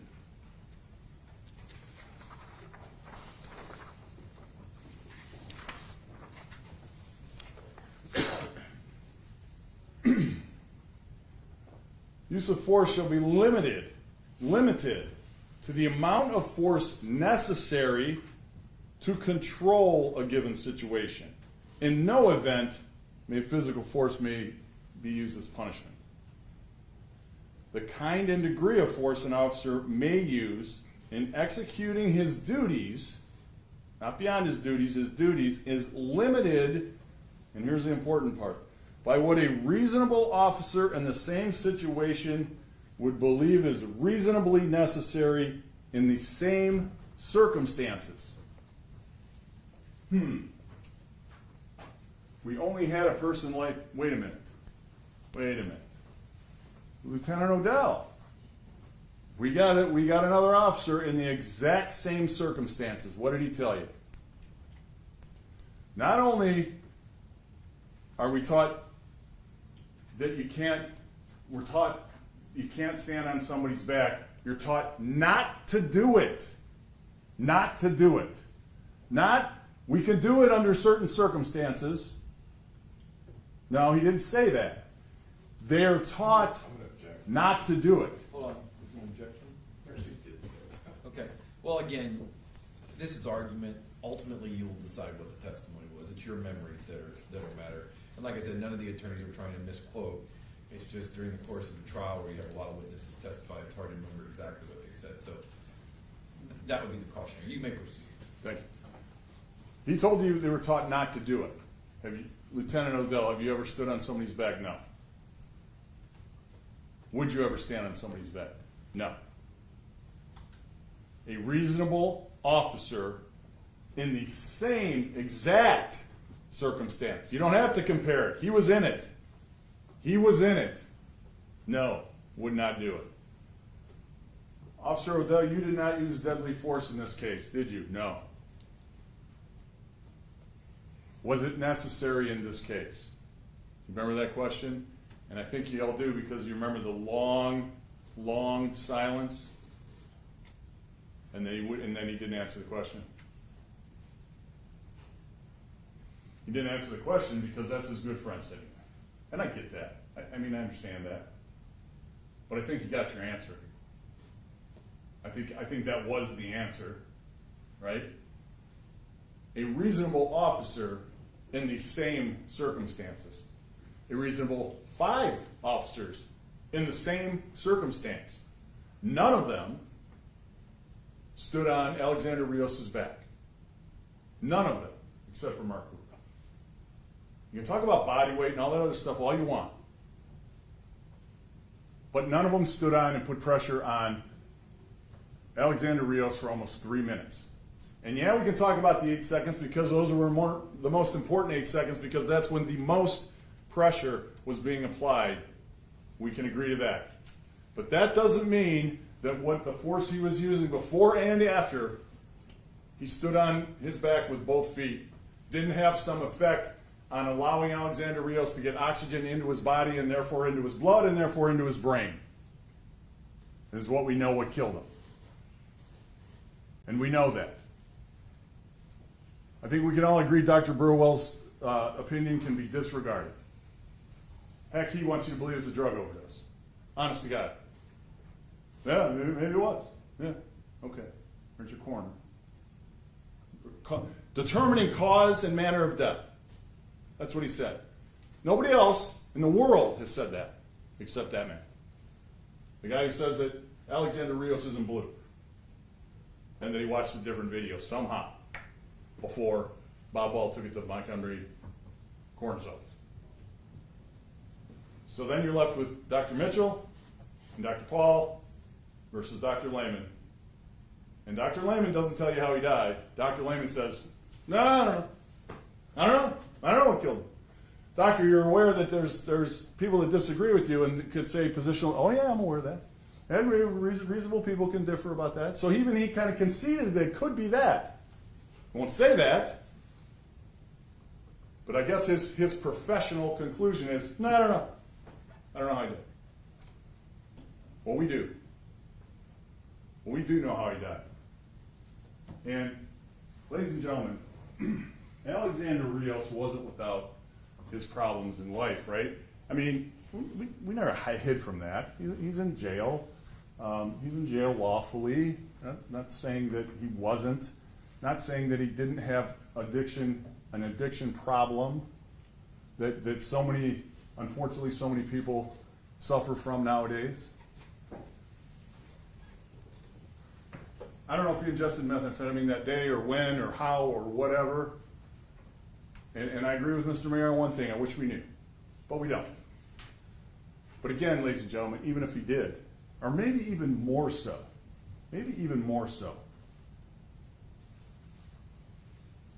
isn't it their job to help him and help people like that? Were they really in danger? Was Alexander Rios armed? Were they afraid? Was he? Talk about him not being injured. Was outside of Mark Cooper getting accidentally, and that is an accident, accidentally tased. Did you hear any evidence of any of the officers being injured whatsoever, with even scrapes or bruises? No, you didn't. Mr. Superhuman Strength that got taken down twice by a single person. You saw that. Where's the superhuman strength there? Excited delirium. This was a guy who was in jail, and if you believe Dr. Mitchell, in crisis. I think I kind of agree with that. In crisis. Standing with 5 officers at the door. 5 officers, right? Reasonable to assume he's been in jail before. He knows what's going to happen when they open that door. He doesn't want what happened to him down here to happen to him up in his cell. That's why he took off out of that cell. He didn't want to get what he knew was coming, because he knew those officers were not happy with him, and there was 5 of them. And he's one guy naked in some smock. So yeah, he ran. He ran. He doesn't deserve a death penalty for that. Judge, jury, and executioner. That's wrong. That's wrong. They had him under control. He couldn't even find a spot to get in the fray. Couldn't even find it. And so he used his foot. These people in that situation, in those situations, every single person in jail deserves to be protected, ladies and gentlemen. We have to have our jail safe. We have to. And when people die under these circumstances for no reason,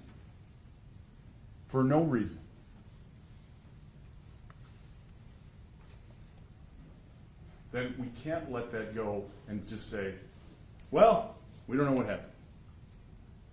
We're gonna do an in-depth autopsy, and we're gonna find some cause of death that doesn't exist, and we're gonna dig our heels in, and I'll have the coroner sign off on it, and nobody will be the wiser. No one will ever look at this case again, because as you've heard from the defense for a week and a half, Alexander Rios was a drug addict who wasn't worth it. I'm gonna check.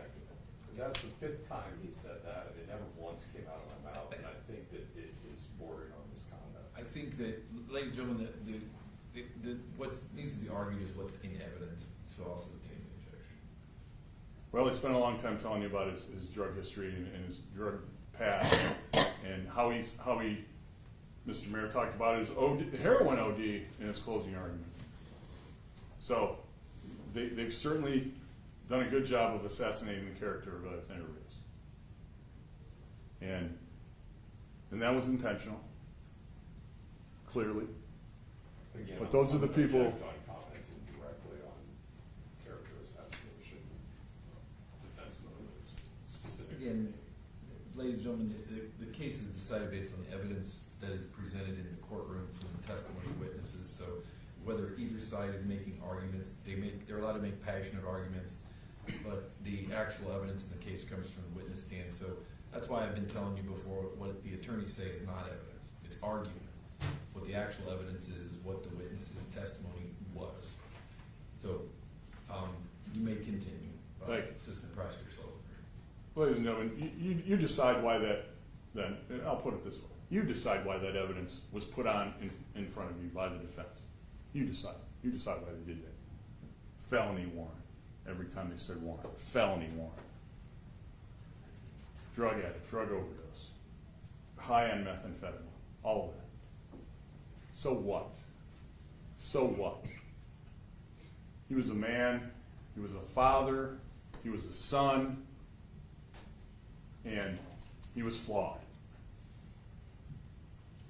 But he did not deserve to die in the hands of the Richland County Jail. He just didn't, ladies and gentlemen.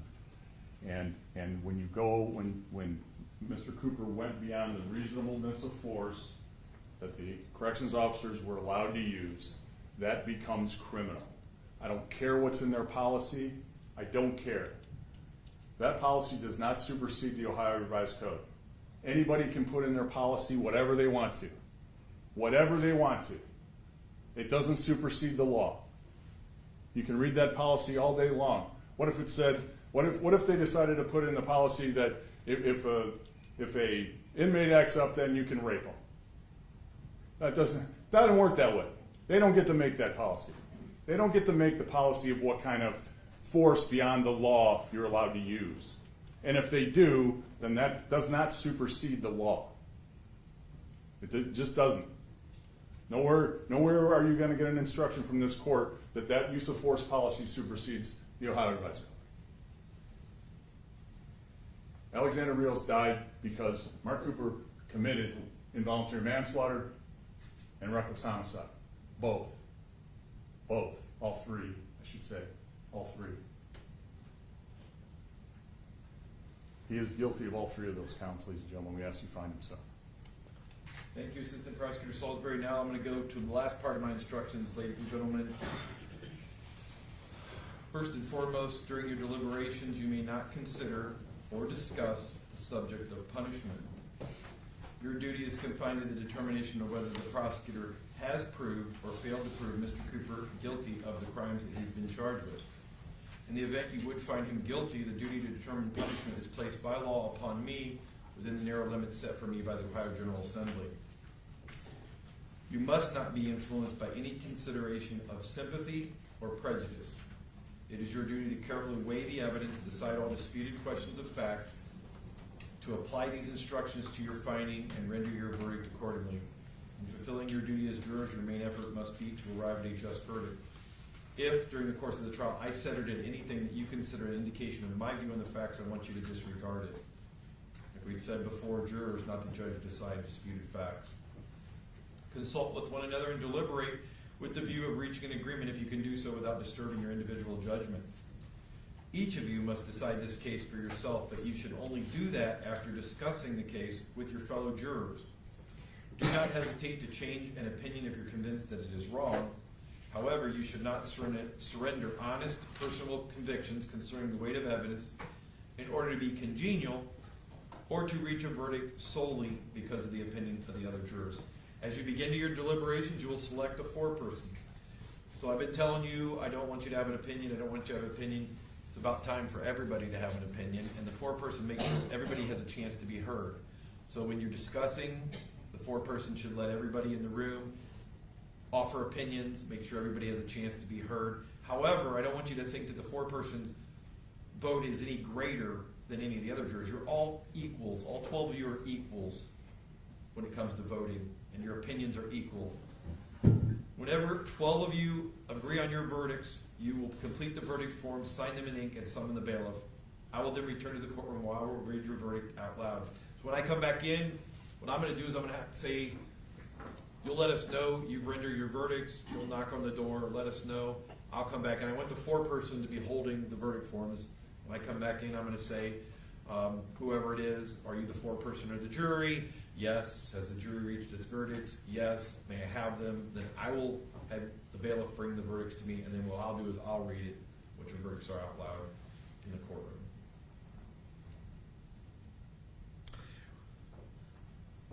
Until your verdict is announced in open court, I don't want you to tell anyone the status of your deliberations or the nature of your verdict. And like I said before, if you're watching videos or something in front of the bailiff, you're not deliberating in front of her. You only deliberate after she leaves, just the 12 people. You're going to have some control over your own schedule at this point. You may take a break at any time by signaling the bailiff, letting her know you want to take a break. If you do take a break outside of the courtroom, though, you do not resume deliberations until all 12 of you are back in the courtroom. So if you're on a break and there's some people in the restroom and some people in here, the people who are in here are not deliberating until all 12 of you get back in here. You only talk about the case as a body of 12.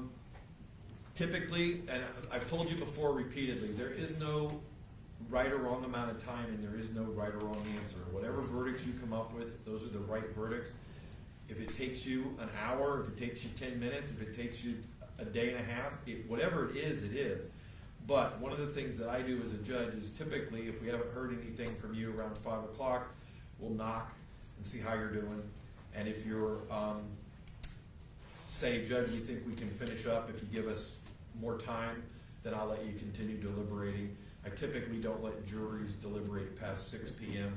My concern of that is, and some judges do allow that, I recall a trial where I was involved when I was one of the parties out here, and it was after midnight, and the judge had the jury still deliberating,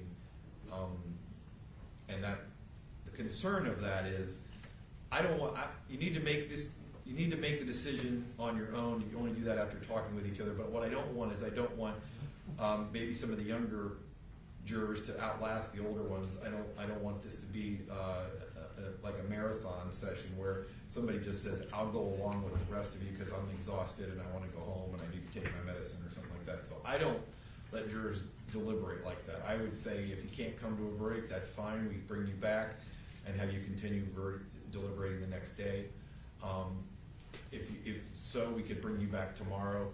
I have court, but I could always go downstairs to a hearing room and handle my court down there.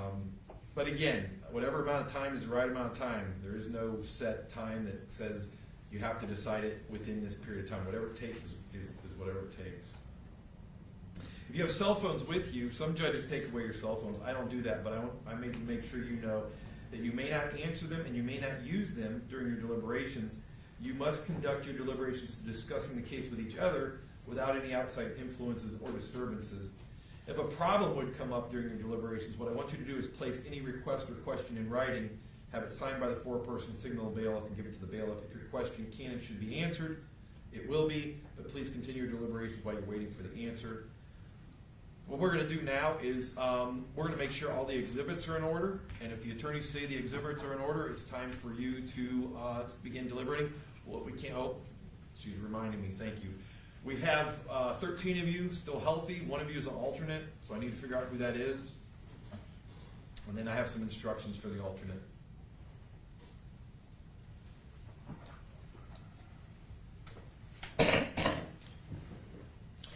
Juror number 13. 13, Joshua Hutchinson. Joshua Hutchinson, you are the alternate. Let me say a couple things to you.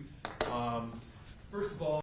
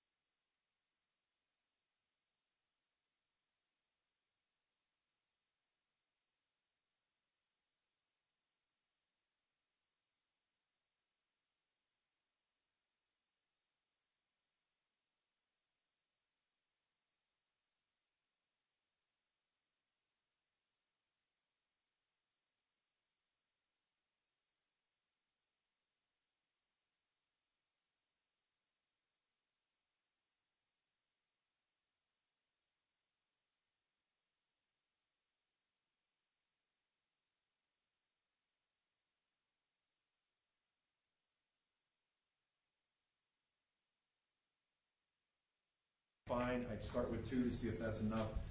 And go from there. So we'll let you have your break. We'll make sure the exhibits are in order. When you come back in, we'll turn the courtroom over to you to deliberate. Thank you.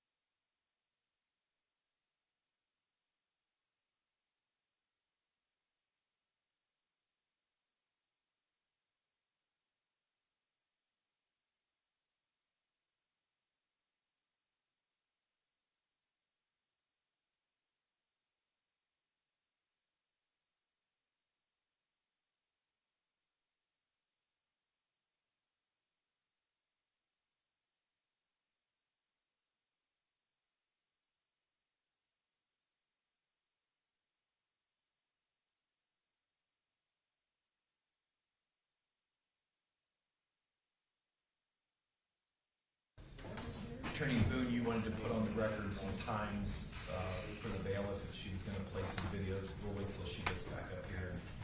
Well, I can hand that to her. Oh, that's for the perfect. record. Sure. For the record, I started the video at 3:15 and 58 seconds in JM on the bottom scroll. I stopped.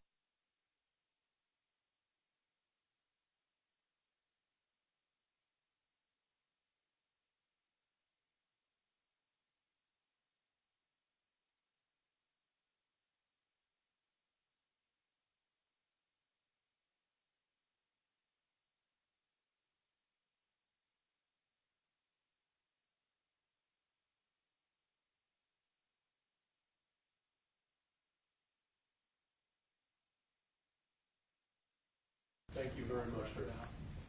Well, we're going to stay on the record to make sure the exhibits are in order. So what I want to do is make sure both sides agree all the exhibits are in order. C was withdrawn, right? C is the duplicate exhibit of the multiplex. Is your video still in play? There is, yeah. This one. Yours appeared to be here, but you got- F is still in there. where's it at? It's right there. Nope.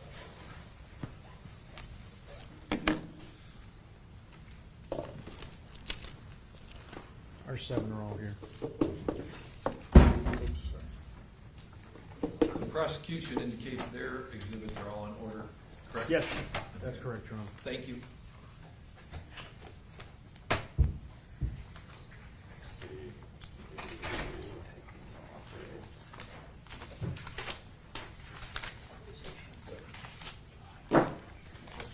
Looks out of that, right?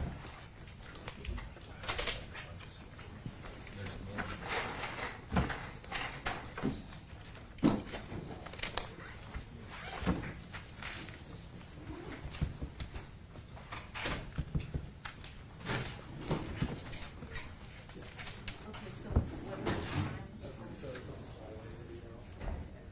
Which is Judge, generally, you want us to leave our cell phones with Dawn or something? yeah, that would be. Yeah.